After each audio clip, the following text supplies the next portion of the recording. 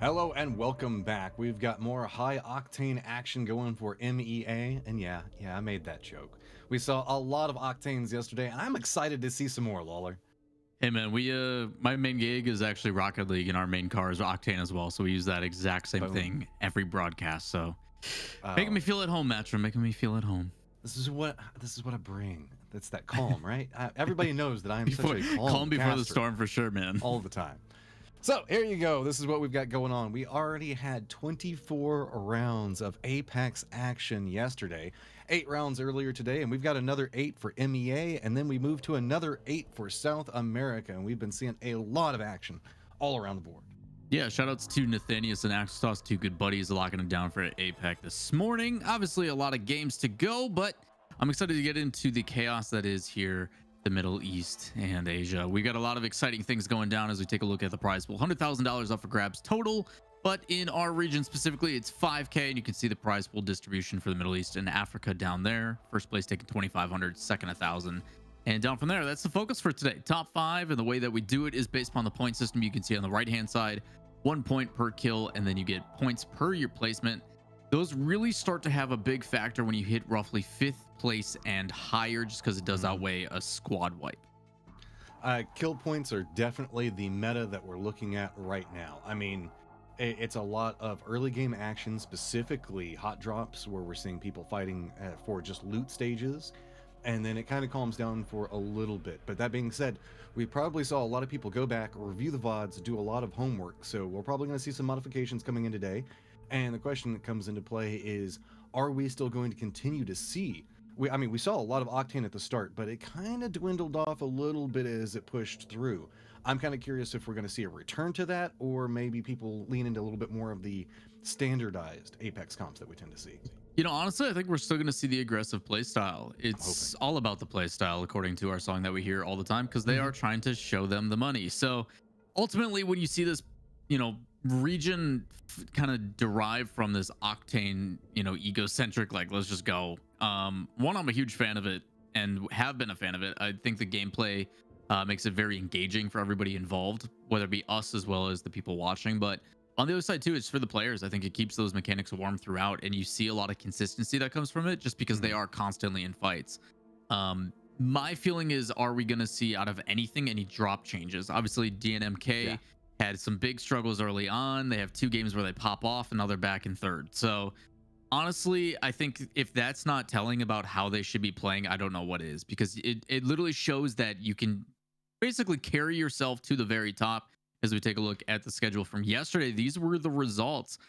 It was pretty convincing that 1907 FB and Flying Camels were up at the top. They were dominating everybody, and then we saw some mixture in there and didn't really get back to that form until the very last game, where we saw teams like Dojo Unity, HLDC, 25 Esports, Australis, Anka, Onyx, like White Rabbits Gaming. Like, there's a bunch of teams that really sprinkled in throughout that consistently were finding themselves in the top 5, and they, because of that, find themselves in pretty good placements here. As we take a look at the leaderboards, this is your overall leaderboards over the course of all 8 games yesterday, and it's a lot closer than what we expected.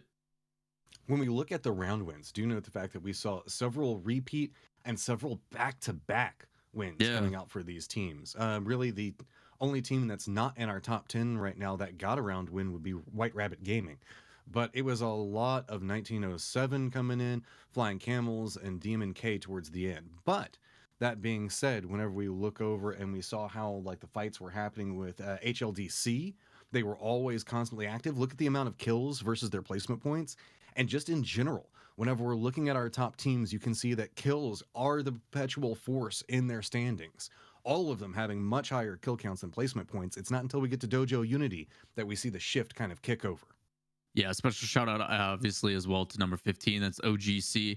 Yesterday they were only playing with Al Diablo, and I forget the other one off the top of my head, but they just playing at a disadvantage the entire day. A lot of heart, still keeping with it. And even though it may be a little bit of, we're going to take the scenic route and avoid every fight possible, they still put up some good placements and keep themselves in the running. So hopefully they can field a full roster today and they get that figured out. But ultimately, just a lot of respect earned for me being able to, despite like some other teams that are just like, we're out of it. and dropping out, they're at a disadvantage with one less player than everybody else the entire day, and they still keep coming to play. So I a lot mean, of like, respect. so much heart in that whenever Yeah. we look at it. And additionally to that, the way that they were taking their fights was very intelligent. They Yeah. realized the fact that whenever they had their advantages, sure, they only managed to pick up 7 kills, but there were a lot of influencing factors. Specifically, Al Diablo, we saw him kind of sneaking into a lot of very interesting situations towards the later stages of the games and really at least forcing attention from other teams. I can think of what, at least twice that we know that he got into the top 3 Yeah. and was really forcing teams to have to be aware of his positioning. Didn't end up being the biggest influencer in that, but that just says that knows how to play the map, knows how to take fights, knows how to be effective. So if they get a full 3-man squad coming into this, Lord only knows what they can pull off. Yeah, it'll be interesting to see. We did get confirmation from production as well that they are fielding a full 3-person Yes. roster today. So I'm excited to see them turn some heads. I'm curious on how that gameplay is going to change instead of placement. Maybe they do get a bit more aggressive. I'm very excited for that.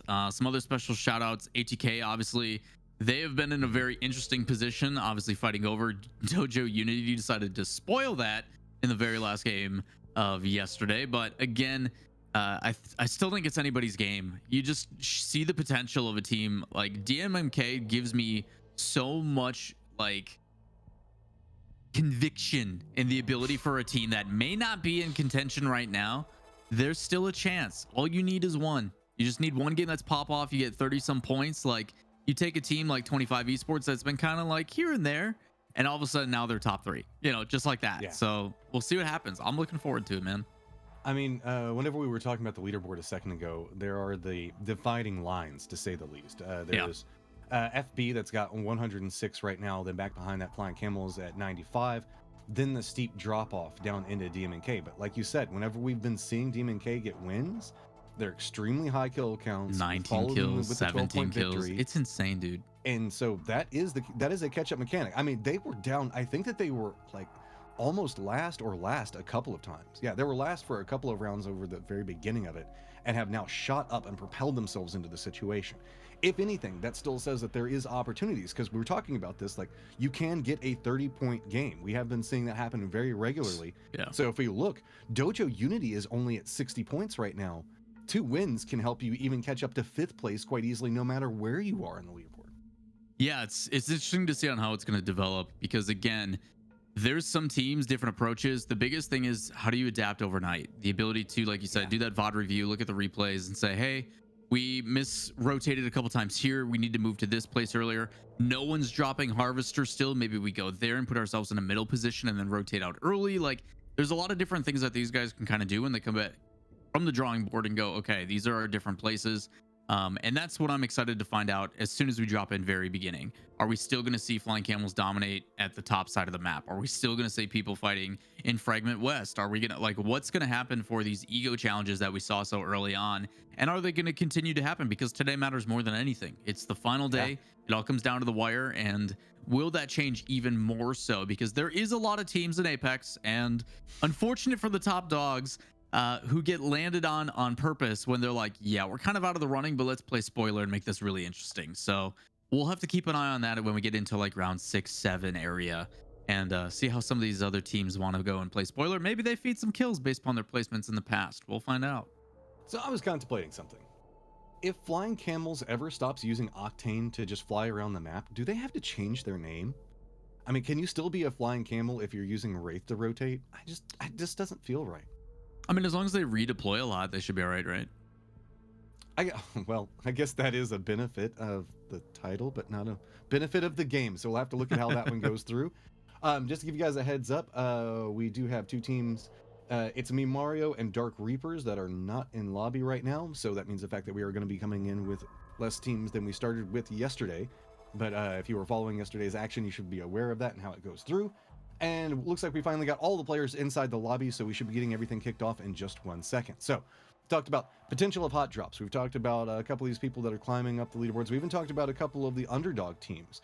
But there's another one that I did want to point out. Specifically, whenever we look at the middle of the pack, Dojo Unity, Bruv, 25 Esports, and Australis. Got to put the U in it. Not Australis, but Australis coming in. Australis had a couple of very pivotal fights that turned games around, and we've seen them regularly taking it to the top 3 teams and winning those fights. And really, they almost seem to be the X Factor team that allows other teams to have that big point game by taking out whoever's at the top of the leaderboard at the time.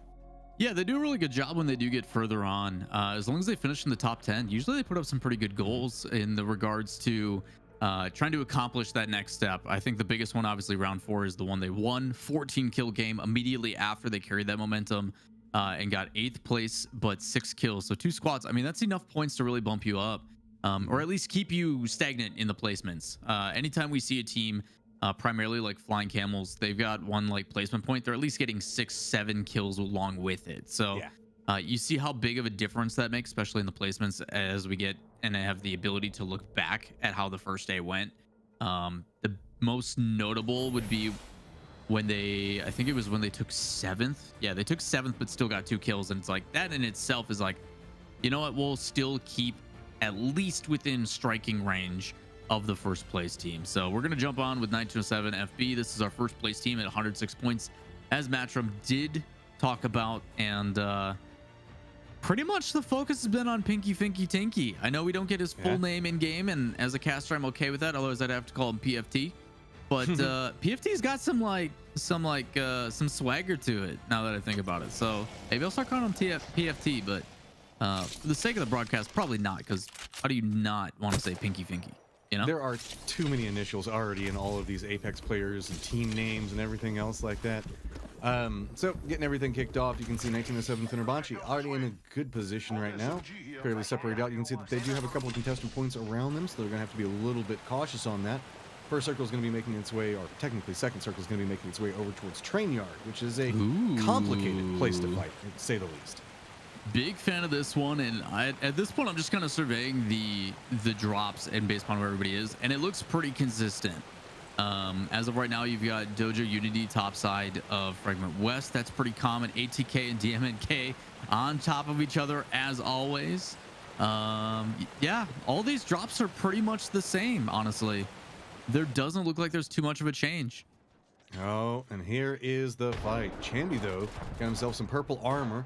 Calchi on the outside of this one, looking around, trying to see if he can spot it out. Does get some damage back into Clamby, but gonna have to retreat away from that. You can see that's mostly DMNK being the aggressor this time. They're on the outside of the building, really trying to contain everybody on ATK. ATK does have themselves the door that they're trying to play around at the time, but it's gonna be a bubble on the other side of it to counterbalance. Lots of damage being exchanged between this, but this is a very difficult point to push. You can kind of make the low flank around, and that's exactly what you see DMNK trying to do. Good read on the other side of this, though. ATK is trying to make a play around it, but it's just starting to come up everything for DMNK. Already one member down, though. They have to play this a little bit more carefully. Lots of damage coming through, but there we go. Managed to get it stacked up and should be able to get their res pretty quickly. Yeah, it's a really good fight here early for DMNK. They do get 2 dropped and need to be careful, as, again, this is similar to the regard. We talked about the capabilities of Dojo Unity, where they're not getting contested in their early loot. So they just come in a little bit late and clean up. They get the loot from both teams as well as the squad wipe, and it takes out a big contender. So, again, we already have DNMK and ATK completely removed from the lobby, and it's again the exact same situation we saw yesterday in round 8 from Dojo Unity. I mean, this has just kind of been the system. These two teams fight early. We see one of them win, and then suddenly it's a third party. And that's what's going to be happening if you're playing around this position. You have to assume that teams are going to be around this point because it's such a popular drop spot. I mean, let's be real. If you're wanting a hot drop whenever you're playing in regular games, you drop exactly to the point where we see DMNK and ATK contest and fight at. That's the hottest spot if you're going to drop on this map to really just get those early game fights in. So it's no surprise and shouldn't come as... It has to be expected that there's going to be a follow-up coming by Dojo at this point because it is just rote now. Yeah, you would think so. It's kind of weird that, again, both these teams are continuing to fight each other. This has been going on now for 8 rounds straight, and neither team is backing down. Part of that, obviously, because that area is just so beneficial when it comes to the loot side. But for Dojo Unity, I think they're playing it well. I think they recognize how effective yesterday was at the tail end of being able to take out a big contender. Obviously, we talked about DMNK in their semifinals. They were top 3, and we're like, when is this team going to show up? We had expectations. And then all of a sudden, it's like, okay, 2 back-to-back wins, big kill games, averaging 20 kills in both of those. And it's like, okay. And then all of a sudden, and then Dojo Unity's like, yeah, I got a solution. It's called bullets, and they just take them out. So, Well, it goes back into the average points per game, and that's what yeah, you're trying to establish inside of this. And so if you can pick up 3, 4 points in the very early stages of the game, that just means the fact that it's so much easier to propel yourself in the leaderboard and stay consistent. And that's been one of the main reasons why we've seen Dojo Unity, while they haven't been explosive up towards the top, they're always managing to generate points every single round, and it's due to this fight that we're seeing in the early game. taking a look at the circle, just kind of peeking on where people are rotating from. Obviously, 1907 FB bottom left, enjoying tree all to themselves, and a lot of loot to work with as well. Nobody really been challenging them whatsoever in the early game. You get 25 esports pushing in towards Harvester again. Nobody landing there, and probably gonna be pretty well kitted actually before we get into this next area. Got to be careful of those choke points though, especially going past that vault. Just not a whole lot of room to work with in those fights, and luckily for them, they're not going to have to push in for quite a while. Obviously, we're still closing in on round 1. So, going to be still probably a good 2 minutes until we see really anybody on those outskirts really having to fight each other. We take a look here at All Aim No Brain. Looks like they have found a little bit of a friend to shoot at. But keeping their distance. And as soon as I say that, cast occurs. Here we go. It's always the octane push coming in. Whenever we're looking at MEA, this is the way that they like to play it. Run in, go ahead and pick up a couple of loot because you know at some point you're going to be able to spot them out. Does get some vision. Got to play this a little bit more carefully. All Aim No Brain taking a little bit in damage there. Rexu down, and he's been a big component for their successes inside of their fights. See Juvenik having to play this one a little bit more cautiously now. So on the other side of this, it's going to be blind peekers, and they've got a ton of nades and arc stars to be able to throw back in this direction. So getting a little bit of damage off, but can't quite connect with enough of it. But this high ground push up into here, getting tons of vision on it, and now you're seeing the strength. 20 just bringing this out and showing you the capabilities of this legend. Yeah, the only people that we've seen run Horizon is Blind Peekers. They're sitting at the bottom of the leaderboard right now, but I'm loving that play with Horizon using the gravity lift and the Spitfire to release some damage. It all began because of that crack. You had the black hole open up with like 65, I think, on a white shield, and that's enough for me to get to go. But again, good disengage and actually putting some pressure down on Gutbuster to actually get the knock. So it is going to stagnate this push from Blind Peekers and pretty much neutralize the play. You got OGC in full strength, Neo Astros and Al Diablo ready to go. Oh, as they spread out, getting ready for a fight. This is the first time we've seen OGC at full strength. I'm really excited to see what they bring to the table. So far, spacing wise, they've been doing great as 20 just making themselves a free target up top. Yeah, 20 takes a lot of damage out of that, and that was based off of Neo's positioning, but you can see OGC now being a little bit more aggressive, taking out that frustration that they had yesterday where they just had to sit back. 20 taking a lot of damage, does manage to get a shield back up though, so with this separation, with the zone coming into play, as well as these buildings in between them, we're probably going to see this fight calm down, as it's maybe going to be Neo that gets some vision, but I think it's all about positioning right now for both of these teams. Just neither one wanting to have to contest against the zone coming in, getting a little bit of that extra tick damage coming into play, and yeah, separation now coming out from both of those, but it's starting to be pretty congested over towards the west. You can see multiple teams starting to stack up over next to each other, and another team known for bringing their aggression out coming back into this one. Going to go ahead and get a nice spray into it, finish that one out, and now 1907 getting a little bit more control over the bridge, spotting out yet another team. Yeah, this is WRG that they're going up against. 1907 FB, obviously been one of our early aggressors. Immediately going to back off and take high ground as they flank back around. Just trying to peek some of these angles and have a lot of room to work with. They do spot one out and just holding those shots. Just being a little bit cautious as they find multiple teams in this area. I mean, we did see everything kind of slow down a little bit whenever we look at these earlier rounds. You want to see what everybody's learned, what they've figured out, different ways that they might be playing. Right now, it's a lot about of information gathering. You can see pings popping off all over the right side of the screen whenever we were on FB, just saying, okay, this is how we're looking at the lay of the land. And it's going to be Joe Savia that's over here on the receiving end of everything that's going on. But Pinky Finky playing closer to the duo that's lined up. On the other side, you can see FV getting a line in, going to go ahead and flush out one. So a little bit more control also happening on the other side where we're at Fragment. But this is going to be a long rotation, so these guys are probably going to need to start booking it here in just a little while. Also really liking the format of the Legends here for Favela. You want to talk about being an aggressive team, this is a good way to do it. Get your information, know exactly where they are with crypto, get a little bit of defense in case somebody aggresses onto you with a third party on one side of it with Gibby, and then on the other side of it, just jump in whenever you're ready to fight. I mean, it's got a little bit of everything. It's pretty well-rounded comp. Yeah, I'm excited to see on how they actually utilize it with that EMP and if they're even going to get the opportunity. But again, information being key here. So 2 teams at the epicenter. We've got Favela Vandalos and OGC at full strength. They did manage to dodge the other roster. I'm trying to figure out where that team went. They may have removed them actually, now that I think about it, but got 2 teams fighting. No, we've got 3 teams actually in the area here, train station. This is about where it's going to end. So getting in Heaven Cars, 25 Esports already securing one side of it. And trying to use that Gibby bubble.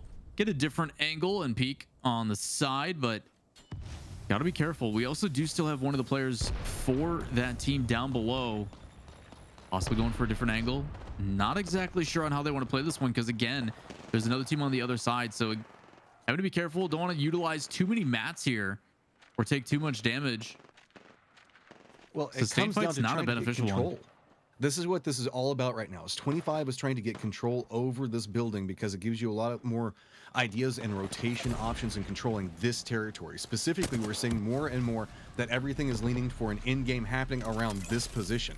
So Alien Cosmos is having to contest against 25 because both of them want to get control over this specific building, so that way they can get a little bit more vision. And you can see the way that 25 was playing it a second ago, using the slope on the right side of this building to get a little bit more shots into the surrounding raised cars that are up there inside the rail car area. So you get a lot more just capabilities inside of here, but it looks like we're starting to see a little bit more control happen. I say that it's going to be a quick exchange now, as it's going to be popping off, and 25 is getting out a lot of damage. Just a 1-up for Alien Cosmos, and now they go down. 25, though, has to play this cautiously. They're retreating away from the position because they lost 2 as well. There's a lot of teams all vying for this position right now just due to the massive strength that it provides.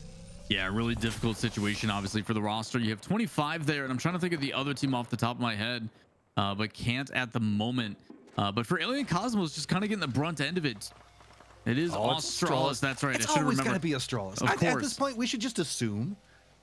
They've been kind of playing spoiler, man. It's actually been really exciting, and for them, even though it's 25 that gets the win in the fight, Australis is the one that gets 2 of the kills because they thirst down the teammates, and now they have all the loot to work with as well. So again, that third party coming in huge play, just being a little bit more patient. FB's got some goals, just jumps straight into that one and instantly regrets it. Follow-up shots coming in, quick drop down onto it, but you can see not a lot connecting just quite yet. Trying to see if they can maybe get one more down. Cakeman's down inside of the situation, but it's just turning up to be Nirvana, the last one up, trying to survive his way through this one, but gotta be careful. There's a lot of shots coming from everywhere, and no, not gonna get it. Flying Camels comes in and wants a piece. Was wondering when these guys were going to come down from the north side, and man, do they make their mark known. A lot of teams now starting to push in on this final area. Atrocity on the back end actually taking a little bit of time, and something that Flying Camels has actually done quite nicely. Microfiber is usually the first one to initiate, depending if they has the shield or not. He's actually been rocking the Kraber every time that they do get that drop. But Atrocity's been kind of taking the wide angles, giving them a different approach, and basically what I assume has been their shot caller in regards to just giving them and feeding them information about the fight. So again, a good placement here for Flying Camels, trying to push in. Luckily for them, their counterparts on the south side in FB slowly pushing up. They do have another team outside here. Just a matter of who's going to take it and possibly rotate first. Could be very dangerous in regards to how they want to play this. It is Bruv that they're going up against. See a little bit of an arc star exchange coming in. Now ult coming out on the other side of this. Great just to get a timing little on bit that more ultimate. distance. Yeah, I like the play on that, realizing the fact that, okay, we're right along the edge of the zone. Let's not really play this one too hard, but you can see that there's another squad back behind us, and here's what's going on. While 1907's going for the shots on one side of it, it looks like, I believe it was Onyx that was coming up back behind this fight. So now you can see Finmachi in a little bit of trouble having to figure out how that they're going to play around this, because they found themselves sandwiched in between 2 teams. And yeah, it's Onyx back behind positioning, raining in the damage onto him and really inflicting some hard casualties onto FB that was trying to make a play off at this point. It's a really good play by FB, though. They're pinched in between 2 and find themselves in the exact same situation as the team in front of them did. And immediately, Octane jump pad, go up, get high ground, and now they can push away. So again, a good decision from them. Going to be able to kind of just push ahead and possibly gatekeep that other roster. As for Salome and the rest from Bruv, a good disengage. They do take a little bit of zone damage, but still find themselves in a good position. Nobody on their backside, and should actually be able to surprise this team right below them. This is a nice flank position. You can see that everybody on Josavi is looking in the other direction. Totally revealed on the backside. Sprays coming out off the get-go. Trying to connect into it. One of them already going to go down. That's going to be Savi that gets knocked onto it. Spotting it out, trying to connect with more damage, and everybody's just having to make the push back into rail cars now. And you know, that's going to be a problem because we already saw the stack of teams that were holding down that point. Yeah, the difficulty here for Bruv is, yes, they may get some kills and apply a ton of pressure and force the team first, but all that information you can see it immediately from train cars is just like, yeah, we've got some people on the outside here, let's light them up. And now having to bomb and weave through the action and deal with all the ultimates. TV Shield should buy them a little bit of time to heal up and make that last push, but zone damage gonna force it earlier. And here they come flying in, a possible grenade up top, maybe buying some time, but a good spot here on the back end. Seeing if they can get to a teammate, get the revive off. I mean, but gotta be careful. This team is gonna get aggressive up above. Oh, jumps right down into him, doing a little bit of a spray back and forth. This is going to be bad for Bruv. Another one down. Slow up on the top of it, revealing, trying to defend up. But you can see it's just a swarm of players around, nowhere to go. Bruv goes down, and that knocks us down to, I believe, 6 squads remaining. Onyx on the other side, still taking the fight after FB. Bubbles down on both sides of it. But you can see Onyx low on armor right now, as well as FB trying to retreat from the situation. Using the trucks right now as any form of cover they can possibly find to play around. Onyx does have a couple of advantages in position depending on how they play this one, but this is such a tight, compacted fight with these walls around the outside of it. Makes it a little bit more problematic. And I think that was a shot coming in from back behind FB. They have to be a little bit careful around this. It's just peaks back and forth and very tight angle holds, trying to connect into shots, get the damage off, maybe get enough to make some type of play. But you can see Onyx trying to line up, gets a little bit of damage, but here comes the jump in. FB feels like they've got the opportunity and jumps in, instantly getting the knock onto one. Follow through coming on. Draconian spots it out, and quick pickups, getting control over this position.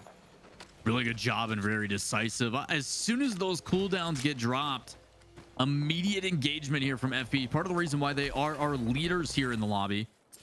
But it is Flying Camel. They've only got one left in microfiber, so trying to bob and weave through. See if they can get the revives back. He's trying to clutch it up for his team and does find one. Actually sticks him with the Arc Star. And it's going to disengage, but it doesn't matter. There's too much. It's HLDC, drops them down. Removing Flying Camels. Should be able to get their teammates back up. And what a great play from Yaga. I mean, if you're going to go down, that's the way to do it, is just drop an Arc Star on somebody's face and at least be like, take the fight to us again. I'll make you regret it. They do end up getting a fight, and yet again, HLDC in a good position for the later stages of the game. 5 squads left. And it looks like this is going to be the remnants of Onyx that we were looking at earlier. And you can kind of see Australis already has an idea on what's going on. Hestia is on the other side of this one. Just a little bit of a do-si-do around the position, finally spotting out a little bit. But do you note that HLDC could find themselves a path and approach into this one? And yeah, I love the spectator, man. That was such a beautiful angle on that jump. It really was. In the background. A little bit of a rat here. And don't worry, I'll have some poems for y'all later. But not right now. We're in too big of a situation. So we do have a team up top again. Australis, high ground in the middle, and taking some heat actually from the other side. And HLDC coming in from train as well. And then you've got FP that managed to sneak in. So FP after that fight from Onyx, finding themselves in a pretty good position despite the zone. I mean, that's the double up of, I guess, the double-edged sword of the situation where you see Australis playing. You get a ton of vision, a ton of control to play around. You can really inflict damage onto everybody, but on the flip side of that, everybody can shoot you as well. So good job on holding control in this, and you can see that they've got the armor, the meds to support the situation. FB playing the low ground, and then it's going to be HLDC that's playing the tunnel right now. Behind this, we've got, I believe, just kind of a rat that's hiding out back behind positioning. That's going to be, I think, to the back left of where we're looking at right now. And you can see it's all about aim from this position. With the amount of go in that these teams have, you want to line up. But luckily, that raised rail car does make it a little bit more difficult and does slow down Octane jumps into position. Sure, you can jump up on top of the building, but you don't really have the same easy access because it's not a clean jump. That's what we've been seeing a lot with Octane, is you get a knock onto somebody, you get some damage onto somebody, and you just jump on top of them and murder them as you come in. And whenever you look at the rail car, it's a little bit more complicated to get in that position, as you can't just jump directly on top of that squad. Well, the thing I'm paying attention to here is actually Xerxes drops that Kraber. Just kidding, he's baiting me with it. So I'm looking at this zone, and they've got a really good position. Obviously, they don't have to worry about anybody coming from behind, and they've got angles. Zone is actually in their favor as well. So based upon the way this is playing, I think FB does a fantastic job of actually rotating. They were on the southwest side of that circle and managed to get on through. So repositioning and going to have some good cover. HLDC's got to be careful, but for the players in this train car, they're just waiting for that one shot. They know they're there, just hoping for that peak. All it takes is one shot from that Kraber, and immediately teams may back off. So I think Zerdy's going to probably play a little bit selfish here. Not a bad idea, and this is exactly why, but you got to land those shots. This is the opportunity. You're starting to see the other team starting to fight along this point. You are the third-party influence, so you got to be careful on how you play around this. You can see the fact that they are aware that this could be an opportunity, but both teams kind of pump the brakes into it. FB repositioned onto the other side, still just trying to hold the top and that angled slope that we were talking about earlier inside of this compound. So now you can see Hestia and the rest of the crew are holding up from Australis, looking in the rail car, having to contest around what's going on in positioning. Loderon, though, is just kind of holding this spot. Got himself a little bit of a point to play, and so now has to be careful, but he's got a lot of vision coming into him. Good job on just trying to rat this one out from a strong point, but Pinky looks like he's kind of tired of it. Keeps going over there and messing with him just a little bit, but it's still going to be HLDC that's holding that outside point and really limiting the options for a lot of these. Loderon jumps back down into the point and trying to be a little bit more sneaky, but Yaga is kind of the influencer for the squad, still trying to get Demotivator, trying to line up the shots, taking some damage instead, and it's just a standoff. Neither team capable of getting enough damage to make the go happen just quite yet, and they know they don't want to be the first team to jump into another one, because if you are, it's just going to be a third-party fiesta that kicks off after that, like what we were seeing in the earlier stages of this game. So everybody just trying to find the most opportune moment to pull the trigger and make this fight happen. Well, in a matter of 25 seconds, they're not going to have a choice, but it's a fantastic counter Kraber. Hestia coming up huge for the team. They were sitting there holding that angle forever, and that Gibby just doing a fantastic job there for Australis. Pinging, letting them know HLDC's got some damage that we got to be careful of. And Hestia, man, you talk about landing a shot when it matters most. What a good play. But back into the action and probably going to heal up here again. But I mean, with this zone pushing here in just a couple seconds, could turn the tides of the fight. Quick Need to be careful. They don't here. have much places to go. I mean, that's why you don't peek the same angle over and over again. Sooner or later, somebody's going to line it up and be prepared for it.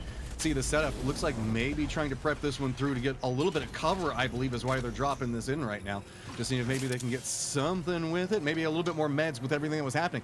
This is kind of brazen to do in front of everybody at this stage. Just drop the bubble, get a little bit more out of it, because they know that this next fight's going to be happening. HLDC still got the high ground. It looks like everything's starting to close in around those points. You can see it's going to be Australis that's having to make a little bit more of a play and being a little riskier positioning. Shots are going to come out, and it's going to be Lord yet again down in that low ground positioning, getting a beautiful spray. And what's happening on the top of it? This solo rat is doing a ton of work, and everything that's happening and coming up and just trying to demolish Australis. Gets a lot of damage into the position. HLDC on the other side of it, totally in the beneficiary position from what is happening right now, but it's going to be Fenerbahce that's decided the time to make the play, and you can see it is just absolute chaos, pushing in, trying to find Pinky, trying to line up the shots onto everything that's going on around him, but it's two different points, too many different lineups, but so much control in what's happening right now.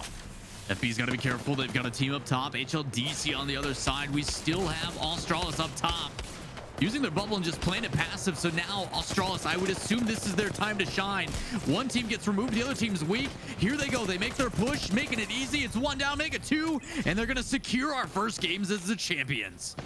And the domino effect kicked off. You can see that Loderon was up at the top trying to do the damage, gets in enough damage to stall Australis out there, so that way they have to remed or reposition inside of that one, and then that allows the fight to break out between HLDC and 1907. Then they just get to be the beneficiaries of having to med up, take that time, and be like, all right, it's go time, let's just jump in, pick up the remnants. And it was just dominoes falling 1, 2, 3, 4 to set up that victory.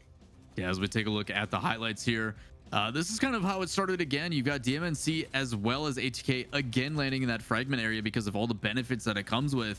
And Dojo is just like, yeah, we'll come in again late, just like how that last fight went down, and we're going to clean up. And it makes it really easy because they get all the perks of it.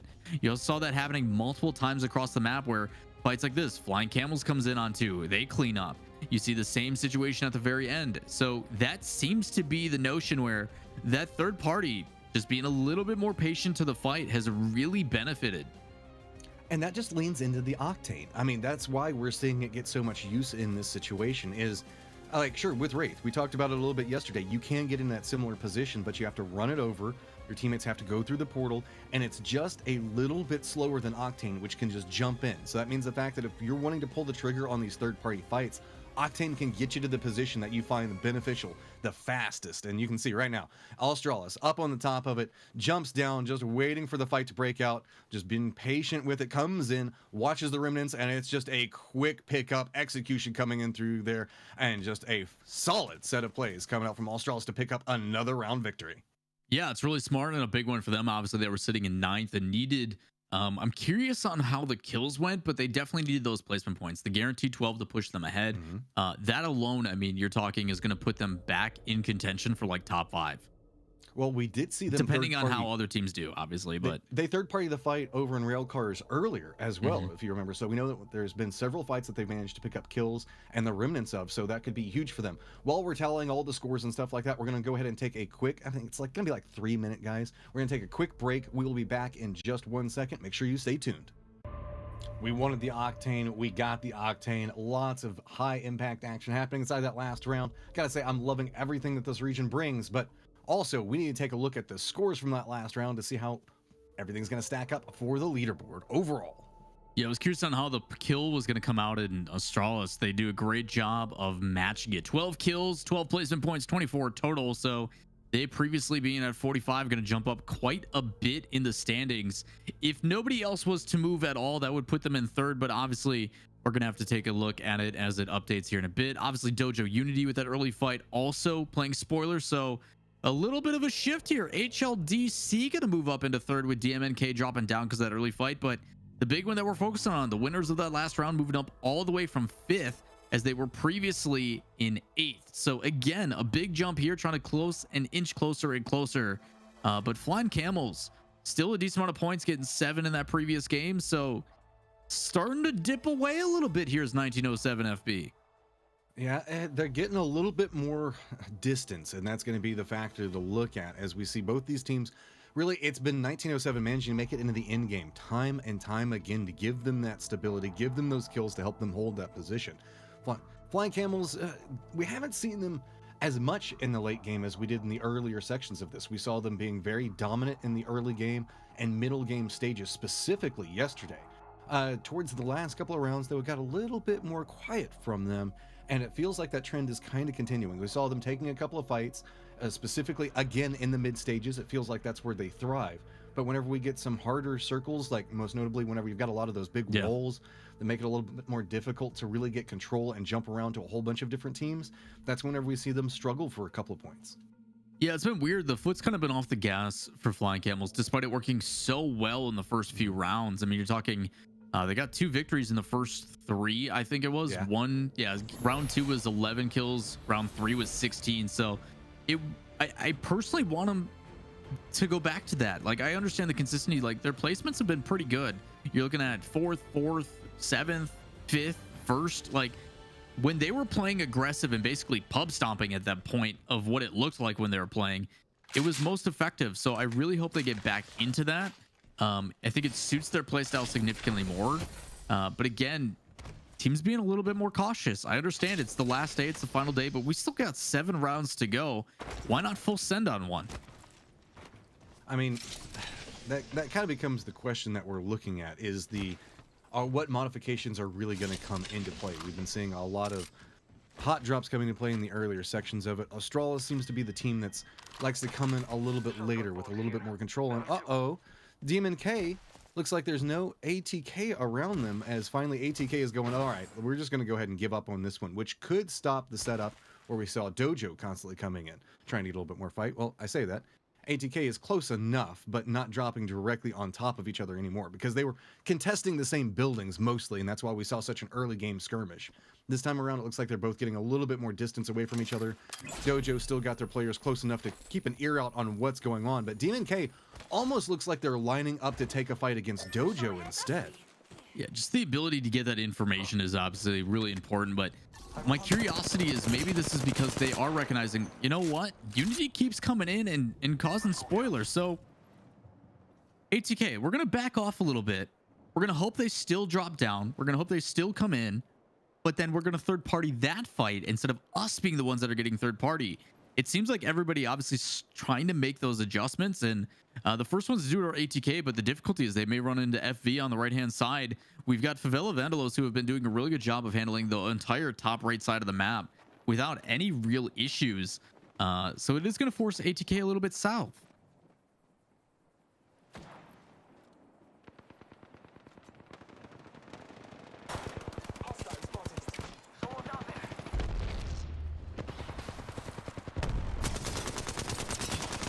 Lights breaking out here from DMNK. Fine. I think you're back, Matrim. I don't know if you were ever gone for everybody else, but I definitely couldn't hear you. Oh, I had a little bit of an issue there for just 1 second. Sorry about that one as it comes through, but DMNK and I just missed you, man. It's fine. It's fine. I was going to get this set up and polish this one off. You can see the vengeance coming back in, but DMNK, ATK, these guys just feel destined to fight every single time at the start. No matter what happens, no matter what Dojo brings, no matter what else is going on, one thing's true. I mean, three things should be true at this point: death, taxes, and ATK and DMNK fighting in the early game. Unfortunate. They are going to be out one, and obviously trying to make a run for it. But who knows what they're going to end up getting into. It is Chambi on the outside, just making a break. And the difficulty is that we get a fantastic cinematic viewpoint of this. Is who are you going to run into, Chambi? Who are you going to play victim to? Does not matter. Dojo Unity chasing it down. Talk about how they've been coming in from the north side of Fragment and playing that third party. It looks like they still want to do that. They heard the shots and just came running. I mean, Dojo Unity, this has been working for them, getting the points as they go, but I don't know. This is a little bit later than we've been seeing the fight come into play. DMNK, whenever we see them fight at strength, they can win rounds. Dojo Unity, though, is finding the opportunities to come in, already getting the down, and you can just see, lining this one up, got so much control over the situation and what's happening right now. There's so few options on the other side of it. DMNK is just getting tossed in the spot. Again, Dojo Unity playing spoiler, but 25 Esports deciding to get involved a little bit as well. Ultimate's coming down, needing to back off a little bit as they do level up the Evo shield here. Putting that shield banner, getting right back into the action. Perfect timing on it, and putting some shots down with a triple take. A big chunk for 65, and you know they're going to chase this one down. One up top, can't land the shot, but doesn't matter with Octane. You know it's full send the whole time. Not going to be able to escape this one. One shot down, make it two, a big crit for 82. And now in the shipping containers. Yeah, I mean, what do you do at this point? Just behind the containers, so few options. You've got the teammates, you've got the support. Just make that one easily taken care of. Spots it out, just chasing as they go through this one. Gonna go ahead and finally contain that one out and get the kill lead as well. But do note there's going to be actually, I think Rexu's on the other side of that hillside, so he should be fine. Got baited by the vision for just 1 second. So looks like it's kind of calming down. Now, are we going to see any new people stepping in trying to third party that? It looks like with the distance, no. On the other side, White Rabbit Gaming, who got themselves a round win yesterday, already have one of their members down, trying to crawl out of position to kind of hide this one out a little bit. But I mean, it's just kind of a scattered section of fighting right now that's happening just along this open area. As a lot of teams are starting to get vision on each other. A lot of utility being used here by Joe Savimo. And again, we see and talk about that aggressive gameplay. Some teams really living up to the name. Not trying to find somebody. Pinging and getting the information. So as the player retreats, putting 83 damage down on that blue shield. Just about to crack it. And being careful. Just standing out here right now. Very little fear that they know that they've got enough where they can make this work for them, and they're just taking this tactically, making sure that they have the numbers, they have the advantage, and they know exactly where rotations are going to be coming from for everybody that's trying to run away from these different points. Now just playing off of it, you can see the Rewan just trying to get out of this spot, but Naya is just chasing him down and unrelenting on this. This has been going on for so long right now. This is a huge commitment coming out to try to establish this. Reinforcements finally starting to come in, and Lord is just hauling it in. He's like, all right, that's it. If we're going to chase this, let's just go ahead and chase this. Taking a look at the team tracker on the right-hand side as well. You can already see quite a few teams already removed. Favela Vandalos did end up getting dropped as they rotated in from the outside. You've also got Dojo Unity, DNMK, and Blind Peekers getting dropped. Unfortunately, It's Me and Dark Reapers have basically decided to stay out of it for today. So we will not be seeing them playing at 18 teams only in the lobbies. Ooh, but, this is an interesting circle. Yeah, with the way that it's set up. and Well, it's more about the fact that we've got that huge dividing chunk of rocks that are cutting through everything. So you have to make the gamble right now. Do you think that it's going to lean more towards Geyser, or do you think it's going to lean more towards the north? Most people are going to assume that's going to go to the north, as you can see marking out, just due to the amount of playable zone that's there. But a lot of our teams are already down in the Geyser section, so that means that as the circles progress, we might see a couple of small skirmishes down in the tunnels through these different choke points, as there's going to be much more limited rotations for these southern teams. Yeah, the big team that I'm actually paying attention to is the one with Salem there in 25 Esports. I actually really like their idea because they can still gatekeep that position on the backside, and if they need to rotate through, they get 2 choke points to work with and a lot of open space if they do need to bail out. It kind of keeps their window open, and even if they need to, they can play a little bit of zone damage and rotate all the way around if it does go into Geyser and possibly play upset. So 25, I think it goes 25, Geyser I think. side. Yeah, I think 25 has a lot of options of windows of opportunity here. The difficulty, though, with that shift, with it being in Geyser, it's setting up early better than not, I think, in this position. So 25 is going to move in. You can see them going down. You also have a lot of teams with Onyx down below. You've also got 1907 FB down there. So this is going to get dicey pretty quick. I'm curious on how FB wants to play this. I mean, other than shooting other teams, which is obviously a common, but I think they're going to just rotate through on the east side. Yeah, I mean, we saw a Geyser game yesterday, and if you guys haven't seen them, just get ready. It's going to be chaotic, to say the least. You got the Geyser in the middle. It's going to make everything a little bit more rough, but it's all about those long, kind of set up, segmented buildings where you can see people holding down, different teams holding down each little cubicle, for lack of a better term, in their own little bunker situation. It looks like FB is going to rotate early, get one of the long positions. Onyx is going to go ahead and get another one. You can see it's going to be Australis coming in back behind this as well. So really, it's all about moving early, getting positionals right now, because if you're one of the later teams to come in, you can see how stacked this is already going to be and how many teams could have vision and could really take it to you. You're not going to be walking into a third party. You're going to be walking into a potentially 5th and 6th party if you take a fight from the stage. Well, we've got Australis on the south end side. FB does manage to push in. The fight from Anka, who's been landing in Epicenter. Here's some who they're all going up against. Darkstars and Utility coming out.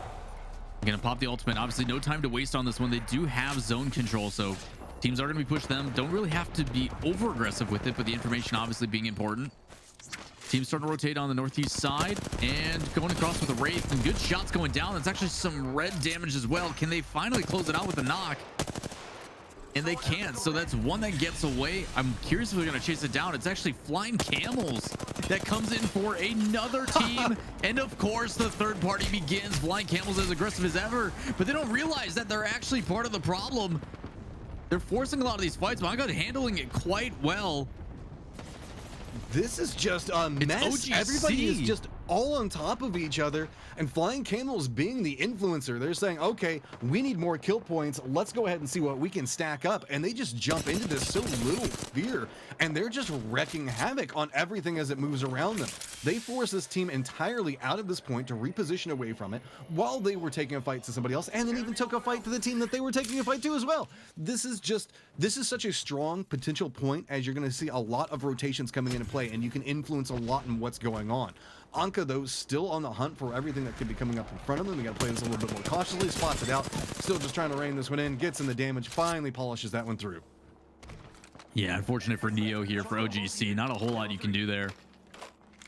That was the Wraith that was trying to rotate out, but again, just getting peppered by everybody on that other side. And Flying Camels, again, also mixing up a little bit of their team composition. Part of the reason why they were so aggressive is they did have that pylon put down. There's a lot of opportunities whenever you stack the pylon in with the jump pad. I mean, that's one of the inherent benefits of both. Oh, here we go again. This is a super go-in strategy, and you can see they are ready to do it again. They already know where the retreat came into play, jumping right into Cake Man's vision. Orpheus had got to make a little bit of a reposition, and everybody is just raining in onto this one person. They're like, no, we know where at least one of you is. Now it's time to chase it through, get as much damage as possible before we have to shift back into it. So I like the way to play this. Realize that they got the damage. Now the question comes in, do they follow through? They know that there's already a down from here. Here it comes. Of course, it's Flying Camels. They're always going to follow it through. A little bit of vision. Bubble does come out. Gives a little bit more time. Orpheus are trying to make sure that they get something out of this. Ankh has another one that goes down, though. In the amount of just chaos that's ensuing in this position, they're sowing it on one side, getting the knock, jumping back away, using the Revenant, then coming back into it on the other side, and making sure that there's never a time to reposition and reset into this. This is exactly how you want to play a hyper-aggressive strategy. Just attack both ends repeatedly until the entire thing collapses. I'm absolutely loving this adjustment from Flying Camels. We talked about when are we going to get back to that full W playstyle? What are we going to do to see the change up? And they're doing it actually with a different legend. So glad to see them taking that initiative, and it's paying off. Honestly, on the back end though for Onyx, EXNR the only one left alive and just going to have to sit on the outside of it, as you've got 3 big players and heavy hitters on the inside. You got 25 esports. You've also got Australis, HLDC, FBE there. And it only gets worse, man. You've also got All Aim, No Brame on the outside. So again, so many teams just in this small area. Makes me curious who's going to be the first to initiate. And at this point, I feel like it's just going to be a forced initiation. I don't think anybody really wants to take any of these fights. Nobody wants to fight at this stage. They know the fact that this is the worst neighborhood so many to be more living just all in. funneling in, man. Yeah, I mean, this is what happens. That's the inherent problem with whenever you're looking at Geyser. It's just such a contained area where it's got all the cliff faces around it. There's very few entrance points, so it feels like every point of entry is some type of choke point that you're gonna have to fight your way through. And then whenever you fight your way through the choke point, there's just gonna be 20 teams stacked up waiting for you just inside of Geyser proper itself. So you can see 25 esports in one of those gatekeeping positions right now, inflicting casualties as they can, seeing if they can get some more damage out of the situation, but doesn't want to stay for too long. You can see takes way too much shield damage, so going to retreat away from this one. Play it a little bit slow and a little bit more patiently, and you can see every single time they reposition back, boy, they keep an eye on Geyser because they know a third party could happen at any given moment. Yeah, it's tough for 25, and they're going to disengage on this one, and it's a smart choice as well. They dropped that Gibby bubble, but the difficulty is they're going into the heat of the action. There is so many teams all playing Duck Hunt right now, and it's 25 esports. They are in so much of a problem. 2 of them get dropped down, and Salem, yes, you are still alive, but your teammates are not. There's not a whole lot you can do about that. They just went into the lion's share of it, and man, did they get pelted. Josephimo, you know who you were fighting a second ago, and you saw how that turned out. So they go, let's not look the Geyser side. Instead, let's see if there's any more kills to have. Uh-oh, a little bit of trouble coming out as it looks like a jump trying to make through this, trying to get a little bit of damage off. Manages to get away with it just barely with that one, but that's going to be a ton of meds that they're going to have to burn through to get back in position. 1907 FB already repositioning around this one, spotted one out, going to go and get a little bit more tick damage into it, but you can see starting to pop off in the kill feed. Multiple fights starting to pop out as people are getting vision on everything that's going in, as everybody's having to rotate into Geyser itself. Gonna drop that bubble and see if they can close this one off, and it's a surprise attack from Pinky. Knocks down one, tries to chase down the other. That's another team wipe here. So Onyx now removed altogether. And 1907 FB able to claim their territory yet again. They did not get the kill on the back end as it was third party. But Flying Camels now still utilizing that Nexus. They're going to push in aggressively. Nothing to lose here as they right into it with that EVA 8. A couple of good shots before removed. And luckily the Octane going to go right back in. So again, a second engagement. Trying to heal up along the way, but a good initiation does get some poke damage down. And even more so, a lot of information being provided. Different angle of approach, shots coming down. Microfibers on the back end, free shots remaining supreme, but it's a good counter coming out from the other team that they're fighting. Trying to close the door, keep it alive, force that jump pad, but man, a bunch of chaos here. Everybody just trying to push into Geyser and fights going down everywhere. Flying Camel's comp, if they can manage to make it into Geyser, will be ridiculously strong with all of the fighting that's going on. Having that extra maneuverability coupled in with the Revenant and the having the ability to just really play around this. You can see how tangled it is as we're starting to see all the compounds now being contested against each other. And you're just having to make some very aggressive plays as pushes are coming through bubbles, kind of becoming a new wall and set position between the two of them. A couple of throwables now coming out to try to stall the push on one side of it. 1907 really wants this, but you can see the fact that they don't want to overextend into it. It's a very, very back and forth as get some damage out, take on the shields, lower them down, get some throwables, step back around the corner, retreat, rinse, repeat, back and forth, and this is just burning so much utility from every team that's caught up in this position. I really like that play from FB though. While one player's healing in that near corner, you've got someone taking that long angle. So if they do peek, Arc starts being thrown out as well as holding that angle. So able to get the shields off and they remain healthy. It's a really good play from the teamwork, but you can see Pat from Australis. He sees someone poking out of that wall there. He's like, how do we want to play this? But they do get spotted here by the Bloodhound. Maybe taking the high ground. We saw it work previously, but it does make them susceptible to damage on the outside. You still got flying camels as well coming from the northeast as well from the cave. So again, need to be careful. A lot of teams stacked on top of each other, and it's only going to get worse. But flying camels now back on top as the kill leaders. This is what we love to see out of our second place team. This is the way they do it. It's just kills. I mean, this is the strength of their comp. They know what's going on. Look at this is just disaster waiting to happen right now. Everybody's just clinging to life in a very, very small circle. You can see it's going to be Australis on the outside of this one right now, kind of refereeing, forcing HLDC and FB to kind of contest up against each other based off positioning. There's also going to be some third-party ranges that are going to be on the other side of this. I believe it's going to be towards the east, so they have to be a little bit cautious with it. So it's all about these tight corner peaks and trying to make sure that you're kind of just like making sure to keep as much of you as protected as possible every single time you're trying to get a little bit more vision. Close range weapons are going to be the key to victory for a lot of what's going on. You can see a Spitfire and Eva double up coming out right now from Pat, so a lot of opportunities in that. Spots it through, gets a little bit of damage, and again, every single little bit of damage you can tick onto anybody that in any of these fights is going to be massively influential for the late game, because that's just less meds that people are going to have to restock and be ready to take this tail end fight. Over towards the north, you can see, or sorry, over towards the east, it's going to be where we see attack. It's going to be all aim, no brain, I'm sorry. That's in the position over there with Rexu, still just trying to hold it down. And Flying Camels look like they finally made it to the end of the tunnel with a little bit of a dance that's still going down between FB, Australis, and HLDC. The difficulty here, and actually the benefit, I would say, for Australis is they are on the outside, and this circle is going to rotate a little bit to their south. So they do have advantage being on the outside, although no hard cover. They do get a little bit more option. Difficulty though here, we do have all aim no brain, probably not wanting to go on, realizing it's Flying Camels, but not a whole lot of options. Both these teams are gonna have to rotate in and could get fired on. 1907 FB staying very, very passive in the back end, recognizing that they are also in a pretty tough predicament.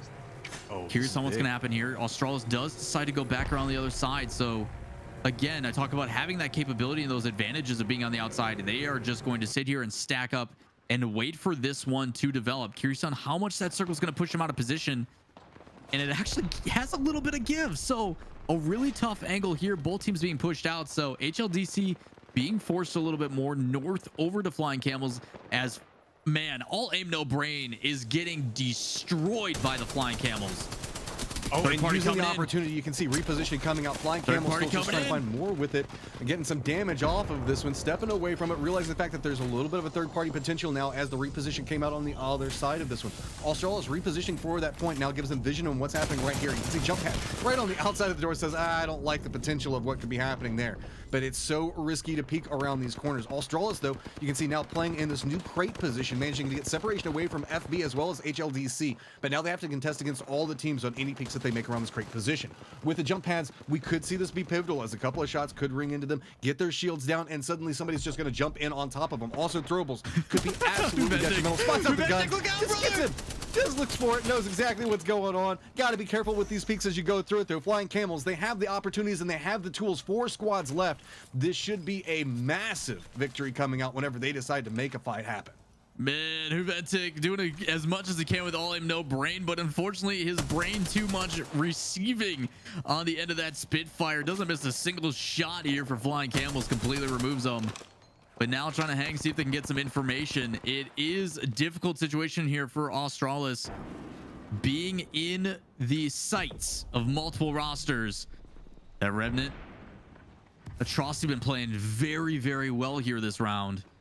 But heavy hitters, man. HLDC, Flying Camels, 1907 FB, and Australis all remaining. Early fights here between HLDC. Here it goes. The zone pushing in. The ultimate's coming out. Everybody's stepping into position. Circle. Everything's setting up on the outside of it. You can see it's HLDC getting a little bit of vision on what's going on. FB already made their play, trying to press back over next to Australis' positioning. A couple of peeks on both sides of it, but you got to keep an eye on Flying Camels. When they decide to pull the trigger and jump in, that's going to be when everything goes chaotic. Here it comes. They see their opportunity. They know where everybody's fighting at, and they're going to take it back over towards HLDC first. Jumps in, rains in a ton of damage and everything that's going on. It is just popping off everywhere. They know that they have the opportunity after this to immediately jump back in after inflicting a ton of damage into it, pops it off. Flying Camel's just working that, knew exactly how to play it, and so methodical every step of the way. Man, you want to talk about having a good strategy coming in. Flying Camel's really playing to their strengths. We're waiting for this to happen, and I'm excited to look through these highlights in just a second here, but primarily all we talk about, hey, there's 4 teams, whoever engages, and the benefit is not only does that engagement happen, but then they're like, we're going to go in immediately and just double down on it. Not only are we going to apply even more pressure, but we've got an extra life to work with as well. So that over aggression, you know, normally you want to stay a little bit more passive and wait for that play to develop. Now they also have a little bit of a backup as well. So Flying Camels, man, shout outs to them making those adjustments. But Geyser fights, man, honestly becoming one of my favorites. Geyser just allows so many teams to just stack on top of each other in such awkward situations to brew for so long. I mean, but whenever we look at this, it just felt like this was a lot of the Flying Camels show. They were taking fights over and over again, and this is exactly, Lawler, what we were talking about that we wanted to see from them.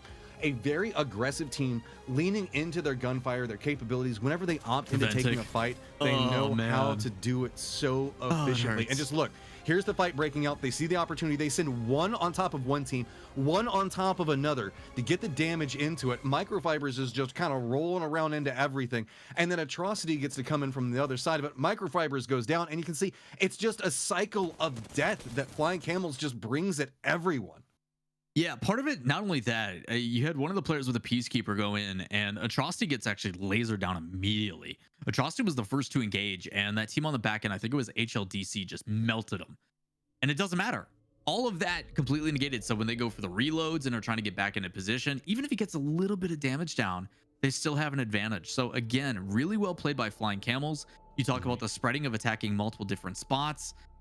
Really well executed. Flying Camels, man, trying to bounce back and doing it in superb fashion. Well, we've got to stack everything together to see how the leaderboard's going to be looking after that one. So we will be back in about 3 minutes. Make sure you guys stay tuned, and we will see you in just 1 moment. Well, we wanted to see more violence coming out from Flying Camels. Boy, they brought it last round. Scores are ready to go, so let's just jump right into that, Lawler. Yeah, excited to see on how this one played out. Obviously, Flying Camel's going to be up top with 15 kills. That's a big one for them. 27 points making up that difference. The difficulty for them, though, is they're having a fight against regions.So FB, who's right behind them in second. Below them, we've got HLDC. Anka actually making a step up because of those kills. And even though Australis was in that area, they don't have the kills to boot. So placement, yes, beneficial, but they're actually going to drop short even behind 25 Esports, who made an impact. But do you remember how close it was between 1907 and Flying Camels? This looks like this is about to get super interesting. Ooh, 5 point separation now. Woo! This is getting pretty feisty. Let's see if Flying Camels opts into leaning it in a little bit more, or if 1907 is going to start bringing a little bit more aggression, because they know have somebody nipping at their heels. Hey, man, I love to see it out of Flying Camels. We were talking about that. We want to see them back to what I feel suits their playstyle. The pub stomp, we don't care, we're going in. And even though that pylon, it does give a little bit of an out, it's just enough to tip the fight in their favor, and they commit hard. So as long as they're not getting third party, man, they're playing great. I love to see it. It's going to push a lot of these other teams into kind of overdrive and how they have to be careful about the way they approach some of these fights. So man, I'm loving it. We're keep seeing that domino effect and everybody raising their bar, and Flying Camels being the first one to do it, and doing it early. Very decisive move from them. Only 2 rounds into our second day. So let's see if they carry it through. I mean, we were talking about how excited we were going to be after everybody goes home, does their research, does all the mod stuff. And look, this is what they're now bringing, the modifications and the adapting into the situation. That's why you love to see, I mean, while you like a lot of rounds to make sure that it's as fair as possible, seeing it spread across 2 days gives teams time to go back and go, okay, what's working for us? And how can we like accelerate that? How can we make that stronger?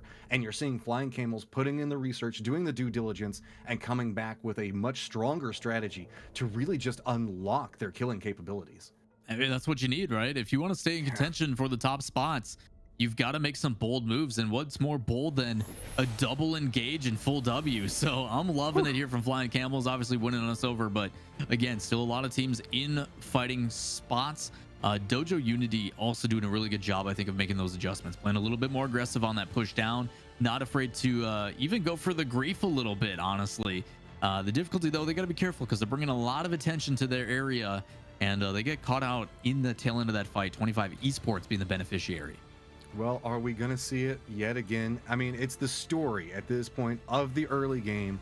Yeah. See ATK dropping down in position, fighting up against several teams, Dojo third partying inside of this position. We've seen it's going to be a lot of just stack ups going on. Specifically, I've got my eyes kind of drawn into the position on where we're going to be seeing DMNK go. We see that Flying Camels coming over here, getting their drops in, but we already know it's going to be the urban fight, potentially stacking up one way or the other. Although just the amount of loot that these guys get so early just makes me so happy. I wish this happened to me. I always feel like I drop and I'm just like, oh, look, I've got a pistol going against the purple. See, the Atrocity's already got the purple, man. He's always the guy I end up lining up right on my drop. Dude, usually my drop, like, no joke, is like 2 Mozam cheeks and like no shield. Like that's what I get, and not enough ammo for either gun either. Like, it's just, I don't know, man. Oh, see, that's the other hurt, is whenever you land and you like grab the gun and the other guy gets all the ammo and you're like, oh well, because I'm punching this in the is gonna mouth. be how this is gonna go. Yeah. It's time for a couple of shots and then a punch fest. DMNK holding down position, ATK a little bit further towards the northeast from where they were at. You can see that the circles are going to be going much further south, going general area around Sorting Factory, but really I'm still just caught up in about what could be going on in Fragment. Everybody else looks like they've kind of got their own set drop locations, but this could be a big game for 25 as well as HLDC, just in the fact that they don't have to go for large positionings and they can position to catch early kills. Taking a look at the circle, though, in particular, I actually think this really benefits Flying Camels. Hey, because they have so much ground that they have to cover. That's going to be a lot of teams that they're going through as well. Mm-hmm. I think it really helps. We talk about the fact that mid-game kings right now in Flying Camels, they love to fight in these earlier sections. And with the way that they've got their legend selection going right now, just think about how many fights that they're going to be taking, crossing almost the entirety of the map. You know that that's going to be coming. FB on the other side of this one looks like they're getting a little bit of loot, and I think some long-range shots that were coming at them. I can't quite tell from where, but I think I saw a tracer or two come in that direction. So with this, it's just kind of the waiting time. Given the fact that we're not seeing kill feed light up, it looks like maybe the city fights have finally broken down just a little bit slower, but that's what we thought last time, and then a chase happened as everybody was in rotation. Fortunate for WRG and White Rabbits, they do have one player already down. They're going to have to disengage. Still a minute to go and get that banner. They're going to probably take a different approach. You can see them rotating wide and probably going to swing back to it. Hopefully players have moved on from that point, but again, losing a player early just completely changes everything. You've also got a fight here between Onyx and Juventus from All Aim No Brain. Teammates already down. Going to have to be dangerous on this one. Yeah, this is trying to hold angles and disengage. It's an awkward position to fight from, to say the least. You can see trying to retreat back just a little bit there. But it's... whenever you take these tunnel fights, it always feels like somebody's going to be hiding around every single corner. Spots out the crawl back, and the crawl back pretty much revealed where the teammate's position was. Onyx now knows where the opportunity is set at and is on the hunt, chasing down the last member. Knows how this one can line up, but it's really just... it's full speed. Like, we're watching more race cars running around this map right now than we are actually Legends, just due to the speed that everybody's bringing with all these octane comps. So I don't know if you've ever like memed with the friends, but we used to play this game where we had to complete a full lap around the map first, and then we could play. And that's pretty much what it feels like Aventic's doing right now. I mean, he's about to finish lap 1. He's finally getting to loot.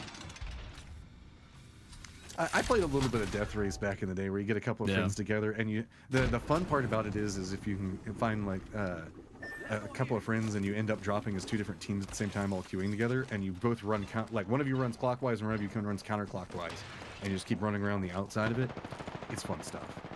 All right, but let's see what we've got going on. Everybody's starting to get a little bit closer towards the circle, and We're seeing a couple of new changes come into play here. Not seeing a lot of them come out so far, but you can see that the shield's getting dropped up into position, and there is some capabilities, and well, not necessarily the best counter to Octane. If there's going to be a whole bunch of people jumping into you, throwing down a minigun and just lighting them up as they're flying in does have some capabilities to net you some kills. Shots coming out. Favela Vandalos having the high ground and some cover to work with because of Nirvana. Pretty defensive, actually, on this build. With the black hole coming out, destroyed immediately. Good job by Nirvana to remove that. Right, with the ultimate, that's 2 down. This actually gives them a pretty good advantage. But there's another team up top. Anka also in the area. Aquatic just trying to fend the area. I'm having deja vu. Like, maybe I have seen this before in last game where 3 squads all lined up. I think that maybe a couple of teams are realizing, hey, this didn't work so well last time. Let's not do this again, and moves out of position. Looking to the east, you can see Onyx, although in a little bit of a gatekeeping spot. 20 still just kind of surveying everything that's going on from that high ground position. I mean, it's not even technically high ground. It's more like high air position, just floating up there. But now 20 is lining up against a full squad as it's going to be Onyx, looking like they might be wanting to play this one back into their face just a touch. Nick way off in the distance over there, still running for his life, but here comes a push coming in from Onyx. Reposition also coming out from 20, trying to line this one up. Again, leaning up to getting the vision high ground, repositioning away from it. 20 revealing that position, though. Got to be careful, as now has set up the capabilities for Onyx to have a jump in point onto the squad. This is kind of the downside of whenever you set that one up. Aquatic should be in vision in just a second. A couple shots going through, as well as Gutbuster. Good position going through, but one member for Ravens is down in the background onto this one. Do note the fact that third party is starting to come into effect. It's getting a little bit more chaotic. Maybe Onyx starting to realize they might have bitten off a little bit too much, but they at least want to get the kills onto it. Just one member up from this point now, and is going to have to play this one a little bit more safe. Running around the outside of this, but 20, I think, might have a read on this, or is 20? No, 20 is still looking up on where the third party was, so that was a nice reposition from Onyx. But where are you going to go? You've got the zone on you now. 20 starting to get a little bit of an idea of what's going on. Aquatic on the other side of it, and it looks like this might be slowing down just a little bit as FV still in the run and gun stage of their movement. Yeah, unfortunate for OGC as well. Now finally at full strength, going to be the first one eliminated, but a long bow fully killed it. A gold one there for 20 off of that crate. Seeing if can make it count. A couple players retreating, a couple shots in the back end. Make it another one. So good damage here from the zone, and luckily it's still early on, so not going to be hitting that much. But again, I'm kind of curious on your take. How do you feel about the Rampart? I'm kind of indifferent on it, based upon the way that things have been playing. I mean, if they do get to some of those places like in Geyser, I could see it being beneficial, but ultimately a fight coming down here between Anka. Gonna go straight into Nirvana, who does have the Rampart we're talking about. It's a punch and back on out, denying the ability to get in that circle, but it doesn't matter. So many teams in the area, and it doesn't matter. Anka gonna get the revive off, but need to be careful. You still got 20 in the rest on the north side, trying to push in from the zone. Gotta heal up quickly here. Yeah, going back to your Rampart question, there is potentials with it, but I don't think that they're going to give us time to really break down everything. It feels like this is just fighting on every single corridor. The Rampart, like I said, if you perfectly set up and you have the full defensive situation, there is benefits to it, but you can see that with the amount of octanes, I feel like there's just going to be too many blind angles. And so while you're set up defending against one jump pad, 2 more are going to get dropped and you're going to get third partied off of it. So it depends all on if you can find that perfect prime position to play from. 1907 finding themselves in a little bit of a skirmish right now. I've played this cautiously. Still reining in the damage based off the amount that they're taking in return. Feeling like this might be their opportunity. Stepping into it, getting a little bit more off, and yet again, it's going to be Pinky Pinky leading the way, making sure that nobody's going for the side flank. Finally starting to get more vision on what's going on. Instead, playing around the outside of it, making an armor swap for positioning right now, just making sure the fact that we want to make sure that whenever he went for that peek around the side, he had the armor set up. Very smart coming out for it. Now going to reset around for it. Get the shield back into position for him. But this is a 3-way fight for positioning. 25 on the other side of this. And that's what's leading to a lot of hesitation coming up from 1907 is they don't want to overcommit to a fight because they know that 25 could be around there. Also, off in the distance, it's going to be Australis. And we know Australis is always down to take a fight specifically against these stronger squads. Big play here from FB. I actually really enjoy this. Obviously, 3 players there. No need to engage. So they're going to completely go back into the zone and rotate back around, try to get a different approach. But it's HLDC in a fight actually here. ATK making their name known. Why so with the good drop there. Gonna back off, try to heal up. Peek the angle, buy some time. Player is removed on the inside. Trying to peek a different angle. See the peaks back and forth right now between everyone, just trying to see if they can breach this in some fashion. God, Horizon's so crucial here. This is dangerous. You can see that they want to make sure that they defend their teammate, get the spray onto it, but there's a lot of damage onto ATK right now, and they know that this is hazardous for them. They don't want to overcommit until they know that they're in a little bit more comfortable position, dropping in a couple more meds for the teammates, and you can see it's take a story at a time as they move through this. They don't know exactly where the defenders have positioned up at. Finally gets vision on one, goes for a little bit of a spray through it, not going to connect, but now having a little bit more information, repositioning away from it and seeing if maybe somebody's going to be coming after them instead. It's just a lot of cat and mouse repositions back and forth as finally their teammate does go down. Way over on the other side of this, you can see Dojo finding themselves in an awkward spot now as they've got multiple teams around them based off of positioning, fighting out in another one of these longhouses, and this one's a little bit more dangerous because this is always calling in for a third party based on the way that the positioning and the terrain around him is just set up. Up on top of it, it's going to be 1907 holding down the bridge, and you can see just doing a ton of work, and everybody that's playing around this, jumping in, sees the opportunities for it, but there are a ton of teams to be picked up right now, and you know 1907 wants them. They're having to contest up against Flying Camels, who's been on the hunt for kill after kill, so they have got to stack these together, but the problem comes into play that they can't find an opportunity to step in. Pinky Finky goes down, and it's going to be Dojo up on top of it. Down inside of this, it's getting to be a little bit more hazardous inside this risk and the play that they try to make off. This is really dangerous for FB. They obviously disengaged from that initial fight, and it's like, okay, we got to still be aggressive to get some kills. We see what Flying Camels is doing, but now they find themselves on a third party again and getting removed. That's two players down, needing to be careful on the back end. This Dojo with the high ground, gonna have plenty of time to work with here. They also disabled the gatekeep outside of the zone, obviously staying a little bit here, taking some damage, just seeing if they can pick anybody off, rotating in, but for the most part, a really good spot. No real pressure on them. Obviously don't want to sustain this fight for too much, but just checking, making sure, and it looks like everybody may have rotated back around the other side. Oh, yeah, and they're going to bump into 20 and Gutbuster, who are thinking of making a similar rotation onto it. So with this, Dojo's going to hear what's happening, I think reposition to try to get some range into it, taking some shots into him, and you can see that this is just getting a little bit worse and worse as it goes. 20 now trying to get out of here, or trying to haul it as fast as possible, does at least manage to get a little bit of distance from it, but finally going to go down as Bruv is just weathering this right now. You can see the amount of damage that they're taking, the amount of meds that they're going to have to use. This is just weakening them up more and more, burning that Phoenix kit at this stage right now. You know, you want to try to hold on to those for as long as possible, but it's just, what do you do? Instead, they're just going to have to rotate around. This Dojo is just gatekeeping them so hard right now. Honest, really well played here by Bruv. You know, they were in the middle of the thick of that. You know, you got 1907 FB on the outside. You've also got Dojo up top, and you know, yeah, you're burning a lot of meds, but you secure your fight, you stay alive in this, and you know what, you're able to get back into it. Ultimately, they're going to come out pretty healthy of this. So again, a lot of teams in that situation would try to force that fight within that area, kind of where Dojo was kind of waiting, but they back off, they take the fight, they bring it to them, and they play it well. So Bruv, commending you on the efforts, able to stay alive in this one. Excited to see what you do on the back end, as we do see here Flying Camels going up against that team on the inside of the zone, having a little bit of an advantage and taking some shots there. Microfiber's probably going to back off a little bit. Yeah, they've taken a lot of shield damage right now, but I mean, it's Flying Camels. You don't poke the bear. You can see the fact that they got shot at, and they're like, well, now we just know where a squad is, so that means it's going to make it easier. See if we can get something.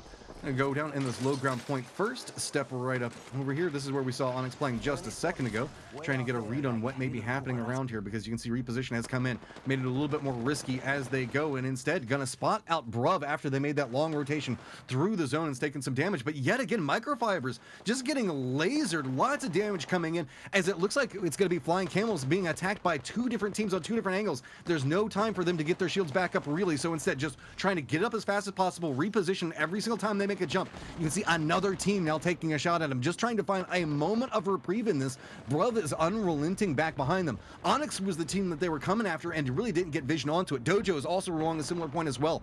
So now using the crates to get a little bit more time to defend up and figure out exactly what's happening around them. The problem comes into play is, when do we see Flying Camels opt into making them play? It pops out, pylons down, you know it's go time. Let's step up into this one. Flying Camel's now starting to get the damage back into this one, trying to make sure that they defend the position and trying to get the kills out of it. Spots it out, tries to get a little bit more vision onto it, but you can see resetting back, taking their time into it, getting their shields up, and really forcing the other teams out and away from them, but just chasing them out of position as well. Not only that, it's just a matter of showing they're not going to back down. The fact they've got multiple teams pushing up, the decisive decision to go and be like, hey man, we're being attacked by multiple angles, we need to push one of these to buy some reprieve, like you mentioned. Why not? We drop the ultimate, they re-engage the team on the backside just to make sure one less angle to worry about, because they know 25 is up on the other side. You've got another team that was waiting on the rotation in, so what are you supposed to do? Least angle of resistance, they go, they take a fight, and now they got all the time in the world to breathe. Yeah, look at the comfort that they have based off of that play. I mean, whenever you look at Flying Camel's aggression, it just feels like W keying a lot, but it's always the smart W key, and that's what always leads to their success. They realized where 25 was at, where everything else was going on, where Dojo was playing position at, and instead says, okay, let's take it to the team that's harassing us, so that way we can now get the time to reset and get the information that we need to make our next choice on how we want to aggress. Onyx now with just one member based off of positioning, they're gonna have to make their way into the zone. Not the best of spots to try to make their way through either, but you can kind of see the way everything is setting up. 25 in a very good spot, but there's a lot of high ground off of it. Most notably, it's going to be Dojo that's going to be playing on top of that building. You can see that's why 25 is playing around the other side of that, I guess, round walkway in that position right there, because they don't want to have to contest up against the team next to them. HLTC also getting a little bit more information on what's going on around them. Got a team pincered right back behind the rock, right up against the edge of the zone. Sees an opportunity for it, tries to get a couple of shots onto him, but it's going to be a quick retreat. But you can see on the other side of it, already has somebody waiting for them, just really trying to pincer this between the two, waiting for the bubble to go down before they opt into making their play. But it's taking a lot of time and a little bit of withering damage on both sides of it. Finally starting to come down off of it. It's going to be damage coming out, bubble coming down to buy a little bit more damage from distance off of it. Yaga goes down. Here comes the push into it, trying to get a little bit more out of this, but it's being a very, very hectic. Now just down to one. The defense holds up, and they managed to survive through this yet again. Alien Cosmos showing up whenever it matters. You know, HLDC actually has the better play here. They drop down the ultimate to force the position, and then they flank from the other side, so they push them away from their safety and into the team fight. But at the end of the day, Alien Cosmos just better shots. Realistically, the mechanics just coming out, landing the hits, and they get rewarded for it. So unfortunately, they do drop one and are going to have to leave that banner behind as they push back into the action. We got Flying Camels. They did make the early push out, but they got to be careful. They've got a Kosh on the backside and actually going to just free it up. It's the zone damage that really puts it away. And as we get into these final circles, one more left to go. There's an ultimate coming out. Gibraltar's maybe going to need to drop his bubble early. Not sure how they're going to play this one.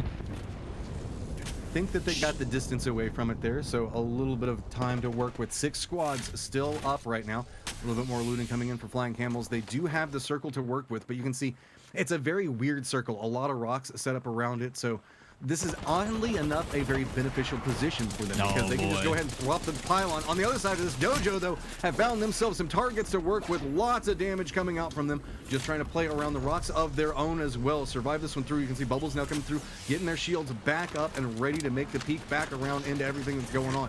This is a messy, messy place to fight, but if you, again, keep an eye on what's going on with Flying Camels. They still have the Revenant pylon to drop down, and once they decide to do so, they can harass just the same way as they did that last round. Yeah, curious on how this one's playing out. Obviously, for 25 Esports, they know they're a little bit low. The silence comes out. It's perfect placement. Atrocity trying to do what he can, and it's like, hey, this fight, we're in so much trouble, but they wipe the squad, get the revive, and they're all ready to go again. Again, Flying Camels really utilizing this strategy. You know, that team has high ground. They're in great position, and they just completely overrun them. I mean, what do you do against this right now? I mean, every single time a third party comes out or you look another direction, that's whenever you're just going to see camels launching through the air to land on top of you and just rip you to shreds. Now prepped up, they go ahead and have the Jibby ult to work with as well, just to double it down to weaken up. And that's the whole premise on the strategy, is to weaken a squad, then turn back in and do damage onto them. So they are set to take this one up. 3 squads remaining. Here comes the fight breaking out. It's going to be Dojo Unity trying to do a little bit of gatekeeping, looking through, stepping out. You can see Jibby ult now starting to come through off of this just playing around the bubbles because that's really the only thing you can do to buy the time to work with. Dojo's taking a lot of damage, trying to get that moment to get their shields back up, but they know a fight could be happening any second. On the other side, it's going to be Flying Camels lining up a ton of damage. Beautiful sprays coming in to work with right now to go ahead and get that early little bit of tick damage onto them. They spot it out. They don't even need to jump in. They've got the angles to work with. Flying Camels, just go ahead and jump in at the end of it. Why not? You got to live up to the name. Man, you've got two teams both fighting each other, and Flying Camels wipes their squad early. We talk about the lack of hesitation, being decisive, just goes in and overwhelms. They get the high ground, all that extra loot, and now they're sitting pretty. And the fact that these two teams are fighting because of the rotation with the circle, Flying Camels can just pick them apart. They don't have to do anything in that situation. They just wait for it to develop, and then free shots. I mean, you can see them. They're just on the back end, just like, I mean, I guess if you want me to. Flying Camels, they're overtaken first, calling it here now. Flying Camels understand the strengths and they play around them so efficiently. They know the fact that they have good decision making on when to take fights and how to take fights, and they position all of their legend selection around that to be the beneficiary of everything that they want to do. If they want to weaken at range, they've got Gibby ults that they can toss down, kind of get a little bit of tick damage into that one. If they choose to, they can jump in using the Octane. They have the capabilities to survive through. They've got Revenant, so that way they can harass a team 2 times before they really have to worry about what's going on. You can see that they can attack high ground, they can attack low ground. They just have opportunities galore, and you can see the fact that they don't even need to jump in. They don't need to be hyper aggressive. They can lean into their aim and they can still get wins with it. And at this point, I got to start saying I'm kind of scared for these other teams because Flying Camels just feel like they're continuing to evolve. Yeah, we did actually see this exact same situation though. This is true. This is true. It's identical. It's true. In the first game of the day, they end roughly 7th to 5th area, which is what happened. The next 2 games they win back to back. So we'll see if they continue to play the same regard, because after that, they got pummeled. They lost and then just never really came back. So Flying Camels, #1 right now. We're going to see by how much exactly after this quick break. But man, keep it up, please. Please, Flying Camels, keep doing what you're doing. Flying Camels have been having one hell of a day so far, but it's just like Lawler said a second ago. They won games 2 and 3 yesterday as well, and then kind of slid down just a bit. But we've got the scores ready to go. And Lawler, you had a call. Let's see if you're right. I mean, without a doubt, they're going to be in first. I mean, Flying Camels with 22 points. They're only down by 5 on FB. FB knocked out with only 3 points. Yeah, of course, Flying Camels is going to be on top when we go to the overall. Other thing I'm paying attention to is that fight. We got some people in chat also representing between DNMK and ATK, watching that battle go back and forth. So shout outs to the supporters and everybody in chat coming in. But Flying Camels back on top, and a big jump here as well to do it. Yeah, I mean, there's still the drop down right after 1907 FB, but then it's still pretty tightly compacted between 3rd, 4th, and 5th. And remember, guys, we're looking for top 5. Really, that's going to be our deciding factors for money. So everybody right now vying for those spots, and it's starting to be regularly reoccurring names over and over and over. HLDC, Dojo, Australis. Then right back behind them, it feels like it's just getting a little bit more cemented in DMNK, who's got the weirdness that's happening in the early game. No matter what's going on, there's going to be something that's happened with them. Bruv 25 and Anka. Yeah, it's been pretty crazy to see how things are going, but I mean, I think the nice thing about this is we are getting the same teams almost every single time now in the final spots, which is kind of what you want in that final day. You really want to make sure that the teams that are kind of in those areas, and we do have some tiebreakers that are going to come into play, and I'll make sure I get those specific rules to you guys as soon as I figure them out from production. But right now we've got 2 teams tied for the same amount of points. One's got more placement, one's got more kills. So which one comes into play? Usually kills are weighted a little bit heavier, but again, consistency also matters. So again, it's coming down to the wire. We still got a lot of rounds to go, 5 in particular. And man, Flying Camels, show me that you are not the same team as yesterday. Show me that you are the aggressive team. You are playing a specific playstyle. You can carry it through. It's not an easy thing to do over the course of 8 rounds, but the playstyle you are putting in and implementing right now is the right one. So let's see you keep doing that as we jump in here into match number 12. I mean, I'll say it. I came in and just watching the way that Flying Camels play, I find myself repeatedly impressed with these teams. Them and 1907 FB over and over again. And then with the splash of Australis coming in, just with the capabilities of how they take these fights toward the later stages. Flying Camels now flying into the zone, get their drop. We know the fact that tend to like to drop a little bit further away towards edge, because think, if you drop on the edge of the entirety of the map, that just means that you get to walk through all the other teams and all the potential kill points to be had along the way. So whenever we're looking through here, we do have 16 squads, so just going to go ahead and give you guys a heads up. It looks like we did have another team that's decided the fact that their chances are moot, so going to go ahead and give up.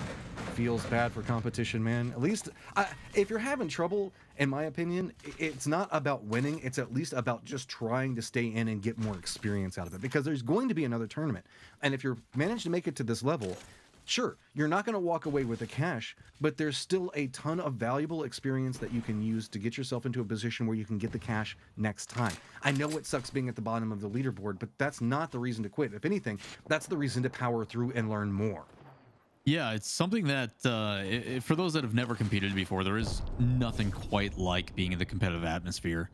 You can scrim, you can practice and stuff. It's just not the same as money being on the line. It's actually for keeps, you know? So for a lot of these teams, again, some things never change. ATK and DMNK going to be engaging once again. We've got our own little bit of storyline between these two, and man, YSO in the backside with that massive making account. Doesn't matter though, as one down, make that 2 for ATK. So DMNK, and it's going to be the trade. DMNK comes out on top, and Gletchy using that purple shield is going to be a lot of the reason why. Here we go. When DMNK can manage to secure early kills. Oh, here comes Dojo. I was going to say, it's time for Dojo to get involved.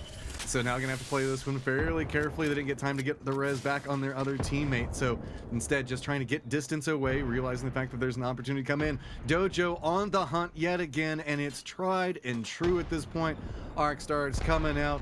DMNK, if they can survive this, they tend to manage to string together a good game, but they're gonna have to contest up against Dojo. Data takes a face full of shotgun, has to step away from it. Crawling through, you can see, trying to feed a little bit of information, is the last remaining member, the downed member for DMNK, just saying, hey, maybe I can provide some type of distraction. A lot of damage starting to come into this, though.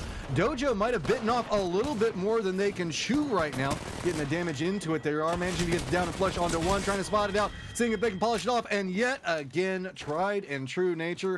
Dojo thanks DMNK for those extra kill points at the start of the round. It's so unfortunate too. Maybe an extra couple of seconds to get that second player revived. They've got a full strength of 3, and maybe we have a different way, because they do handle it well. You got a purple shield and a gold shield and shotguns to the face. That third person just provides so much support. So yet again, here we go. Dojo Unity on top, DMNK and ATK completely removed. I mean, I just, at a certain point, I feel a little bit bad, because DMNK, when we see them survive this, they go on to have great rounds. That's where they strung it together to really just climb up the leaderboard yesterday, when they managed to get through with all of this mess. At this point, I just want to know, did somebody trash talk somebody else's mom or girlfriend or something? Where is the commitment between these two teams to fight time and time again and let Dojo third party finish them off over and over? It's just, I don't know. It just seems so peculiar to stay so cemented into the strategy. You know, it's interesting to see it playing out, and personally, I'm all for it, honestly. You know, if neither of these guys are going to back down, and they're just going to keep playing, as Eventic's showing that he's not going to back down either, taking down one from Onyx. Needs to be careful. Does have the other two on the other side. They are actually pretty weak. If Rexu and the rest of the guys here want to, for all aim, no brain, double commit and go over the top on this one, they have the numbers advantage. They just need to be careful, as Anorak and the rest on the right side from Dojo. A lot of loot to work with, and I actually really like Dojo's rotations right now.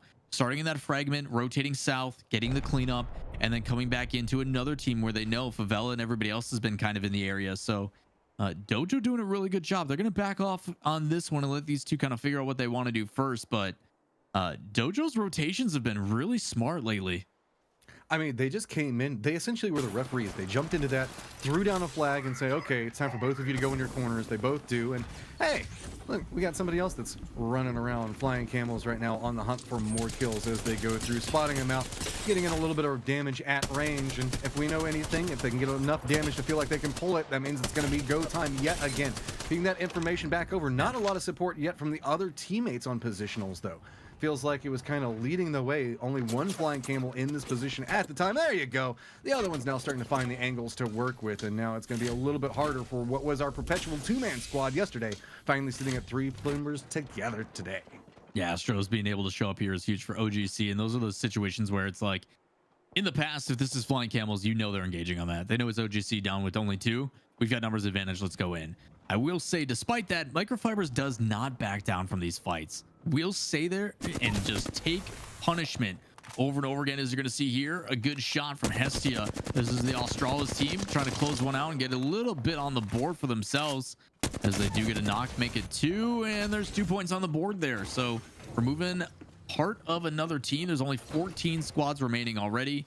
Obviously, a few of those not joining the lobby and have kind of counted themselves out, but man, Flying Camels is not going to let OGC go away. They're rotating with, and here we go. They drop the pylon, they drop the jump pad, and here comes the initiation. Flying Camels flying through, living up to the name.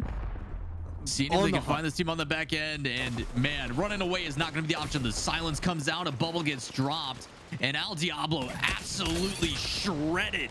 One player on the back end, and yes, Atrocity does go down, but here comes the second initiation. One is removed. There's an Arc Star. He's going to eat it for his teammate, but it does not matter. Only one remaining, and it's it. Oh my gosh. Microfibers and the rest of this Flying Camels team absolutely punishing OGC.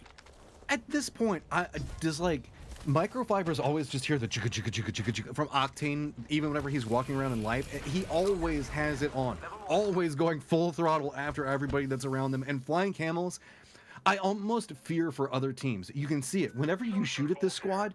It just almost makes them mad, and like it just steps up the aggression level. Like, okay, we're gonna go after you now, and just think about that, to step up in front of somebody and have no fear onto it. Blind Peekers, who had themselves start a couple of really good games yesterday, been a little bit more quiet today. We haven't seen a lot of opportunities coming for them. You can see contesting up against the bubble around them.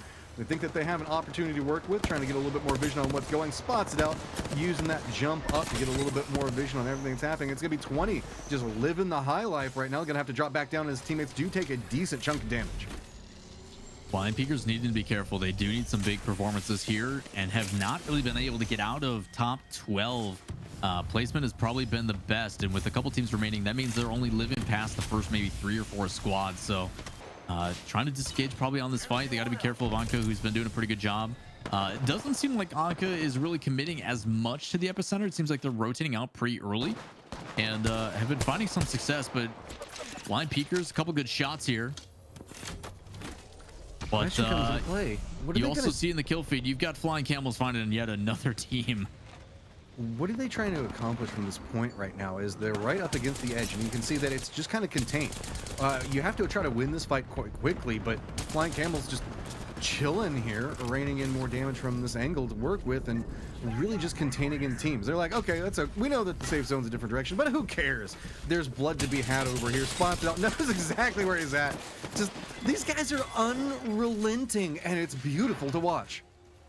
Again, this is really good for Flying Camels against a team. Like, we haven't even seen 1907 on the kill feed, let alone just through the spectator. Mr. Spectator, if you can hear me, if you want to throw us to 1907, if they're still in this, and see what FB is up to. Usually they play on the southwest side, and this is too quiet for them. They need to get involved. This is not good enough. Flying Camels, you should see on the kill feed, like, that should show some urgency for them to be like, shoot, we gotta go to those gunshots. And so with this, I mean, they've got opportunities around them, but it adds this new level of pressure whenever you're playing against such a kill heavy team.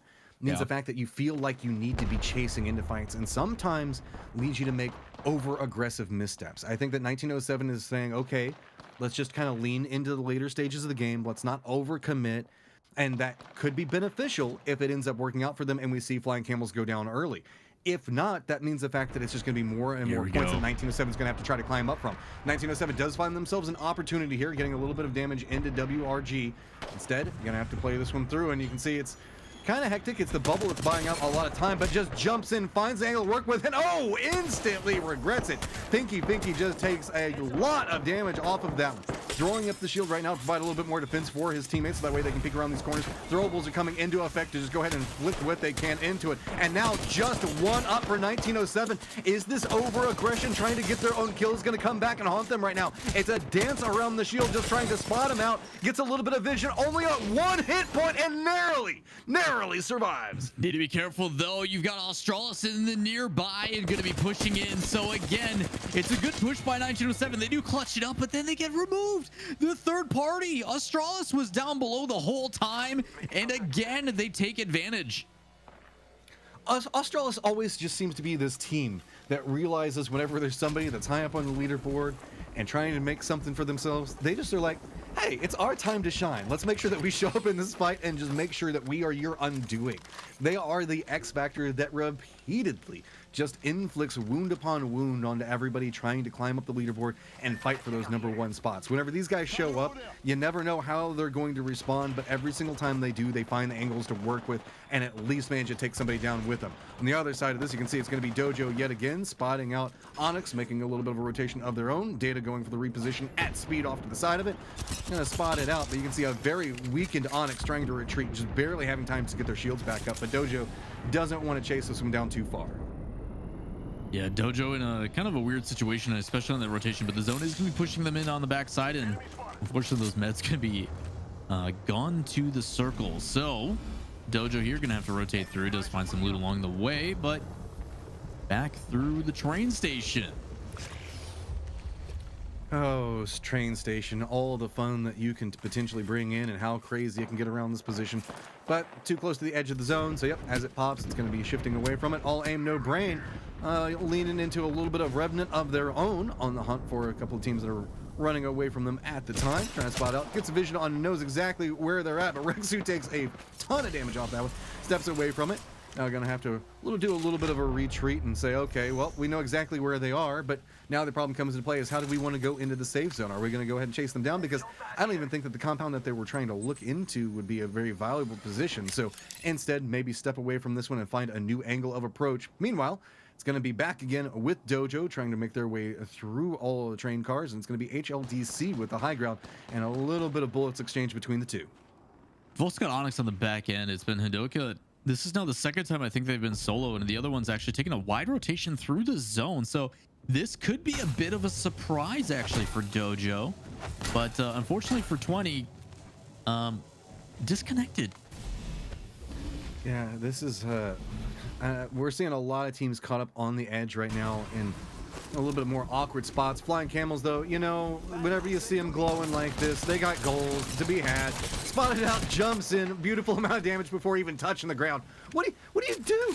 What do you do? There's just too many Flying Camels all around you. Like, the worst thing you can do is just sit there and try to not give away where your teammates are or even look at them, so that way the hunt will at least slow down just a little bit more. They don't even have Bloodhound. It's just hunt upon hunt, just for the glory of the All-Father, just for their team. Well, the difficulty on this one, 20 does end up coming back, but the problem is because they're trying to rotate through. Flying Camels in just a solo, take out Gutbuster, and Aquatic and 20 are just gonna have to sit and wait this one out. So an unfortunate situation with 20, and then it gets further doubled down on with Flying Camels playing aggressive on the player. But on the other side, for Flying Camels, burning that ultimate and only getting one out of it is not what they're looking for. They're trying to remove as many players as possible. That is a low economy move coming out for them, which we don't see happen too often, but we'll just have to see how it goes. Aquatic doing a little bit of a chill move right now. Got our rat cam. You got anything prepared for us? Wasn't expecting me to mention it. No. I don't even know what you're talking about. We'll just go ahead and move on to something else then. Aquatic heard you and was just like, no, I don't want to be a pump. Oh man, there's another one. I've got the same one from yesterday, but let me draw something up. I'll make a haiku real quick. Hold on. Oh, no, Flying Camels won't give you the time to do it. They got goals, they got vision, they can spot out what's going on. Jumps in, and they know exactly where somebody is, but I like this. Again, waiting for the bubble. They are a W key team, but again, it's W key with intelligence. Play it slow, wait for it. Throw in the arc stars. Again, it's about weakening up the targets before jumping in. Once they feel like they've got the advantage, they hear the damage come into play. Now it's a matter of just spotting it out. Double stack back behind the crates, easy peasy. And God, Flying Camels, just, dude, just I almost feel like leave the lobby alone. You're being mean and you're just bullying everybody. This is the epitome of cyberbullying. Nobody can do anything to stop it. NHL DC with Dojo. You've also got all aim no brain at the bottom side of there. It's still pretty far away, but with these shots maybe moving in, it does look like they are approaching in a different direction. Need to be careful as well. 25 esports off in the distance. We just got a blip of them, but a lot of cooldowns being expended here by Dojo. Staying patient, holding their angles. I do like HLDC trying to move around a little bit, check these different angles. It's gonna be a rotation in. Careful for them though. 25 esports is sitting there waiting. Good shots initially here by Salem. Good read on what was going on around the door. What a shot. Rexu has other ideas with that Mastiff and just drops one down, but man. Gonna get the revive back up. We haven't actually seen much out of 25 today either. I mean, we saw them take some very good fights yesterday, but it's been a little bit more quiet. And it just felt like it's been the Flying Camels show for so far. Another fight that's breaking out as Dojo's finding themselves in a little bit of an awkward spot. They've got Rexu off to one side taking in some damage, and they're just trying to jump out of position. But guess what? That's going to put you in a very hazardous position, as well as Data is just trying to get into cover. Already one member down, and Flying Camels are now having teams deliver themselves to him, just trying to get away from everything that's going to happen. A little sneaky angle right there to get even more damage out. Where do you go? I mean, Dojo, you're just out in the middle of everything, gets caught out, and just no options, and just trying to run for their lives. If I'm quiet, it's because I'm writing a poem. Don't mind me. Okay, we'll wait for the poems. We do have Rat Cam right now, but give him time, spectator. Okay, here we go. Okay, wait, let's go. Okay. Got a haiku for everybody. Look at this Rat Cam. Passive, silent, staying put, pushing to the end.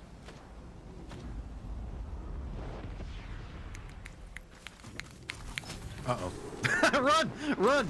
You heard the footsteps. Get out of Dodge. Retreat. Push, he buddy, gave you the perfect amount of time. He's gone. Safety is to be had.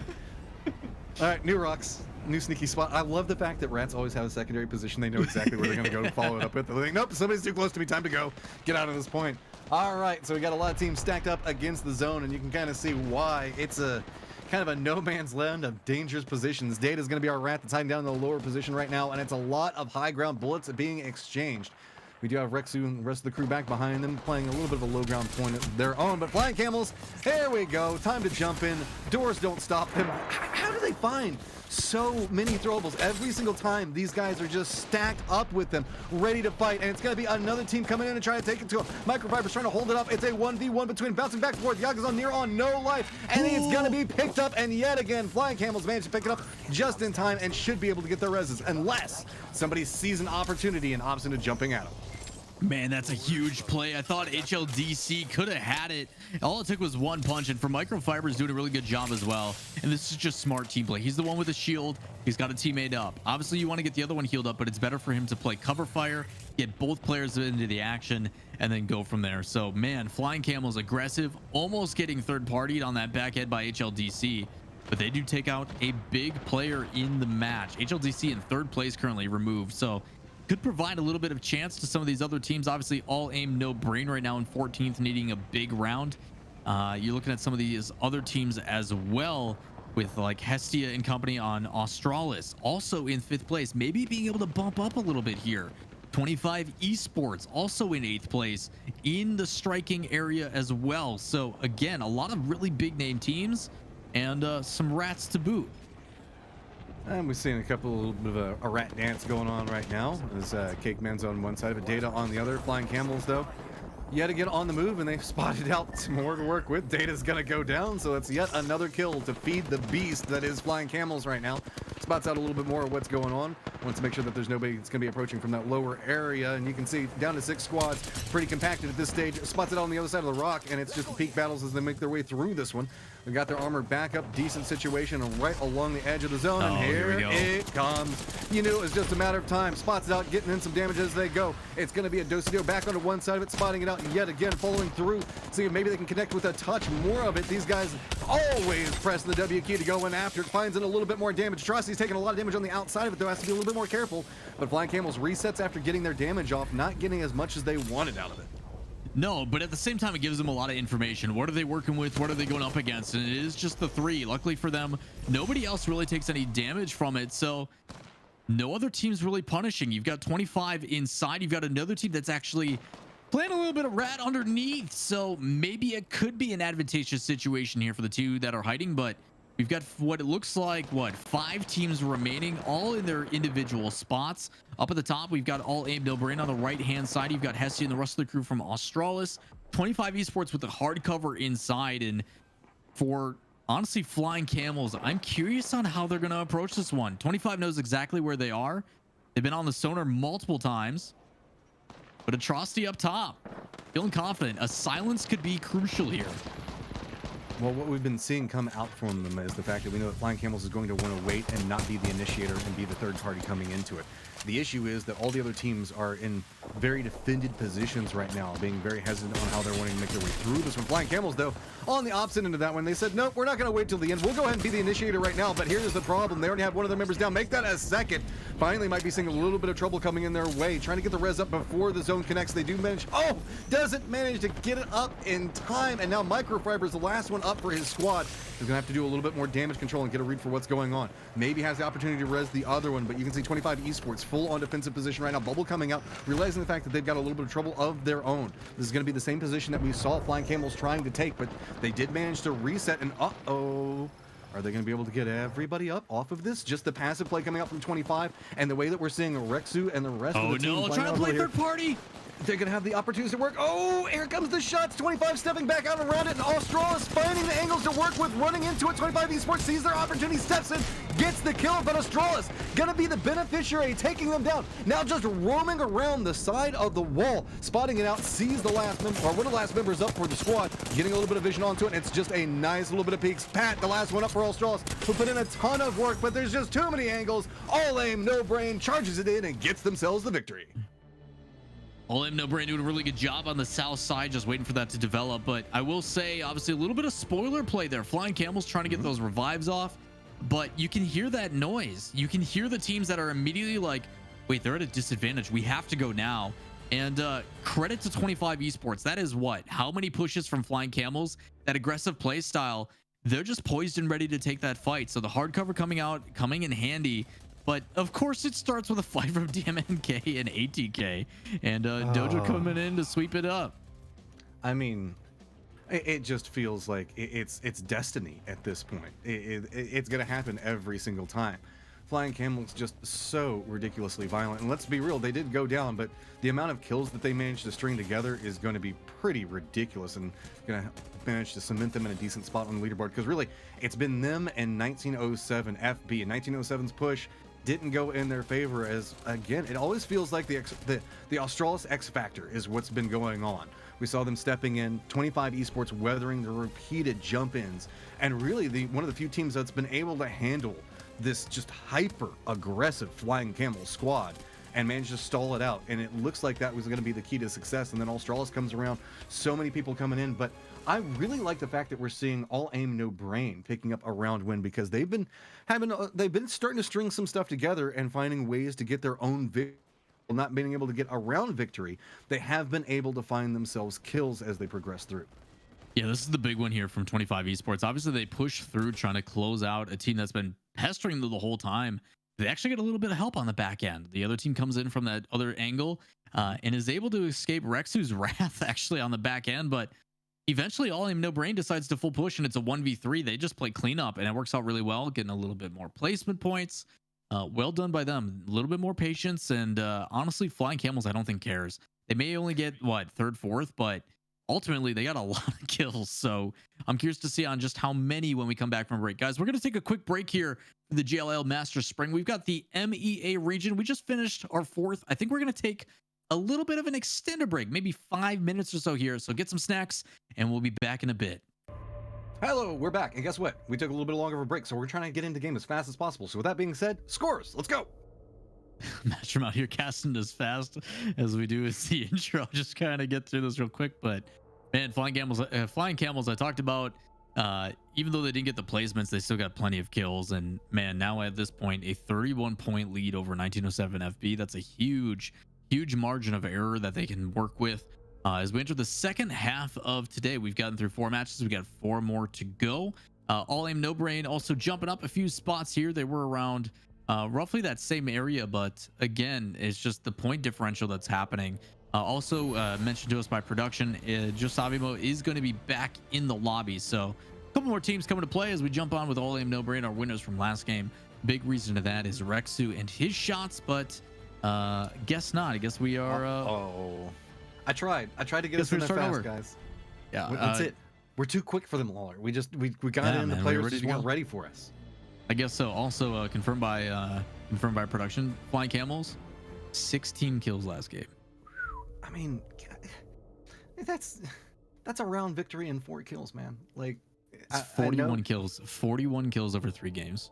That's just nuts, for lack of a better term. Like, how do you handle this? And they still got 5 placement points to work with. You saw on the overall leaderboard, FB, now they're getting that pressure that we were talking about. They're starting to feel like, oh man, we're gonna have to start going for a little bit riskier of fights than we wanted to do beforehand. Also, big game for Australis, walking away with 8 kills and 9 placement points of their own. Yeah, it's a really big deal in them trying to kind of push into this money area. And you're seeing how close it is too. If we take a look at the total leaderboard again, you can kind of just see how it's playing out. Obviously, I think 1 and 2 right now are definitely in a really good spot, but 3, 4, and 5 are just neck and neck.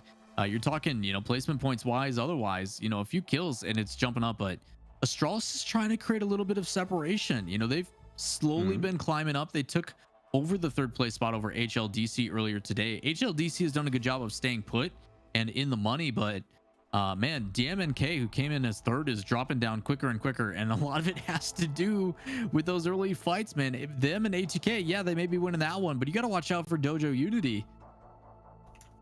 Yeah, just to give you guys a heads up, it's going to be just a few minutes while we get everybody back in the lobby. We're going to try to get them in there as quick as possible. But Dojo Unity, man, even if you look at it, those early kills that they're managing to get from the 3rd party, jumping into what's been going on with DMNK and ATK, that's really benefiting them quite a bit. Because think about it, we're at this point, what, 12 rounds in, somewhere around there? Yep. And for at least 10 of those, well, I would say probably closer to about 8 of those, we've been seeing them kind of mess with that early fight that's been going in and picking up a couple of kills here and there. And that extra little bit, that cushion at the very start of it, is what's letting them hold on to that 5th place position. Yeah, honestly, it is. It's a quick 3 kills. Obviously, they usually survive to, looking at the exact results, so far today, they've been 7th, 2nd, 16th, and 8th. So middle of the pack a majority of the time. They had one that was kind of an outlier where they got removed earlier by ATK or Dojo, but for the most part, they're right in the middle.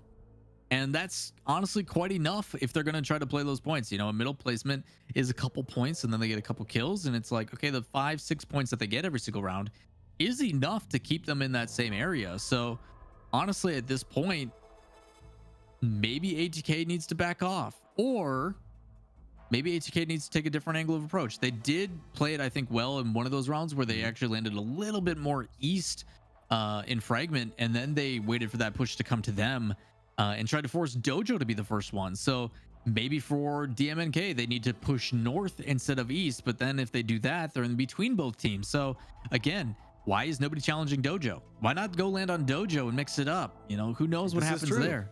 There's a couple different options they have. There are 2 teams that should be quite mad at them at this point, which is kind of what I'm like. For as much as we keep talking about Demon K and ATK attacking each other, it's always Dojo that's walking away the beneficiary.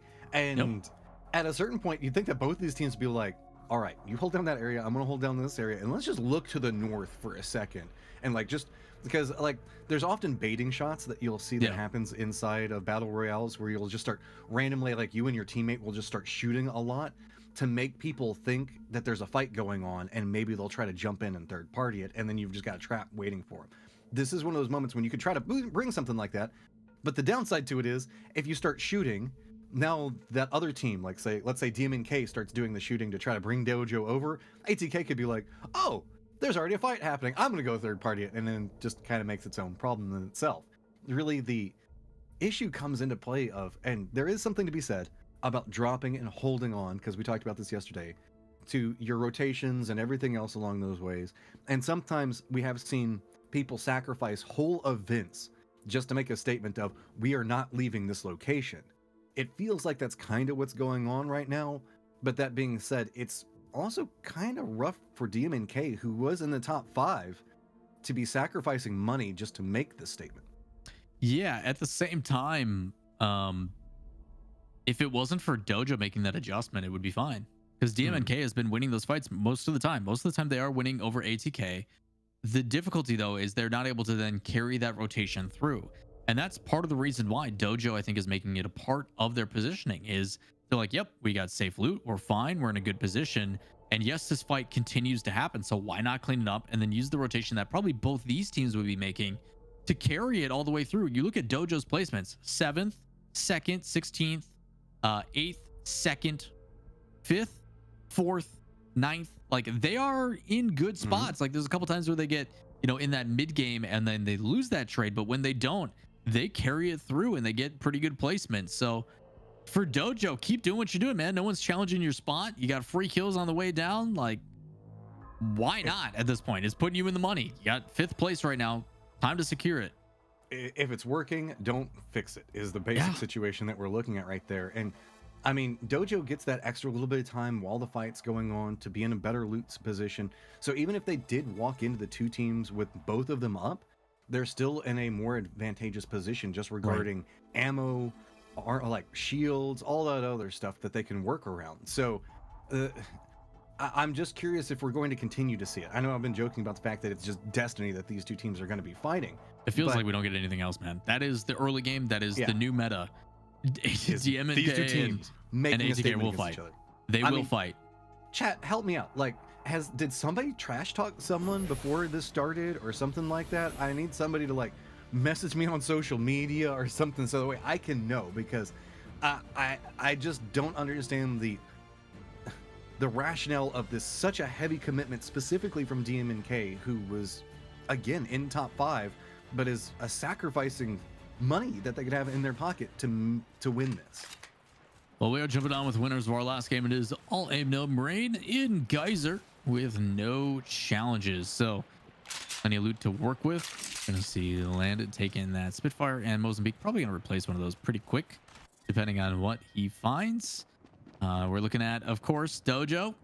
Who top would left have and Fragment West. We got DMK and ATK in the other side. So here we go again. I will say though, you've got Favela and Onyx as well fighting in on that right hand side. So again, early fights.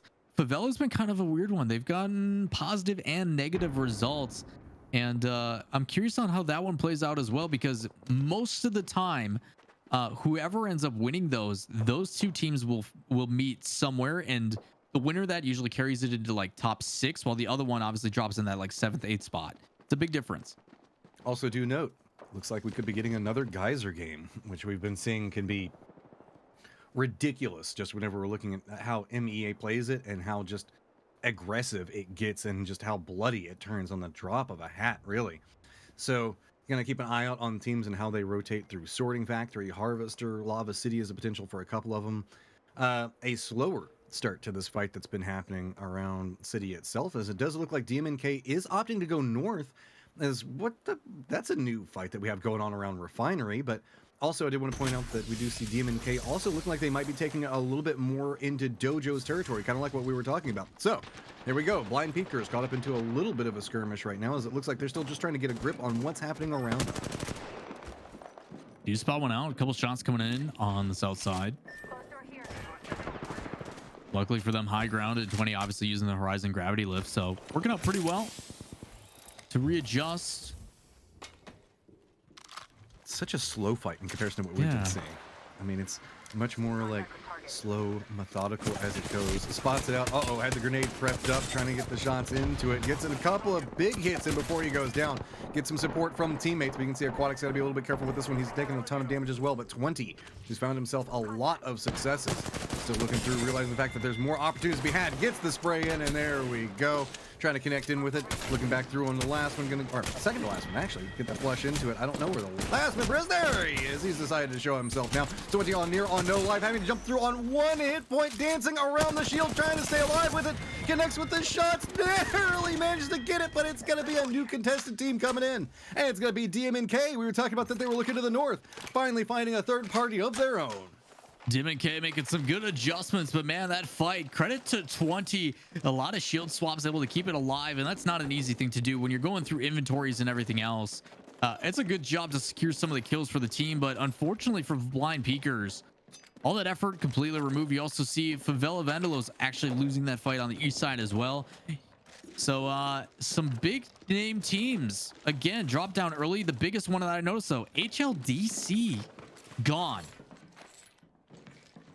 That is absolutely massive as we're looking through the leaderboard and how everything is stacking up right now. These guys have been putting in a ton of work. And now DMNK, we mentioned this, whenever DMNK makes it through the early game, they manage to string together a phenomenal set of kills and usually can pick themselves up a victory. It's just getting past these early stages. You can see already managing to pick up a couple of kills, already vying to go after another one. Bubble is going to come out to provide a little bit more time to recover from what's going on. DMNK finding multiple angles to work with right now and jumping into a high ground position to assault up against this, realizing the fact that they have the opportunities to work with. All three members still up, have taken some shield damage, but that's been really about it. Just good on control, and DMNK now alive gets to start asserting its dominance on the rest of the lobby. Honestly, this has got to be really nice for DMNK. This has got to be a big confidence boost. You're talking, you keep winning an initial fight, and then a third party comes in and you get removed.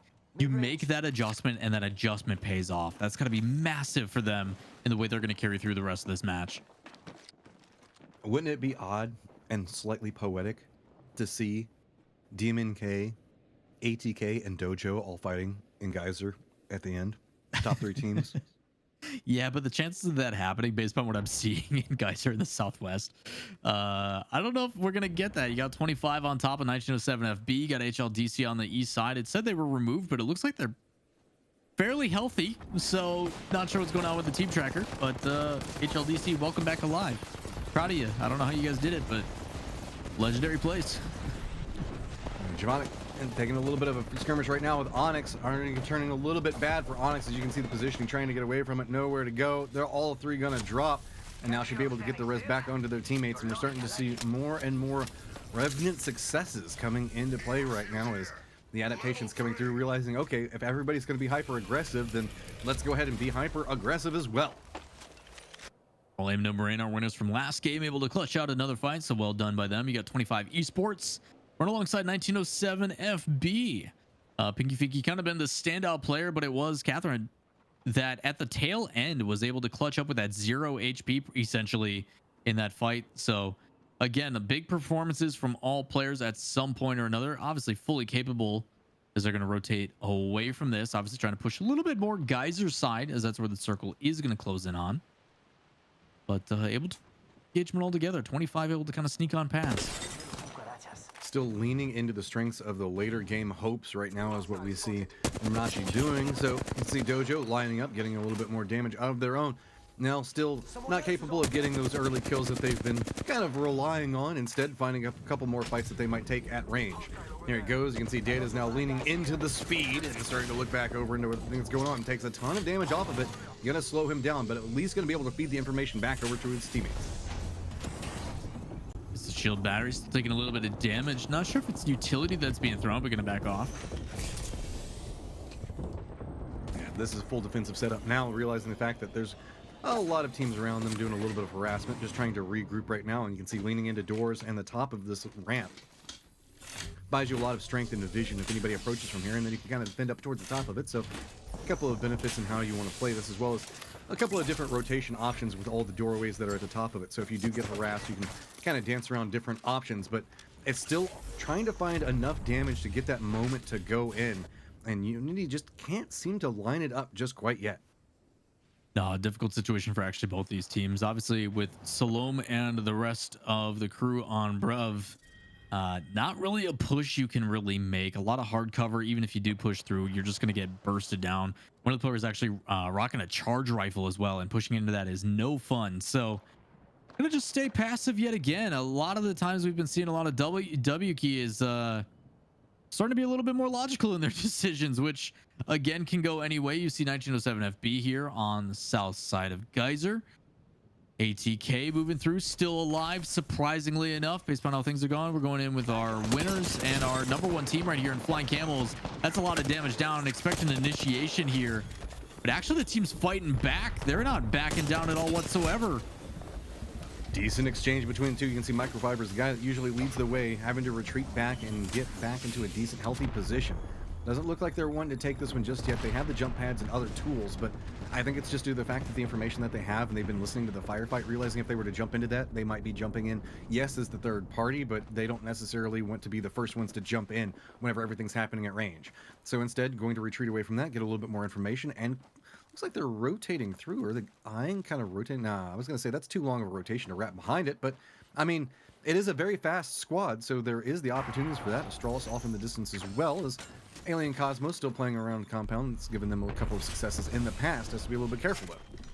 Yeah, even though we haven't gotten to see too much of Alien Cosmos, the times we have, their shots have been pretty on point. You know, they were trading quite well. That was the team that just put up a fight against Flying Camels. So again, holding their angles. Obviously, information from the other team up top is ready to take a fight, but again, shotguns and a lot of close range in sight, waiting for them to peek these angles, because all it takes is a couple to see one here. Kaczynski gonna open up the door, put some shots down with the Spitfire, and swap back around with the teammates. So we're repositioning here from Alien Cosmos.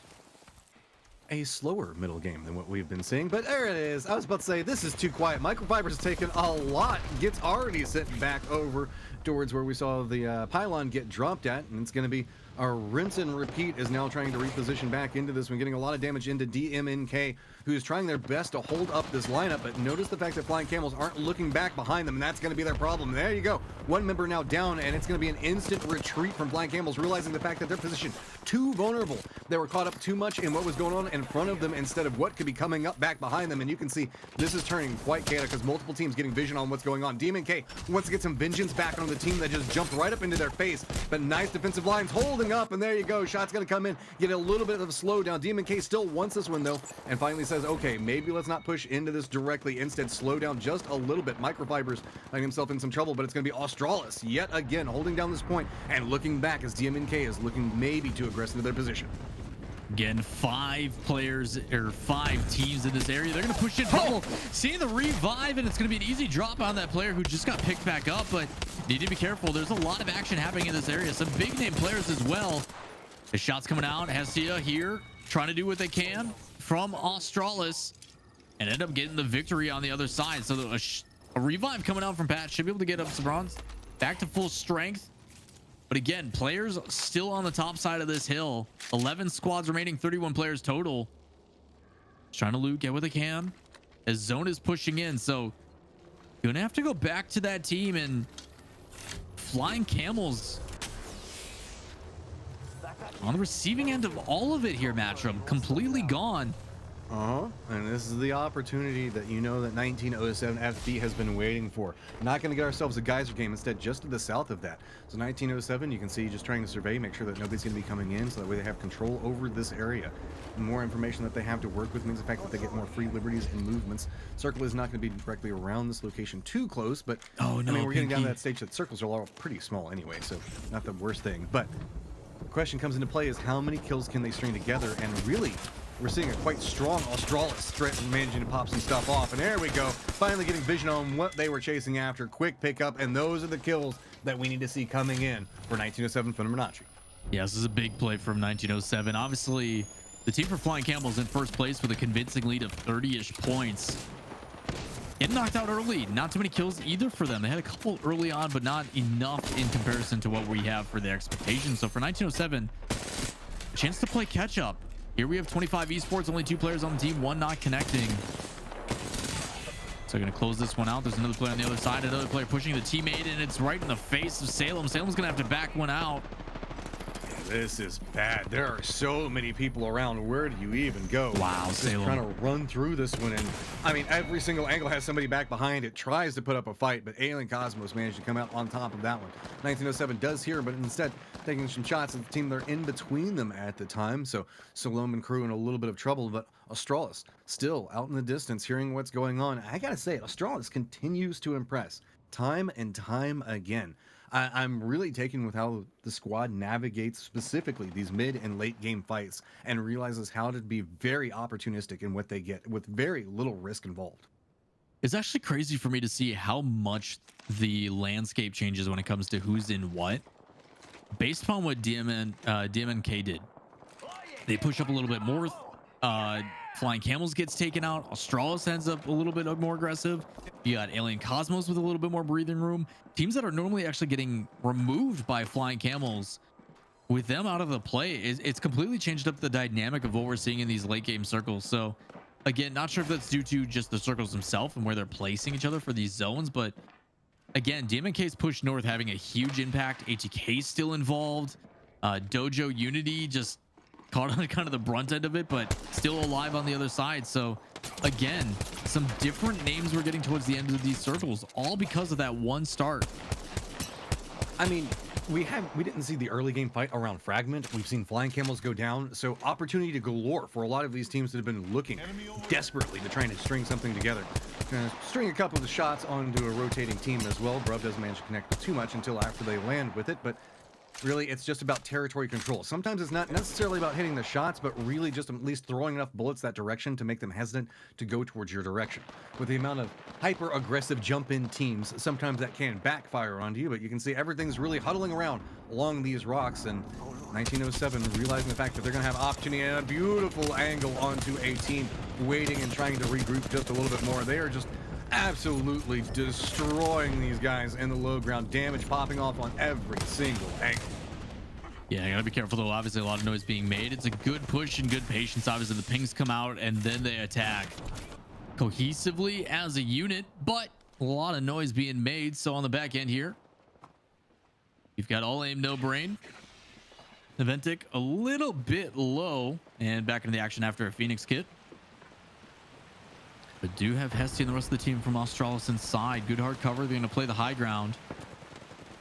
But need to be careful. That makes them susceptible to shots across.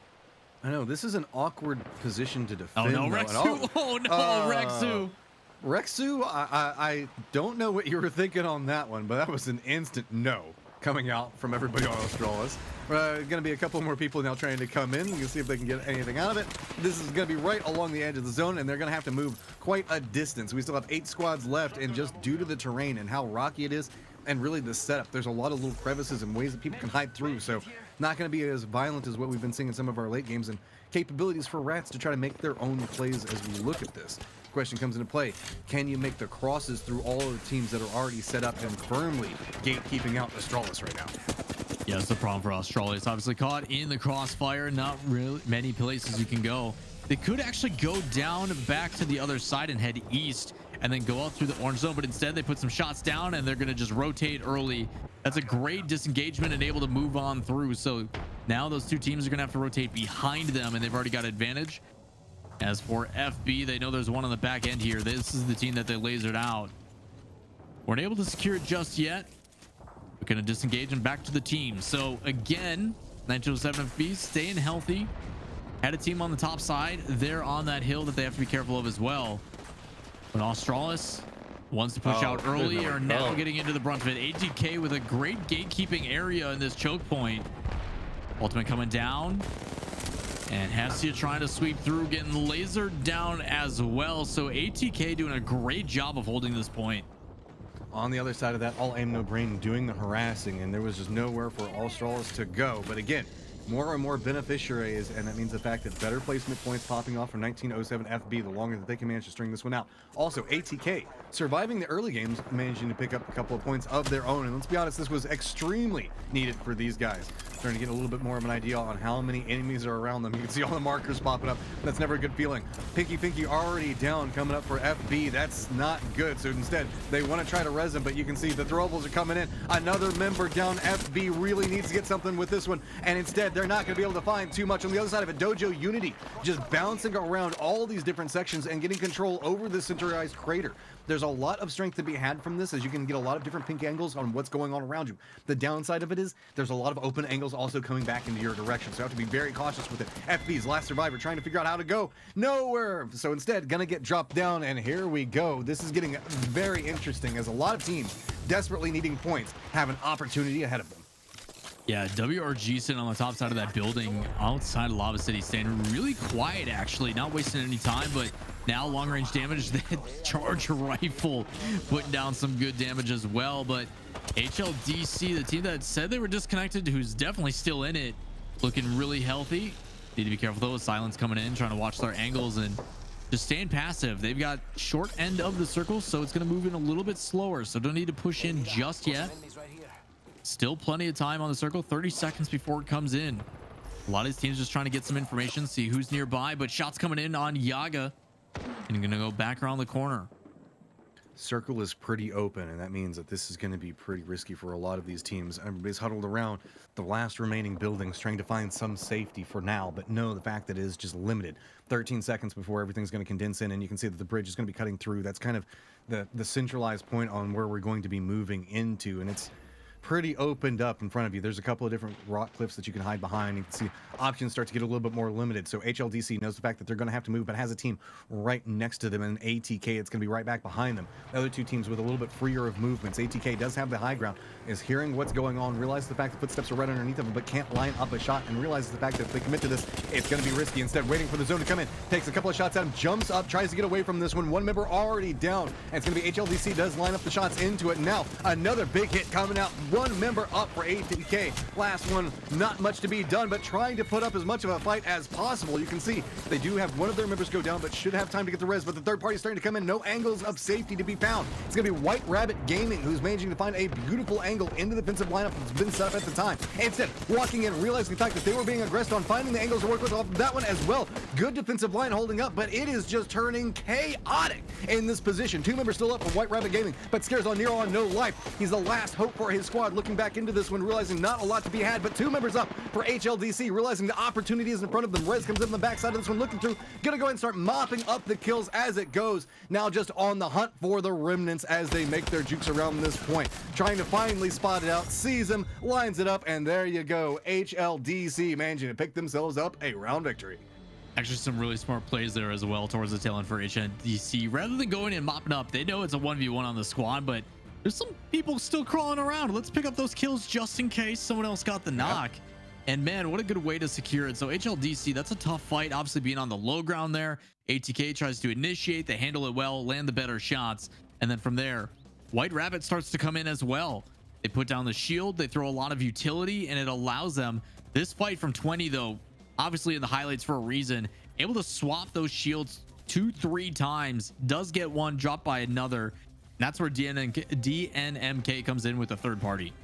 I mean, sure, he didn't win that fight, but that was just technical brilliance right there. Managed to survive for that long and almost manages to clutch it up. And oh, you can see that lineup is just nasty and utterly destructive. So massive respect to HLDC. Remember that they had the team that was closest to them in ATK right here, what we're looking at. They end up winning the entirety of this round, but whenever you're looking at it from this stage, you realize the fact that it wasn't in the best of positions. You realize the fact that they were having to contend with a lot of what was going on.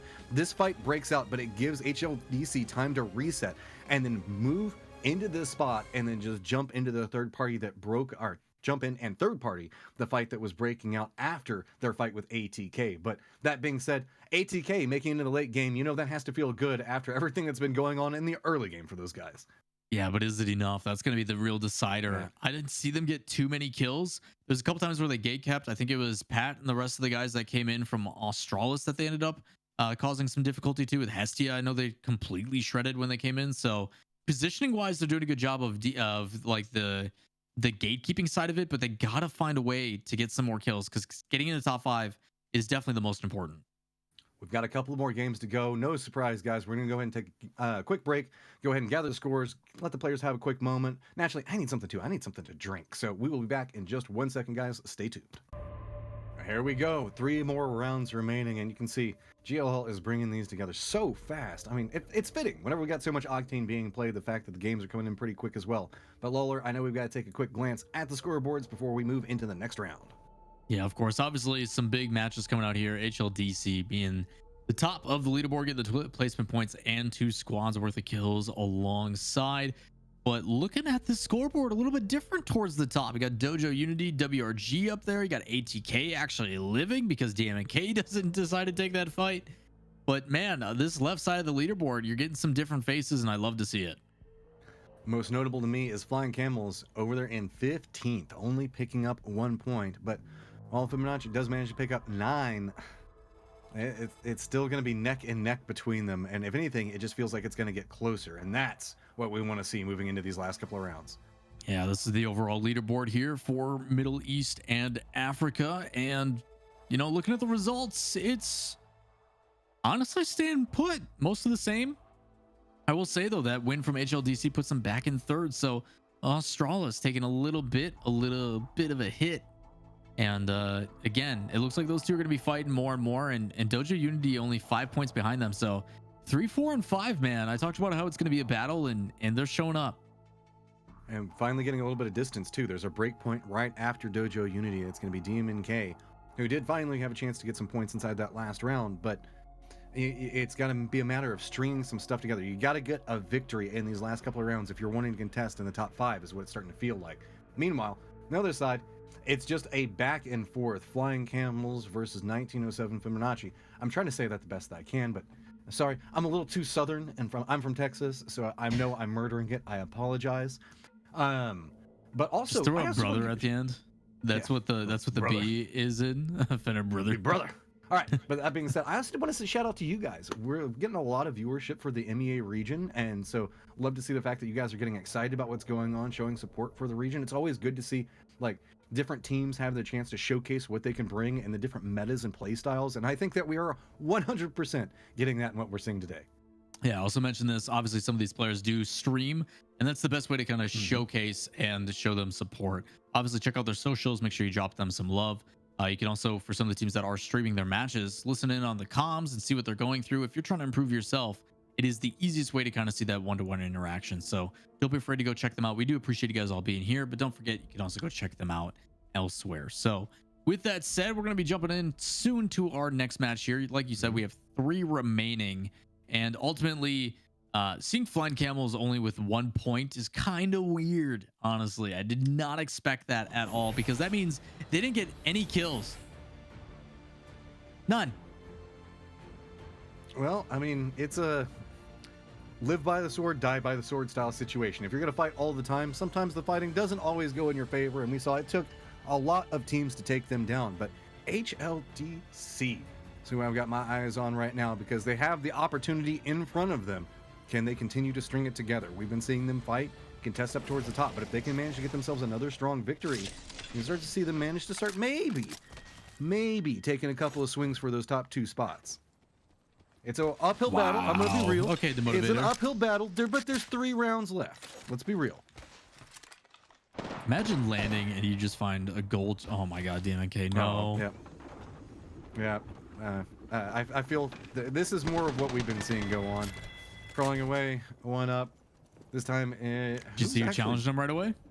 Yeah, Dojo just said, nope, we're not even going to let you make it to late game this time around. We're just going to go ahead and mess with you early. Pushed in. Not a lot of fear coming out from these guys. You can see still sitting fine on shields. They extended in, got the damage that they want. Now regrouping together.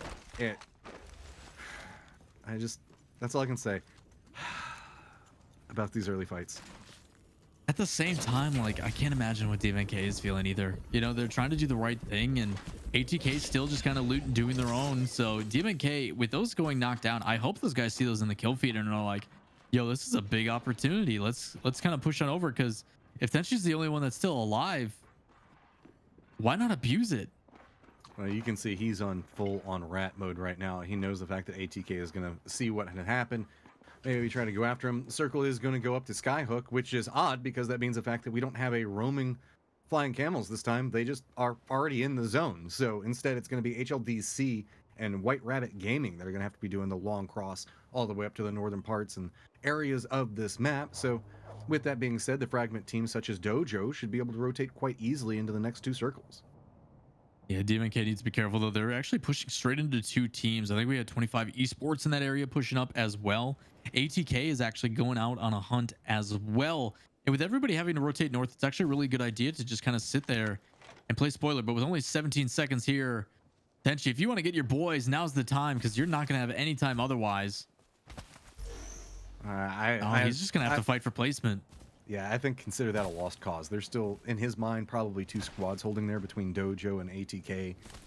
And instead, just play and get what points you can maybe rat together. And, oh, no, this is my life right here. Whenever I'm the last member up and I'm like, okay, well, let's just try to play to survive.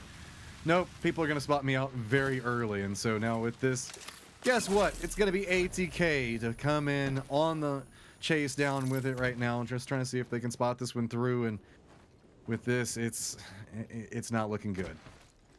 No, unfortunately for him, they've got plenty of chase potential as well with the information that comes out from Bloodhound. So probably going to wrap it up for DMK. And if anything, DMK's best option here is try to find another team and cause a third party. They lost sight on what's going on, I think. You can see 1907 FB getting a couple of shots thrown at them, as well as a quick exchange back. Looks like they managed to spot it out. Gets a little bit of damage, enough to maybe make them touch hesitant, but realize the fact that there's an opportunity to be had here. Just drops down right on top of him. That's essentially Batmaning right on top of his head. Has to be a little bit careful with it. Those got side angles are going to be coming in to be a factor now. So the rest of the team coming in to provide a little bit more support. And you can see this is a very risky area to play in. It's okay. Gotta be careful with that one. I thought something else was going on for a second, but just looting. This isn't Valorant, man. I think we're all right. Yeah, I know. Just threw me for a second. I was like, wait, is that really? Sometimes when you see people get the drop down, you get a little bit of ego. It's more of making sure, like, that's the real thing that's happening is he's just trying to make sure he doesn't get hit in the head. He's making himself a more difficult target. Right? I've heard this as well. Every single time I do it, that's why I'm doing it, right? Yeah, same. Yeah, same. All the time. That's the benefit. If you ever get harassed about why are you doing that to those guys? It's dodging, guys, dodging. Don't want to be a still target, man. Most of the teams already managed to make it into the first zone, and several of them are already eyeing the second zone right now. Blind Peekers, again, early game skirmishes around them. Realize the fact that they have an opportunity to go with, hit some good shots, but 20 has to be cautious with that one. Does get the knock on Dean, but with this, the rest of Blind Pinkers just going to go ahead and just wrap that one up. Good set, and actually kill leader at this stage already.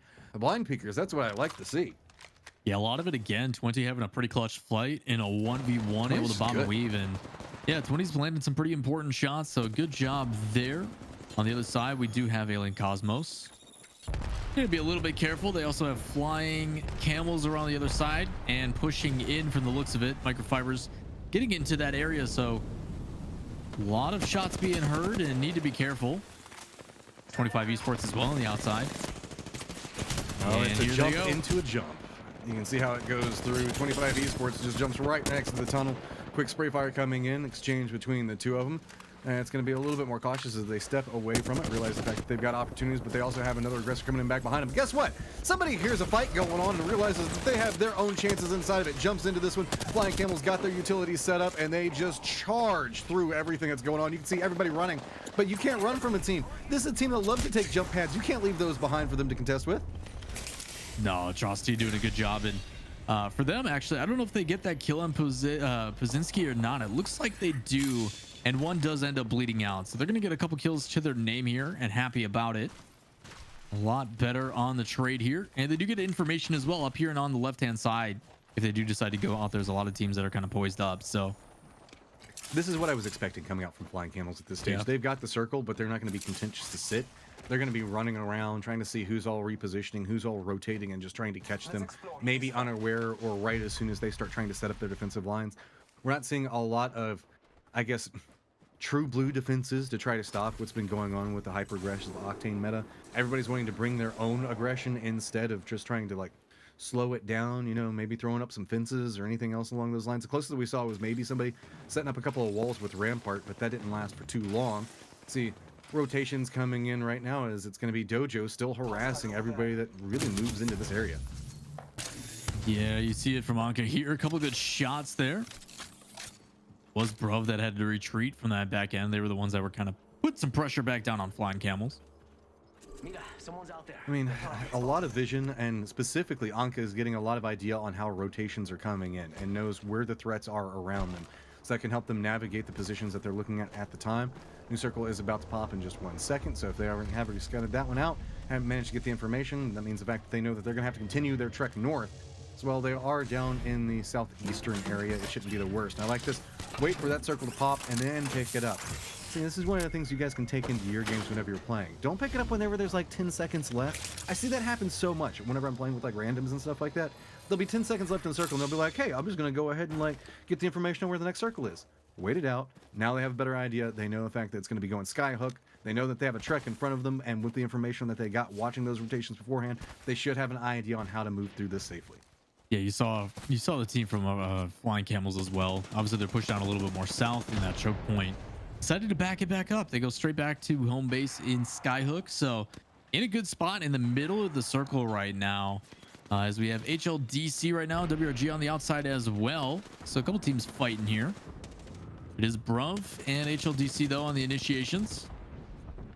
And a lot of shots coming out. Obviously, good job on the spectator trying to give us some information of that other team that's potentially gonna maybe come in. I don't know if they're gonna do it, but it looks like HLDC just wants to hold that angle. They're gonna go back into train station area. It's almost better to wait for HLDC to move and then wrap in back behind them, because they'll be much more contained and they don't have to push in through a closed area. See, now HLDC is going to continue on their trek forward. But again, with Octane, the moment you let somebody go, they're going to be somewhere else about a quarter of the way across the map in what feels about 10 seconds. So HLDC leaning in, trying to use, again, a very high ground information gathering stage. And it's just going to be the southern teams, as we're starting to see a death funnel, specifically where you see Dojo at. The way that this Rock's setup is going to play out is going to make it very difficult for a couple of these teams. ATK is going to have to figure out how they're going to navigate this. Looks like they're going to lean into the road that's going to be up towards the north. But a lot of these teams that are around Epicenter, that are back down into Fragment, are going to have to contest with these walls and making it a very defined entrance point to where there's only about 3. And if a team does opt into really holding those points, they can net themselves a lot of kills, but could find themselves in a death funnel of too many teams and too many targets coming after them.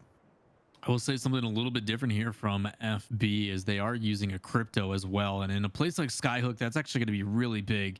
You're pushing at some of these buildings with hard cover. The ability to just get rid of shields immediately is a really big opportunity. You can see that flying around here on the top side. That's what I'm kind of keeping my eye on. I don't think FB is going to be pushing anytime soon, just with how many teams are left, but just getting as much information as possible. Where are these teams at? Where are they kind of bunkered into? But for OGC here, an interesting spot. They got ATK on the other side of the wall and might find themselves kind of in a hole. Hey, but it's all Diablo. Let's be real. This guy knows how to snake something through. If anything, it looks like ATK knows where they're at, though. Here we go. That's its own problem.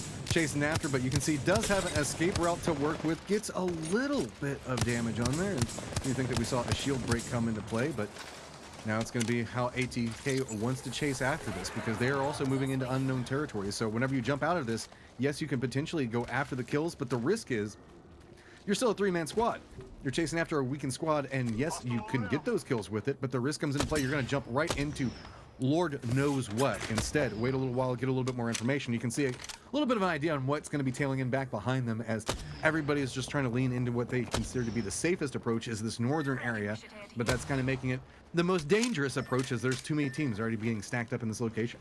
Yeah, lucky for ATK. They do push in on the team on the back end, and because of that, a little bit of zone control here. So not too many places for this other team they're fighting to go. It is Team Anka on the back end.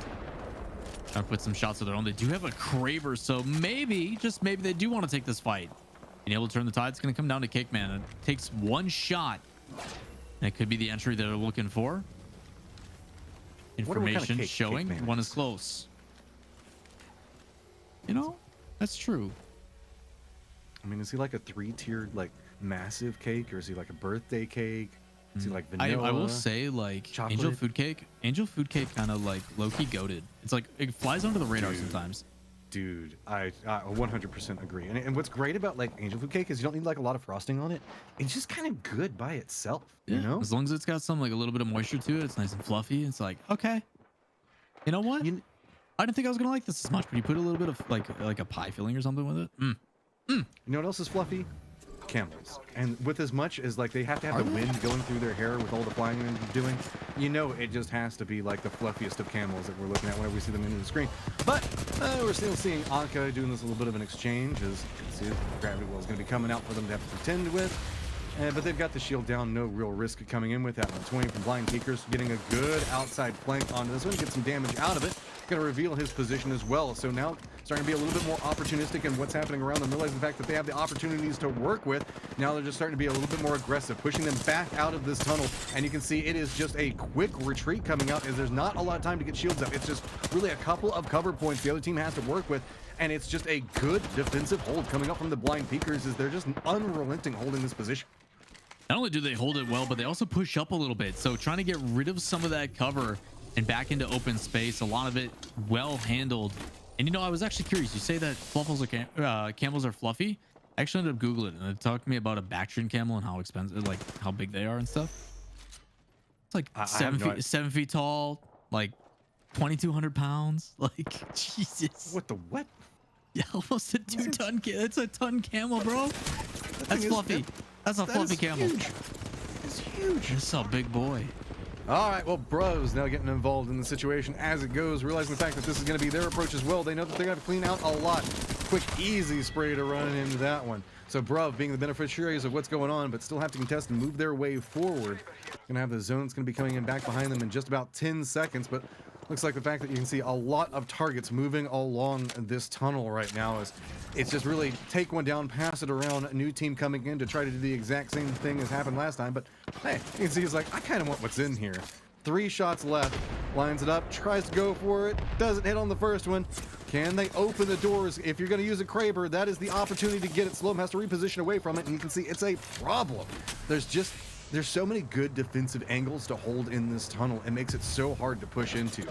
Slowum doing a little bit of a cheeky push onto this one, a little bit of dance back and forth, switching back over to Kraber, trying to see if they can line up the shot. Yet again, doesn't quite connect with enough to get anything out of it. Teammates doing a lot of work, and what's happening? Peek's coming up out of it, but it's back and forth as it goes. The push is now coming through. Finally, one of the members for Blind Peekers does go down, but they're holding the line quite strong, inflicting a ton of damage, and there we go. Finishes it out, holding it into position, but Blind Peekers now have to be very, very cautious when they're trying to make this retreat out of this point. Yeah, I gotta be careful. Obviously, Blind Peekers does manage to keep Aquatic alive and is gonna bail immediately.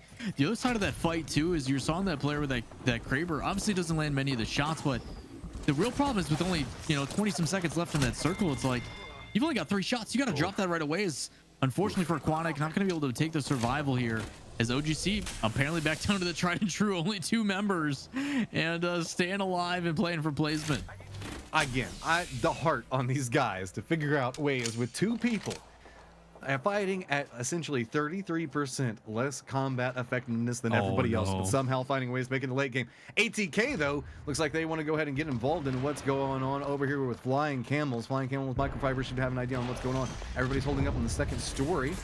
ATK is playing down on the first story right now, and you can see it's a little bit risky to pick up. Oops. He went to throw a thermal and it bonked off his own teammate, and he put it on himself. Oh no. That's not the way you want to start a fight. Luckily, the bubble does stop what's going on, but Flying Camels, I wouldn't be surprised if they maybe reposition in this one. Instead, they're just braving this stairwell. A lot of times you'll see people kind of exit out, jump back down, and try to find the outside doorways because they know that they've got them clustered up against this back wall. Instead, it's just a little bit of a standoff, just looking directly into this door. Flying Camels sitting on much better shields to work with at the time. Looks like they're prepping everything up because you know the tool that they're going to want to use if they're going to take this fight. They're just waiting it out, trying to get it ready, trying to get it situated. Just look, ultimate accelerant. He's just nomming on these things right now, trying to get it prepared and ready to go.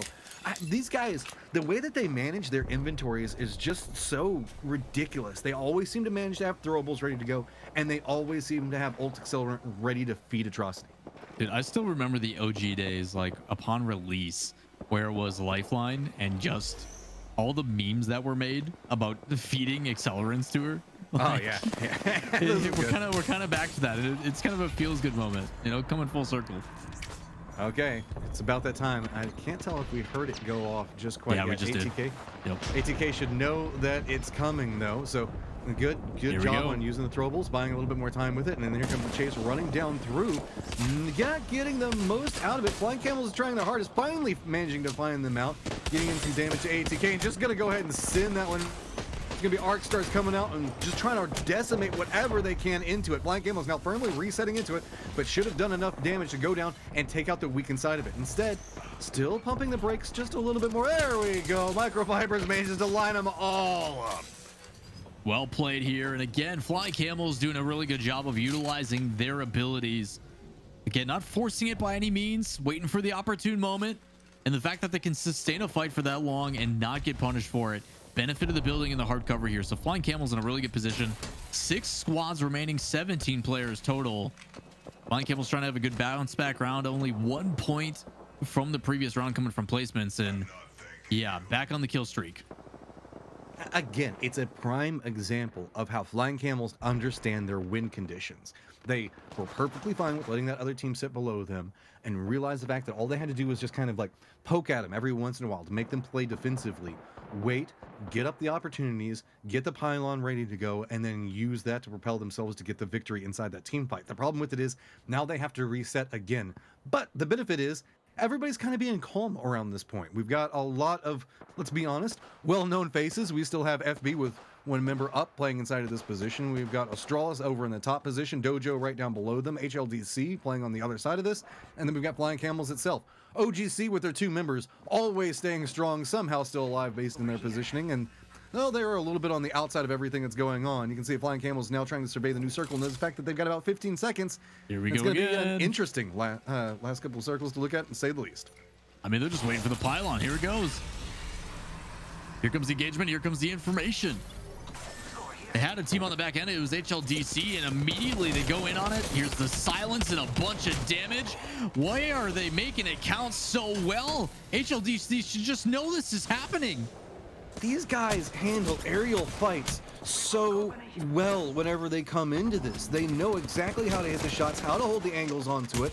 Flying Camels, though, in a little bit of trouble, as now you can see a lot of aggression coming back into them. Atrocity still looking back through. Microfibers does manage to get armor, gets the situation back under their control, but they do have one of their members left down back behind them and have to be very cautious. They do have the wall to work with, and remember, all the other teams are stacked on the other side of this wall and all gonna have to contest against each other when they have to move.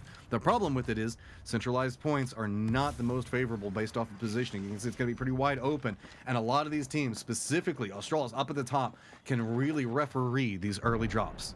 Yeah, having that high ground advantage is really big. You also have FB inside that building. OGC possibly going to push in, and I'm curious on how this one will play out.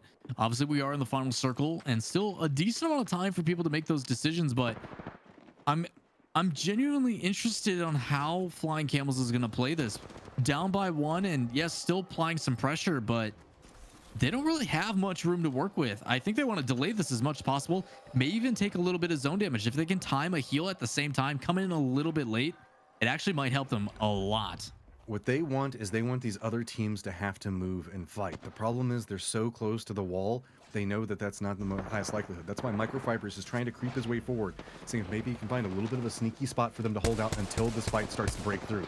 Going to be Australis again, like I was talking about, with that refereeing position, these high ground points that they keep playing from.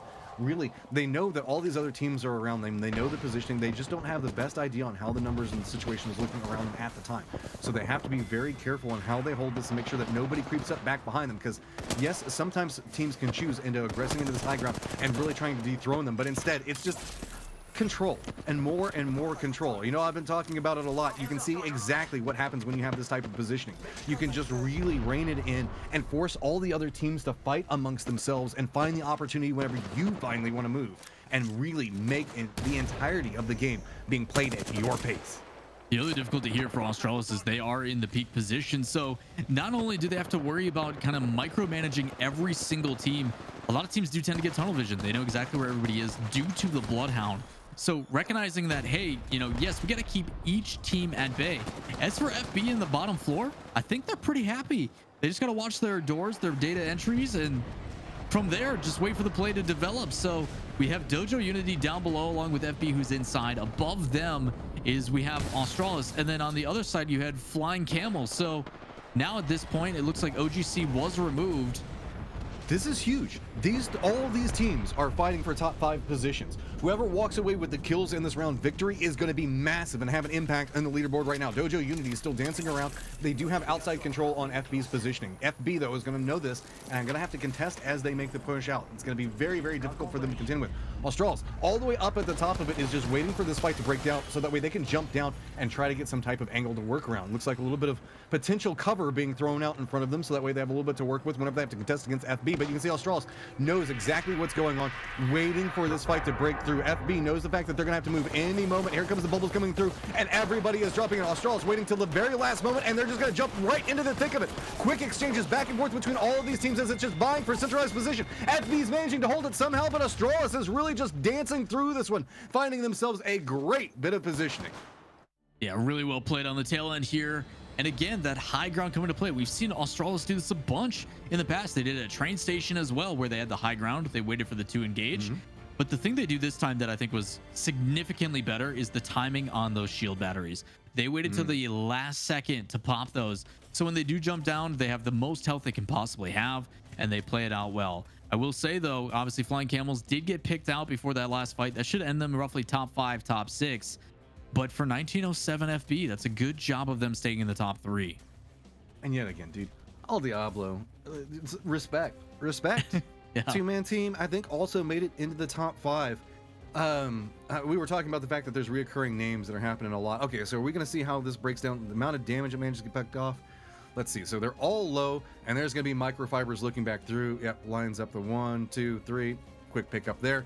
And again, the aim and the security on how they play this. Like, look at the control, and they know exactly how far they can slide, the distances they can move off of this. This is a lot of homework and practice being thrown in. And while, yes, it is flashy, there is so much knowledge and experience being thrown in there. Yeah, really difficult here. And again, this is that last fight. Waiting at the top, waiting for these two teams that have to fight, obviously coming out of the circle. That zone just ticks for so much. And it makes it a little bit too easy for Australis. They're just able to hold that positioning. They do a really good job. And credit, I want to say, to Pat specifically on that one. He did a really good job of micromanaging multiple teams, obviously having a lot of that information. He's able to throw grenades over on Flying Camels. He's able to check the backside to make sure he keeps them at bay. So doing a really good job of holding that point comes down to the fact that he's able to keep mindful of all those different teams in the area. I mean, just overall phenomenal performance, and love to see it coming out from Australis. We know that these guys can really string it together. Such a smart team. We're going to go ahead and take a quick break, give everybody time to get a drink, and we will be back in about 3 minutes. See you guys. Getting into the tail end of it, just 2 rounds remaining, and boy, we're starting to see it just be constantly contested. These top 5 teams making it into the end game over and over, with, of course, OGC. Love you guys. Just think about that. OGC playing with 2 people through almost the entirety of this event, while other people are dropping out because they're like, oh, we're not going to win. See, look at the difference. That's the difference in heart right there. That's a competitor, in my opinion. Yeah, it's a me. No, it's not to you. You're not even in here. Shout out to OGC for showing up and getting some placement points. Greatly appreciate you guys. But looking at the results here, and again, despite having the placements up at the top, 1907 keeps it relatively close. Flying Camels as well, even though they do drop out a little bit earlier in placements, they do get some kills to boot, still in 3rd. So with that said, the lead's still a little bit different, but I think this is the best part, is we do have 2 rounds remaining for everybody here today for the MEA region, but it's not out of the running yet. A lot of times in Apex, you get this one team that's just up by 50, 60, 70 points, and they're gone. You can't catch them. It's completely done for. This is not over yet. Flying Camels is not with a safety net yet. So I'm excited to see how this one plays out. It's still a battle, and Australis doing a really good job of keeping themselves in the running and building a little bit of a buffer for themselves in 3rd place. Yeah, it's just so mixed right now. I mean, there's still opportunities, but you're starting to see that if 1907 FB wants to win this, it's going to be with a little bit more of a firefighty style. They know at this stage, we've got to get the kills. Luckily, they do have some distance between Australis, but that's where the mindset starts to get a little bit shaky, because Australis just managed to win themselves around. So now it's like, okay, if we're aggressive and we fail, we've got somebody that could be coming after us. But if we want first, we've got to get the kills the same way that we're seeing Flying Camels do it, because Flying Camels, they're not going to stop, man. They're a full can't stop, won't stop team. They got goals, and they're going to fight anything around them. With that said, FB does bring in the crypto. I'm curious on how much that actually came into play in that last fight. The difficulty towards the tail end is you just don't get time to use it. So while they were inside of that building, obviously the difficulty is you try to make the judgment call of, as a crypto, do I go in and apply that pressure and drop an EMP on some people and see maybe that allows us to fight, or do we just hold positions? And they chose with the holding position side. Now, if they can time that at the exact same time, because they were the team that kind of came out of that building and just got walloped by the team on the outside waiting, and it didn't even matter because Australia's on top. It was just like, yeah, we got this. So it's a tough one, man. Thank you for weakening everybody for us. We appreciate it. Pretty much being able to sit up top, and the only real team that could be a threat there was Flying Camels on the other side that had an angle, but high ground remains supreme, man. Always has, always will. I mean, Obi-Wan says it best. He has control in position. Oh, and hey, FB, if you need a game, Circle's going to be going to Tree, their home territory. But on the other side of that, that means, again, roaming Flying Camels going to be all over the map hunting down kills. So FB now has a little bit of a decision-making process on how they're going to want to handle this. They know the fact that they're going to potentially want to get some kills. But HLDC and OGC, just leave them alone. HLDC, no, man. There's only 2 of them. Don't do that. And guess what? DMNK, ATK, Dojo, Fragment. Who would have thought?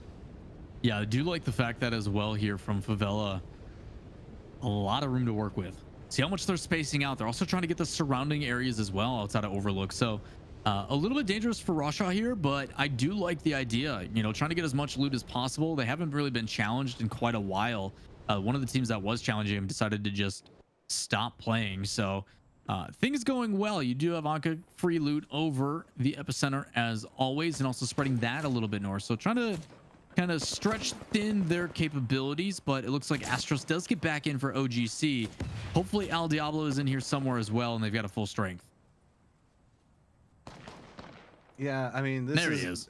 Yeah, okay, we got all 3. Hey!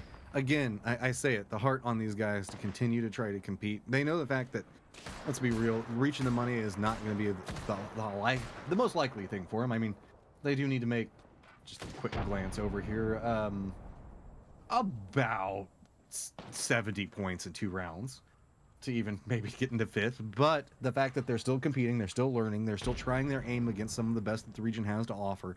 That's what you want. You want to make sure that you're picking up and you're learning more as you go. But you can see this is turning into a little bit more of a cluster. Teams starting to line up against each other. ATK in the thick of it always feels like they're going to be the first team either being attacked or attacked at some point. I mean, if you got your name ATK, that's what you're wanting to live by, right? So now running up the hillside, looks like they're starting to get more control on what's happening. That's going to be Rexu that they're managing to take down. So that's all aim, no brain getting spotted out fairly early. Good shots coming out here by ATK, living up to the name, and unfortunate here for all aim, no brain.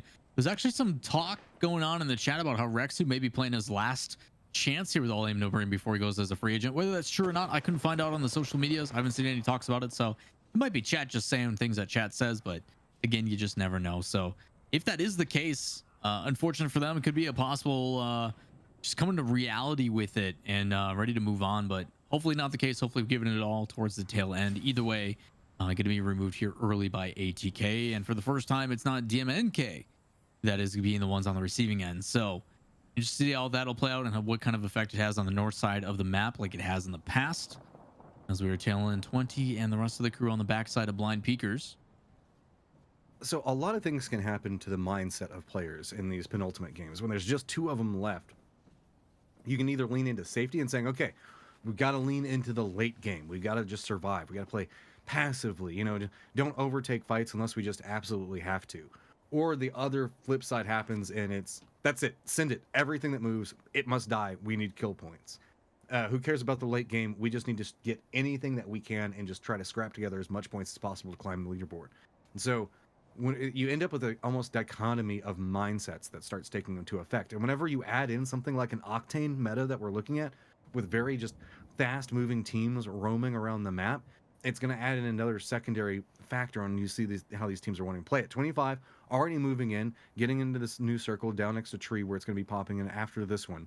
Also, Onyx look like they're going to be getting vision on where we see FB playing. So 1907 should be getting a little bit of an eye on what's happening here in just a little while. I like the way that we're seeing how this setup is coming into play, but not the cleanest firing lines back into what would be a very strong position. So FB going to kind of let them slide in, skate into the spot right now, but it looks like they might be repositioning around to maybe catch them, maybe catch the last member, because I think that they spotted 2 of them move in, so I know that there should be one more coming. or at least to see if maybe they can get an angle to get some damage into it. But Onyx already has a read on this, knows exactly where they're at. Spotted him out, goes for a spray into it, gets a little bit of damage, but here's the commitment coming in. Everybody jumping back down. That means the fact that this is kind of a standoff between these two. If they can hold this one out, it'll turn it back in their favor just a little bit. Onyx now finding themselves firmly being pressed on, and oh, that's pretty bad. Already one member down for FB, but one down on Onyx's side as well. Quick exchanges go between the two of them. Onyx still just trying to get a little bit more information, and here comes the reinforcements. Now having finished out this outside fight, trying to gatekeep positioning onto it. And remember, this is FB's home territory. This is where they drop. This is their territory to control, and have already lost members. Yeah, difficult spot here for FB. That's just a good read. Hidoka actually sweeping around the backside really ruined that fight for FB. You had a player up top that was going to kind of supply support and put a lot of pressure on the other angle that was kind of missed out on. But because those shots come in and they actually take them down quite a bit, it just completely kills the momentum of that fight. So well done there. Under 7 FB though, still gonna some information and see what they can do, and this is a cheeky way to do it. So boom, well played. There you go, well played. Sneaky little play here. As Onyx now finding themselves on the receiving end. They managed to win one fight, but you can see the fact that problems are abounding. There's just enemies coming from every single door. 2 down, only 1 up. Make that none up. Onyx, he may have won the fight against FB, but they've already reset, and you're now back in the lobby. Man, that's rough. Onyx feeling super confident after that fight. They get out pretty much FB, but then FB's like, yeah, we're back into it as if nothing ever happened. But for the other side, Alien Cosmos, the team that's been kind of sneaky in some of these games. You don't hear their name as much, but when you do, their fights have been very efficient. They come in and they wipe you relatively quick. So honestly, it's kind of interesting to see on how they've been playing. I wish we could see them play more, because for a team that's sitting in the standings right now, 14th, I watched them take fights and I'm like, yeah, you guys should be winning some of these trades. So I wonder what the reasoning is to why as to they're so low in the standings. Because when I watch them fight, the shots are clean. Yeah, usually sometimes it could just be macro decisions that come into a factor, like rotations and the way we look at it. Onyx they fight phenomenally well, and here we go. It's just here we go. The nature of the beast at this point, just rolling in. They're like, oh, you're all the way on the other side of this bridge. It doesn't matter. We're just gonna go ahead and jump in at you. Oh, hey, look, here's some more targets. Let's see if we get some more damage into these guys and what all we can inflict onto them before we just go back and reset. Outside angle for Atrocity is also gonna get able to inflict a little bit more damage. And let's just go ahead and throw in some arc stars while we're at it. Just think about it. You've got flying camels coming in from everywhere, so many different angles while you're trying to survive, and you even manage to get damage onto them. And they just reset, ready to come in yet again. Australis trying to figure out what do we do to contest against this. Looks like they managed to get their shields back up and are just gonna leave the bridge alone. They're like, that's it, you can have it, we don't want it. We'll just go ahead, leave, head back north, make a longer rotation. We just don't even want to contend with what you're bringing right now. The other scary side of that too is, yes, they may be engaging from a certain area, but based upon that pylon placement, where exactly are they going to be attacking from when they come back into it? So a really good disengagement here from Australis, just not trying to mess with it whatsoever. Obviously, Flying Camel's a very big team that they would like to avoid, but again, they still got to rotate to the same spot. On the right side, though, you see DMNK. They kind of just weaved around Anka, where they rotated north back into the same area where Anka was rotating initially from Epicenter on the north-hand side. I don't know what kind of loot they would have found from that, because that's where Anka initially started. So they've taken their time coming into that north side and down headed south. So will be interesting to see. Flying Camels does spot some out. They aren't as healthy when it comes to their gear as in the past, but I'm sure they'll make plenty count. They do have that ultimate backup, just spoon feeding those accelerants. I mean, how many calories are those things a piece? Because if not, that poor remnant putting on tons of weight. You can see, we do see it's going to be Australis do manage to find themselves a way to get a little bit ahead of what's going on. Flying Camels still on the hunt for this, has an idea on how they're going to be moving through. 25 Esports was caught up inside of a little fight there. Going to go ahead and flush out one, and that's going to be HLDC, who saw potential of a fight start brewing between them, and looks like 25 Esports is going to be the beneficiary of that and retreat out, and is going to get a fairly centralized position to boot. 25 Esports finding themselves in quite a few fights earlier on, but still full strength and full roster in ultimate accelerants as well. So Salem has been doing a good job of using it primarily for information, just trying to find out where people are, and obviously getting the outline makes it a little bit easier. But Haven't really used it for the engagement properties, so You can see that this is kind of the problem whenever you get a fairly centralized point. Look at how many targets you have to look at around you and the amount of approach angles that you have to just try to protect from. So you do get a lot of information, but again, it's the problem of whenever you're looking at such a high mobility comps that are going to be being brought your direction. If you don't make sure to secure every single point along the way, you could find yourself just instantly jumped on. As you can see, people bounding off in the distance over there. I'm pretty sure we're seeing a couple of rotations that go through FB, back up to a strong position right now and getting all their armor back situated to a decent point. And I don't know the entirety of the gun situation, but Team Anka looks like the fact that they're managing to get enough damage in to maybe make some type of opportunity out of this one. Instead of a little bit of a dance back, perfectly content to have the angles and the control. Now realize the fact that they've got the armors down. The question comes into play, what are they going to do with it? Very aware of the fact somebody's trying to flank back around behind them. Instead, good read on that and perfect timing coming out from this Bloodhound to have an idea of what's going to be coming through. Drops back down, perfectly controlled inside of this, just unfazed by the movements as they come into play. Orpheus does go down, but you can see not going to be a big problem. Should be able to get the res back onto it, and now has a ton of loot to make sure to get back into a stabilized position. Yeah, Devils does a really good job, obviously, with those two bubbles and just patient on the shots. Too many times people get really panicky in those moments, and DMK able to clear out another one as well. So some of these squads starting to drop down. We are halfway through now with 10 remaining, but everybody's still at full strength. Back here. Level 4. Yeah, really, DMK doing a good job of holding this through. They've done a pretty decent position. We often see this. If they can manage to get away from that fragment fiesta that's going on, they can manage to make it in the late game. They manage to secure kills. They are a force to be reckoned with. So really, it just feels like as long as you can shut them down early, then it makes it a little bit easier for everybody else in the lobby. But do note the amount of teams that we're seeing stacked up in this ATK. The perpetual opponents of DMNK holding down the points are going to be pretty close to each other, as well as Dojo. So while we didn't see an early fight between the three, there's a decent chance that we're going to see them all compressed into a similar position. Right back behind that, you can see it's also going to be Flying Camels looking back into FB's position, which could be an absolutely pivotal fight. To the south of that, we also have Astralis playing in position. So a lot of key fights. One, I would say kind of stacking up for ego and I guess the feels of feeling dominant in position. The other side, we're seeing three of the top teams all starting to get vision and lineups on. Shots coming out, Bravo up top. Ray One does get hit pretty heavily, so just gonna back off a little bit and reload and get back into it. But Flying Camels, obviously you see the pylon dropped and gonna use that ultimate. So partially searching for just information. The other side trying to find somebody. So they do ping one out. It looks like they have someone on their radar. Shots from the other side, and they're gonna double back. We need to be careful. Again. I know, you guys should know what's going on at this point. Drosty getting in some damage. You got the high ground, not making the jump in just quite yet, but you know the fact that they got fairly separated. And here we go. It's starting to be the stack up. It's ATK versus DMNK. Looking back over in the same direction, so a couple of grenades now coming through, opening up the doorway. A very weakened DMNK has nowhere to go with this one. It's going to be ATK coming in with authority, gets control over this, and do get themselves the position. And the beneficiaries are finally getting a little bit of vengeance back onto the team that's been harassing them at the early stages. Or they're technically harassing. Who knows at this point? I don't even know how this started.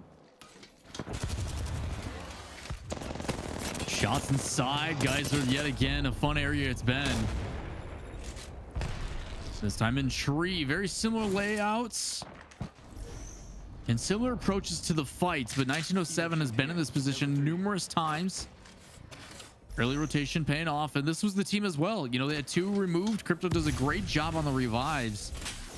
And a team that was down and out, and you know, Onyx thought they had the leg up. Now Onyx is gone, and 1907's fine. We've got a new team positioned up next to him, looking over there. I like a little bit of a sneaky peek onto that one, getting a touch of damage onto him, making him think a little bit better about pushing down this hallway. I mean, whenever we've seen the geyser fights, you know the fact that these hallways are just so deadly to contest with, and so it's not geyser, but it's pretty much the same thing. Australis getting some vision on what's going on around them, taking in a couple of pot shots to weaken in. It doesn't look like they're really committing to any form of push just quite yet, and that's not surprising. Still have 9 squads still alive, and so really just kind of jockeying for position and information to work with. Australis in a great point to gather a lot of that information and really get an idea on how the fights are breaking through, but realize They've got about a minute and 45 seconds before they have to move. So FB holding up this other position on the outside of this one. ATK playing the lower position with it. You can see it's going to be Dojo holding down one of the other compounds. 25 Salem, still a little bit of a high ground, I guess, capsule of themselves. I hear these buildings called so many different things. Now the questions are going to come into play. How are we going to see these teams line up against each other, as it's going to be all the teams getting stacked into very close corridors with very limited options on how to defend or attack. Yeah, one team gone now since the last time we mentioned it. ATK just holding angles. Obviously a lot to cover here.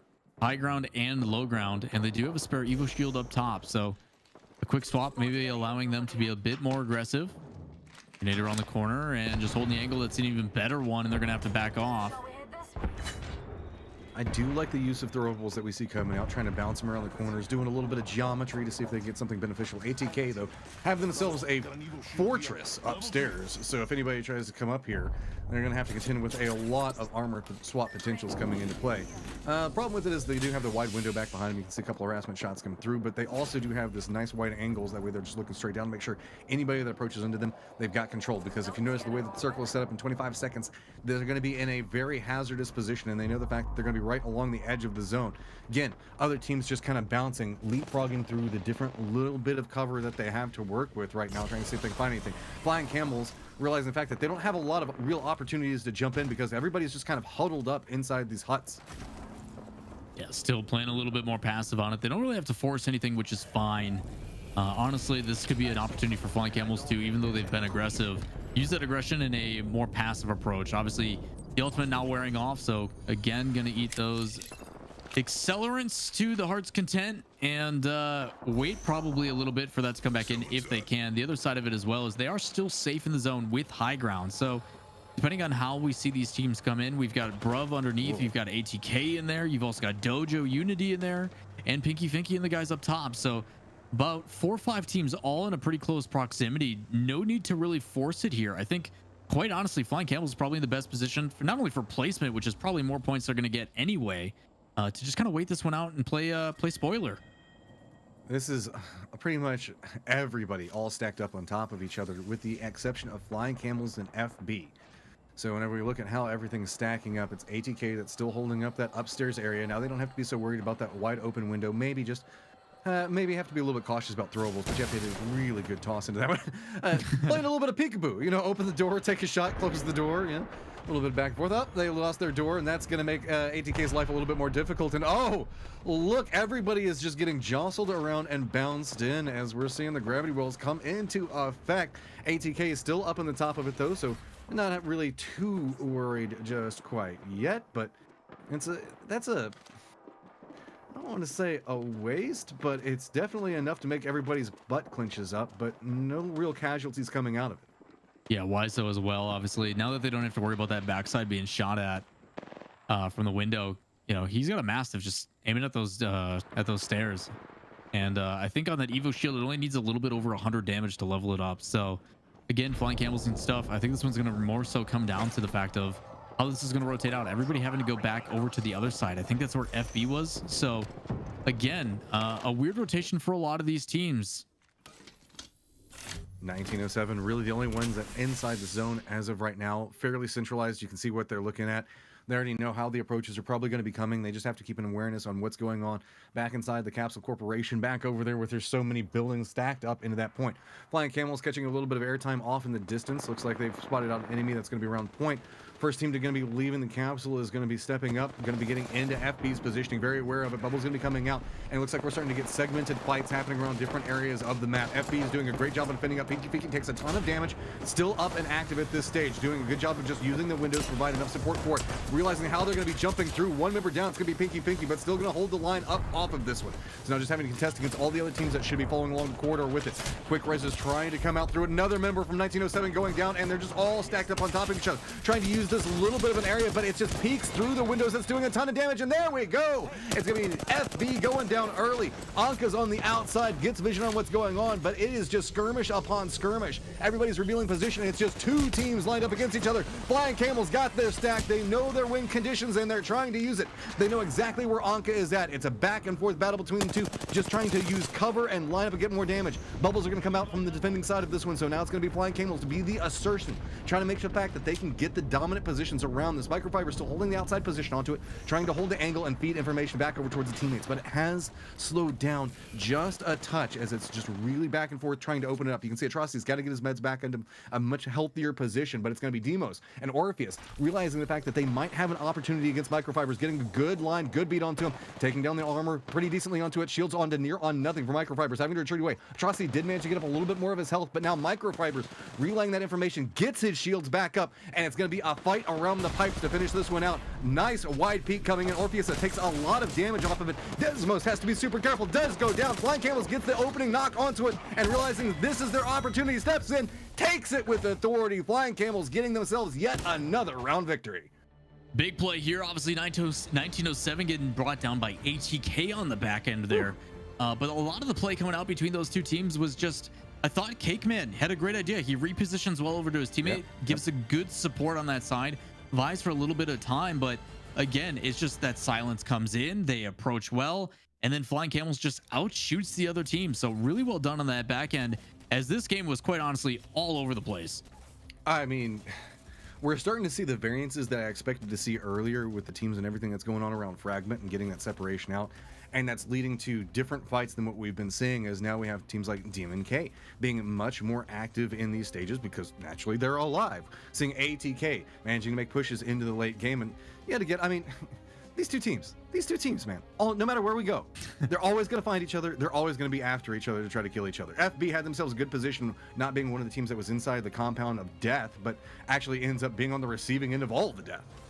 Yeah, it was a really tough spot too for Bravo on the back end. They're obviously having to sit on the outside with Zone pushing them in, and then you got FB inside, and even Flying Camels gets involved a little bit. So it was just kind of that domino effect of, at this point, there's nowhere else for us to go, so you got to get out, and we're going to remove you. So yeah, a difficult situation obviously on the back end there, but Flying Camels again with 1907 also pushing in that same spot.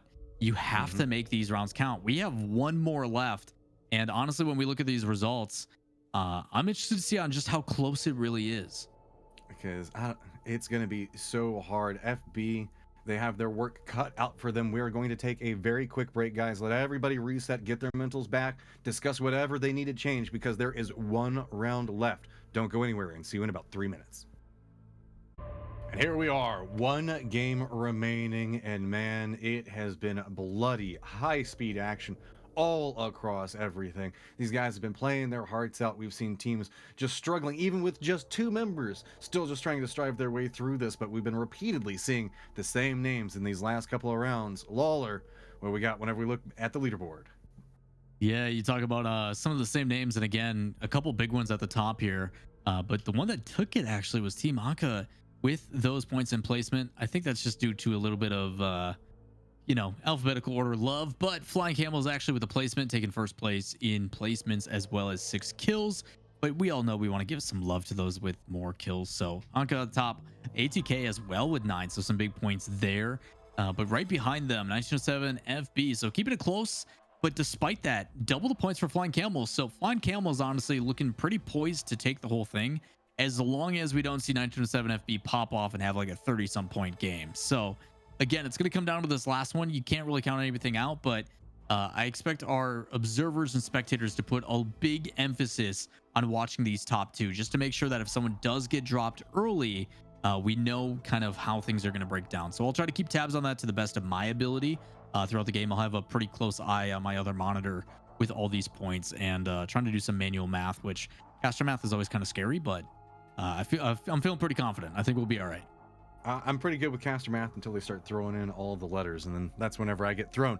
DMNK, bruv, opportunities. I mean, we saw DMNK. They can win rounds. They won several yesterday, but they have to get separation out from that early game. Dojo Unity wants to make sure that they keep that containment going on. They want those kills onto DMNK very, very early, but Australis is a team that I'm pleasantly surprised to find continuing to climb the leaderboard now in a firmly cemented third place with a little bit of a, I guess, a drop off back behind them. And I think, again, it just comes down to the way that they navigate fights. It's just beautiful to watch because, again, they're very quick to react whenever they realize that they have an opportunity, but at the same time they are safer than Flying Camel's play styles. It's more about like high ground control, more about getting into positionals, whereas Flying Camels is about getting in your face. Yeah, I want to say like credit obviously in big shout outs to Australis based upon their performance. You want to talk about consistency. The very first round of the day doesn't go too amazing in regards to kill side, but it's still like they put up a ton of points. They put up obviously first for placement with 12 kills, which again is definitely on the higher end, but for some of the teams that have been really able to carry it through, not as much as you would think. But you're still talking what, first place, fourth, third, eighth, fourth, first. Like they've been placing really well. They've never not placed like their worst placement is eighth. Honestly, that's incredible. All of these but one are top four. All of these but one. So yeah, there's a big reason they're jumping up. So Australis, some consistency, making up a lot of ground, and that's exactly the type of day you need to have on the second day. So Australis crushing it right now. On the flip side of that, it's been FB managing to make it into the later stages. With 1907, they do manage to make it in the late game, but it's not with the same authority that we saw yesterday. I mean, whenever they managed to make it into the late game beforehand, they were stacking up a ton of kills. They were very aggressive in the later stages. I mean, it was just a dominant showing coming out from them. And if anything, it feels like a little bit more hesitant today. Yeah, I think I would agree with that one. And I think it's just they recognize that the position they're in, and there is some teams that kind of let off the gas a little bit. Flying Camels obviously having the opposite approach. They realized, I think, very early on, especially after the first round, hey guys, we can't keep doing what we did yesterday. It's not going to work. We got to get aggressive. I think kills are our factor, but I will say they are mixing up the team composition. They are getting and retiring Revenant, and for the last one, they're going to play and bring in a Horizon. So excited to see on what kind of differing impact this has in their playstyle. I do think it's a little bit safer, and they're going to be playing more so for positioning, obviously, because of that. Because at this point, I think they've got as many kills as they want, and they know as long as we place well, we're going to be fine. But it's Dojo Unity, an early push up high. They're wanting this when they're stepping through. That's a down on both sides with it. Dojo Unity no longer content to just let everything happen and then swoop in and take it out towards the end. They're coming in the earlier stages, and they're getting involved in this. Yeah, needing to be careful, obviously, though. And they approached that relatively well. A couple of good shots here and using that cover angle. But again, we go back to our favorite two. We've got DNMK and most likely ATK fighting here again in Fragment. So this is Dojo's compound. This is the one that we just saw them take a fight in just a second ago. So Dojo stepped into this, and now it's DMNK that are going to be the third party stepping into this point. So now a little bit of a role reversal with Dojo making the first step into this. Really doing a good job giving them some information. No, they're on the stairs, so probably going to retreat, go down a little bit more, have some time to work with here. But shots coming out, Dojo Unity getting threatened elsewhere. And drop down, that's 1.5, make it 2. Now Data's the only one left. And just going to completely retreat. Remember, it's top 5 for money. Data is the last one up for his squad and holding down that 5th place position. He has got to stay alive to make sure that they secure themselves at least some type of points in this. So Dojo Unity steps in, takes the early fight, but now you can see on full-on retreat now as DMNK finally getting the vengeance back on the team that regularly harassed them after the ATK fight.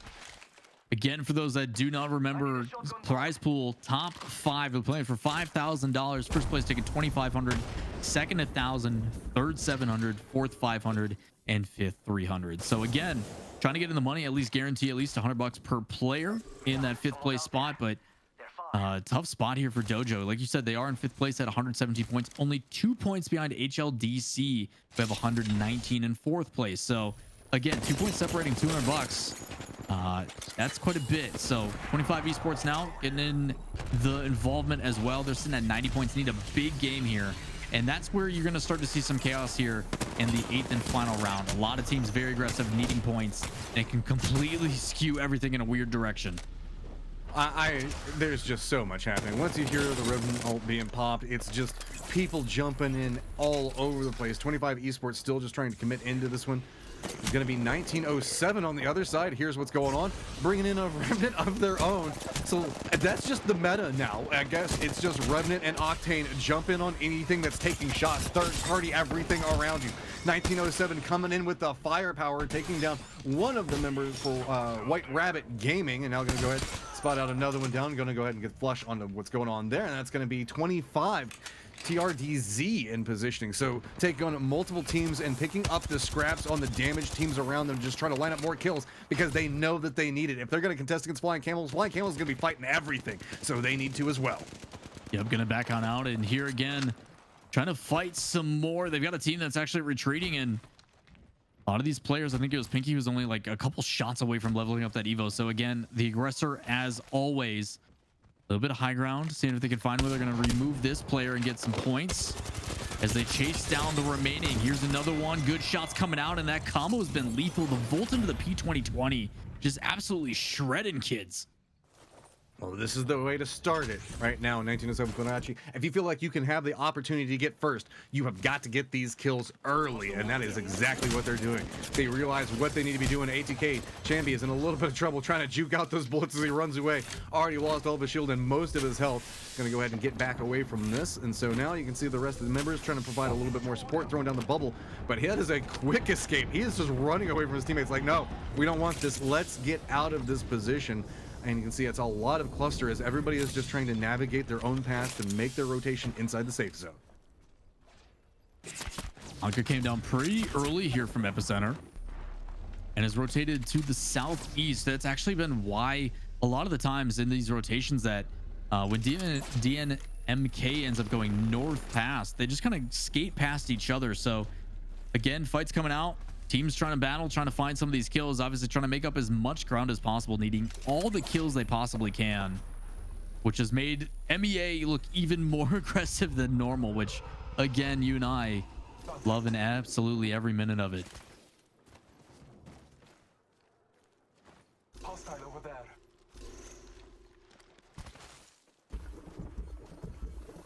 A lot of positions, not a whole lot going on.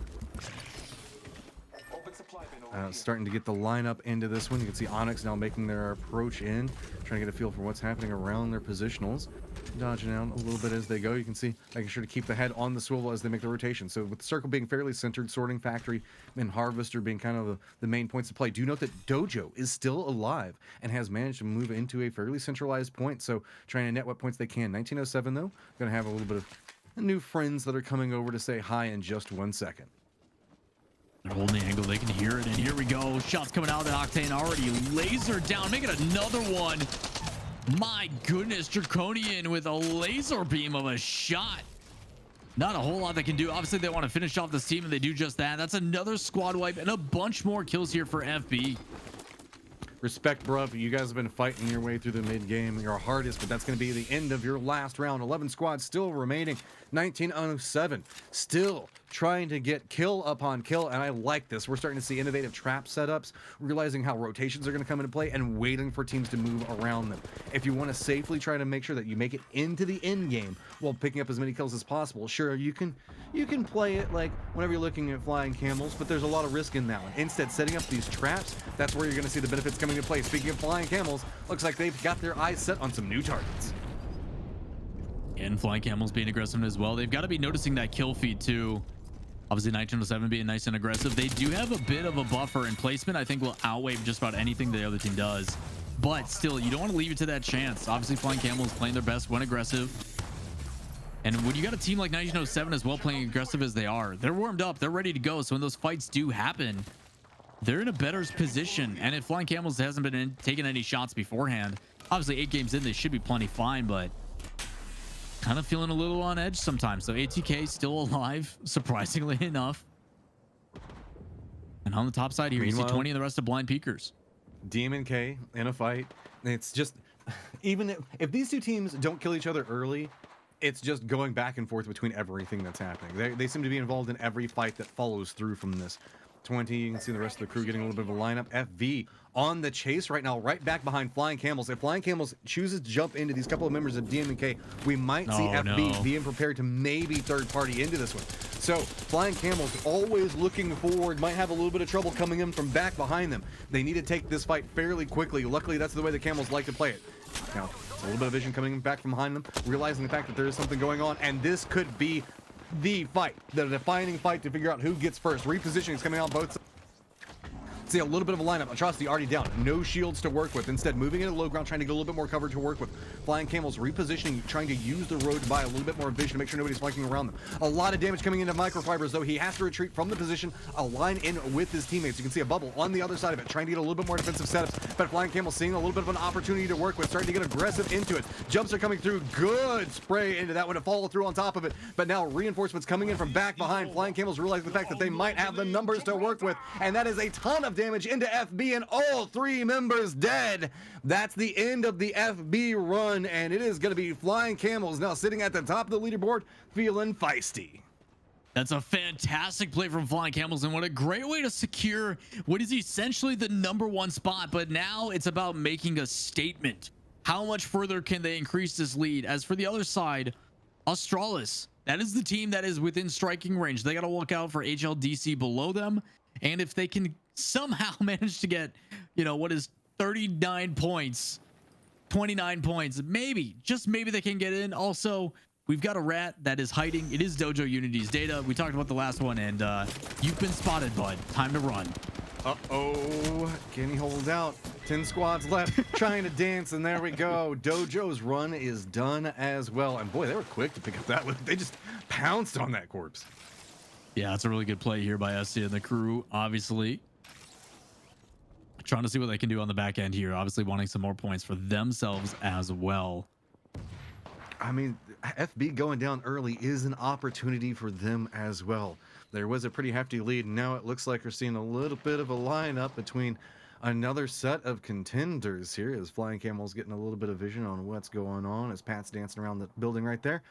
ATK's on the other side of it, and this is a awkward position, as there's going to be a lot of teams playing around the choke, and you can see just whenever we lost it for just a second, we just saw kind of how hard it is to spot out what's going on. Atrocity, though, got goals, man. Atrocity's like, all right, we've taken down the first team to really mess with us. Let's go ahead and push into this one. And you can see right as soon as they step in, another squad's like, we already know what's happening. We know what's coming our way. Hesty and the rest of the crew, they're like, nope. We know the fact that we need to secure points. Astralis is not wanting to take this fight at this stage.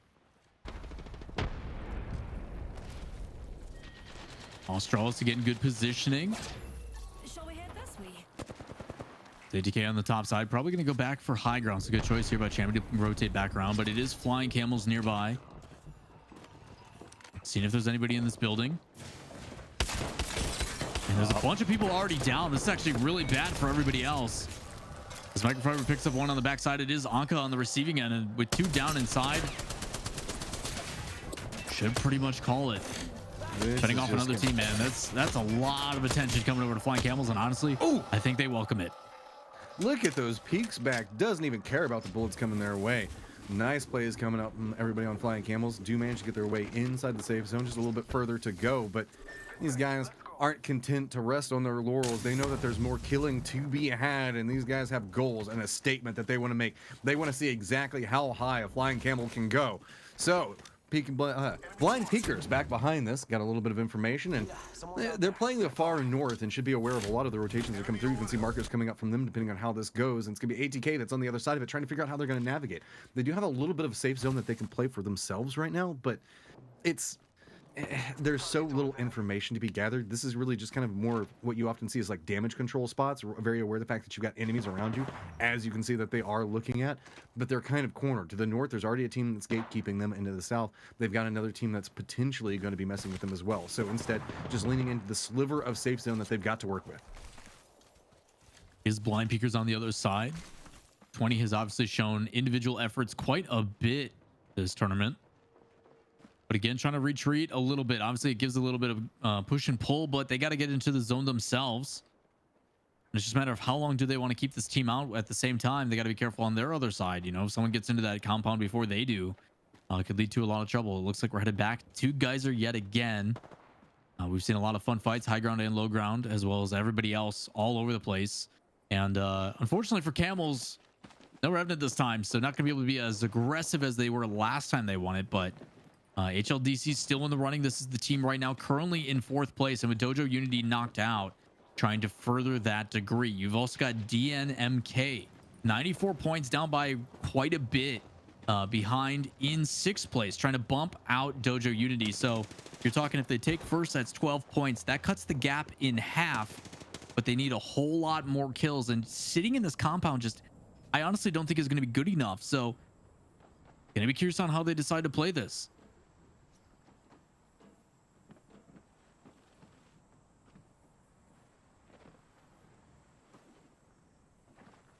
HLDC just kind of roaming around, peeking their angles, not wasting too much time. Zone coming in, trying to make sure that nobody attacks from their flank. Yeah, a good read onto this, establishing control of a quarter that somebody could be approaching onto. And just like you were talking about with the Astralis, they have good positioning, but there's not a lot of targets really left. And out of those targets, there's some threats to really contend with. HLDC is ridiculously strong team, as well as we still have the Flying Camels running with their 2 members off to the side over there. DMNK is on the other side of their positioning, so while they do have a lot of threats next to them and the potential to get a lot of kills, it's just like you're saying, I don't know if they've been able to string together enough to really contest up against where 1907 Fibonacci has managed to finish up at, but there still is the opportunity for it. They know the fact that they have positioning. It's just a matter of, can they handle what's all going to be thrown at them, because look at how many teams are starting to step up and vie against their position. Oh, For Flying Camels, though, they do go back into the zone. They pick him back up. So again, able to make something happen here. Flying Camels really trying to run away with this one. That initial fight with 1907 FB, they do win out, and it's like, okay, closing it out here, but again, not playing it lax, not playing it dumb either, you know, checking their angles, playing it smart, reason why they're in the position the way they are. But they got ATK on the back side, and a couple shots coming out, not able to land anything. If anything, I would not be surprised if 1907, but Flying Camels decides to re-engage after Vaz gets all of his stuff back. Well, they had been holding down this position for a while, so unfortunately for everybody else, that means the fact that they have some options to work around. Do you note the fact on what Atrocity is playing right now, though? A little bit of a mix-up from what we've been seeing. All things considered. Did they make that switch last round, or is that just for this round? No, this I mentioned that at the very beginning of this, how he went back to the Horizon, obviously trying to play for a bit more placement, and benefit of the Horizon is the positioning. So yeah, again, trying to get some of these team fights together, high ground being used in a different angle of approach. But now here's that aggression we were talking about. But that Gibraltar bubble, absolutely clutch for one of the teams until it comes out. You've already got Microfibers down and possibly another one with Atrocity, but need to be careful. It's going to be up to Foz. This is the player that got revived and brought back to give them a chance. But shots, the last one left, somehow able to get out of it. And now Alien Cosmos deciding to get involved too. Oh, it's turning into a party off to the side of this one. You can see Flying Camels just trying to get away, going for a long roundabout approach to make it into the safe zone. Just trying to squeeze their way in through there, but no, it's going to be Atrocity, the last one up. And now more opportunities starting to mount up for Astralis, but the problem is none of the fights are happening near them, so they can't pick up these kills. It's all the fights that are happening around what's going on. Alien Cosmos now getting a read of what's happening inside the safe zone itself, realizing where the positionals are coming into play, setting it up, almost got vision onto it, and I like that. Wait for them to land, but narrowly misses it. They do have themselves a jump pad ready to execute if they find themselves an opportunity to go in. Get some damage off of it. Not a lot to really kick everything off. Still 7 squads holding down inside this tiny circle. A little bit interesting choice here by Akash. Obviously, probably trying to utilize that Kraber shot, but long range with the Mastiff. Yes, it's 11 damage, but you had a guy on top in open field. Probably could have taken a shot and, you know, removed that. But, you know, man, you do you. I'm just here talking about it. Alien Cosmos, I like the place that Alien Cosmos is playing right now. It gives them a lot of opportunities versus, I don't know, the rough neighborhood you can see kind of being stacked up inside of this positioning right now. Astralis on the other side of this one, you can see that they're having to be very cautious in control of doors, both doors blown out, so it's predominantly a peak battle back and forth as anybody steps down to get a little bit more information. That also does deny a lot of knowledge on what's happening around, as both of these teams are kind of hunkered down into this position. It's allowing teams such as right now what we're looking at HLDC, who's got this outside position that can really get information and the patience to come in, tries to go for the shot, still goes a little bit wide. Oh, hey, he does manage to connect with a little bit there. So now it's just waiting it through right along the edge and good gatekeeping position coming out from HLDC. Yeah, good shot with the Kraber. Does end up being a headshot, so knocks one down. Trying to get some Arcstar's damage on the other team, but the team does do a pretty solid job of response to fend off the attack if they want to engage with that entry frag. So again, you do have some hiding underneath and just kind of buying time, waiting it out. Shots coming in. This was a team with Hestia and the rest of the crew from Australis finally getting involved here a little bit in some of these engagements. Obviously, that door being closed, that could be dangerous on the back end. And now pinched in between two, needing to be careful. They do wipe one, and now it's back on the other side. They try to push forward and keep this team off. And Australis doing a really good job to keep themselves in this. The way that they navigate these fights is always so smart, and I love to watch how that they play through this. Great awareness to just go ahead and commit in the fight on one side, seize opportunities, and just constantly taking everything that they can from this. No fights were really happening around them. Instead, all the fights got brought to them, and they're managing to pick up the kills with it. The question is going to come into play. Is it going to be enough to chase down 1907 Mirachi in their positioning in that second place? Australis wants it. You know the fact that it would be a great statement to come in and make that establishing point. We're at 4 squads still remaining. HLDC still holding the high ground, still just watching everything as it goes. Bring in some caution. There you go. Hit him for 145. Make him instantly retreat, bubble down off of it. And look at this. He's just got vision on everything that's going on. Still only a couple more shots left before having to get in there with the Eva. 2 shots remaining. Got to make them count. Obviously, with the team that wants to engage, you got one inside with hard cover. It's still Australis doing a really good job. You've got another team on the backside on the south end as well with some good angles from up high. But with no doors pretty much in any of these, and what it looks like a possible crypto dropping that EMP, it could be a good engagement. See, now HLDC with all the vision, all the knowledge and what's going on, waiting for the opportunities as they present themselves. Demon K trying to make a little bit of a crossover there. You can see holding down positionings, but HLDC just has so much to work with. You can see the center of the circle is going to be outside of this compound that everybody's been playing around, just trying to hide into cover, and yet again, a good connecting shot. These guys, they just have everything pincered down into point. Oh, man, that was rough.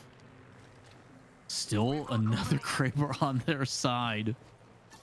A lot of damage output here for HLDC. I mean, what do you do? There's crossfiring Krabers, man. Like, this is just dance around. There it is. There you go.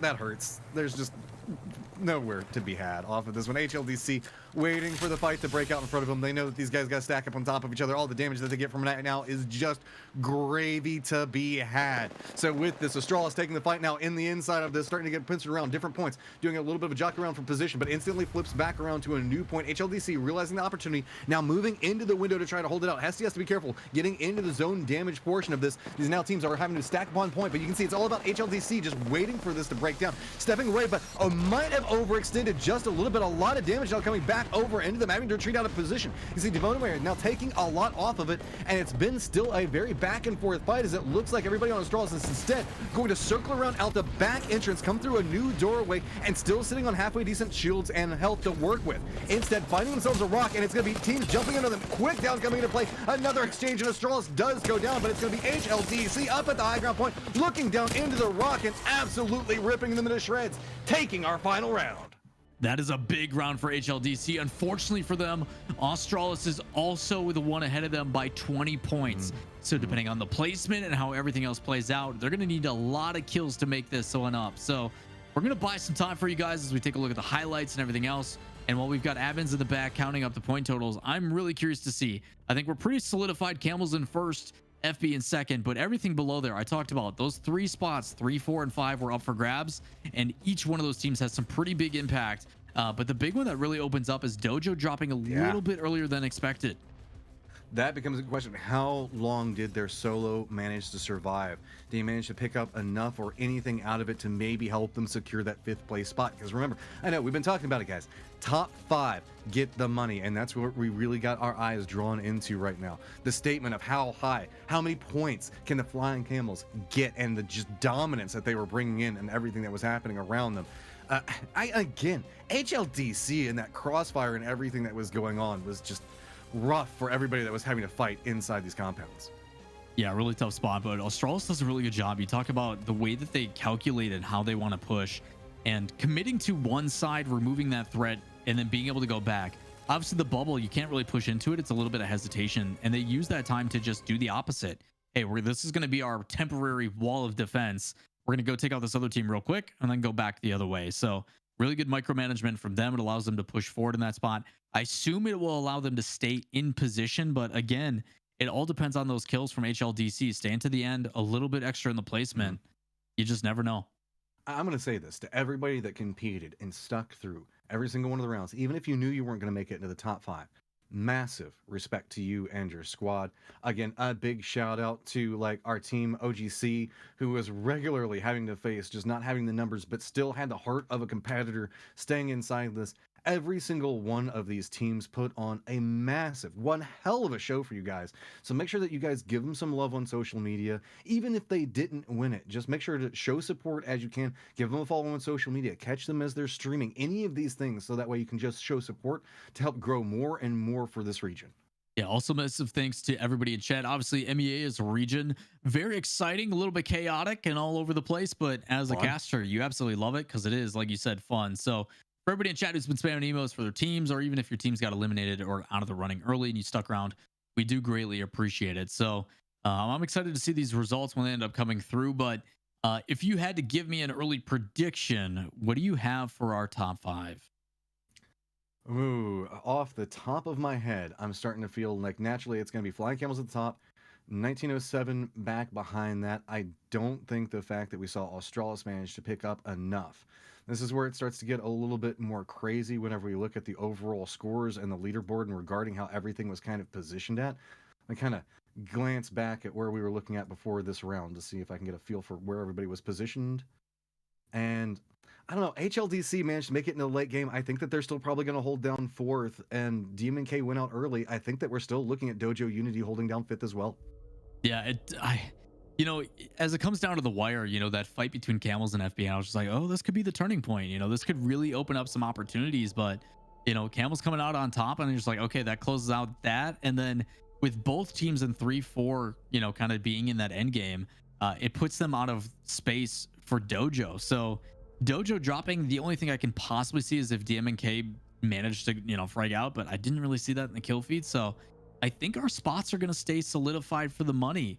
As uneventful as that may be for some, it is also credit as to the fact that these teams are performing consistently in those spots. So credit's where it's due, but hopefully we're wrong. Honestly, I'm always up for some mix up, but we are casters. Exactly. We won't know exactly are bad at math, so no telling what we screwed up. I think we're feeling pretty confident on this one.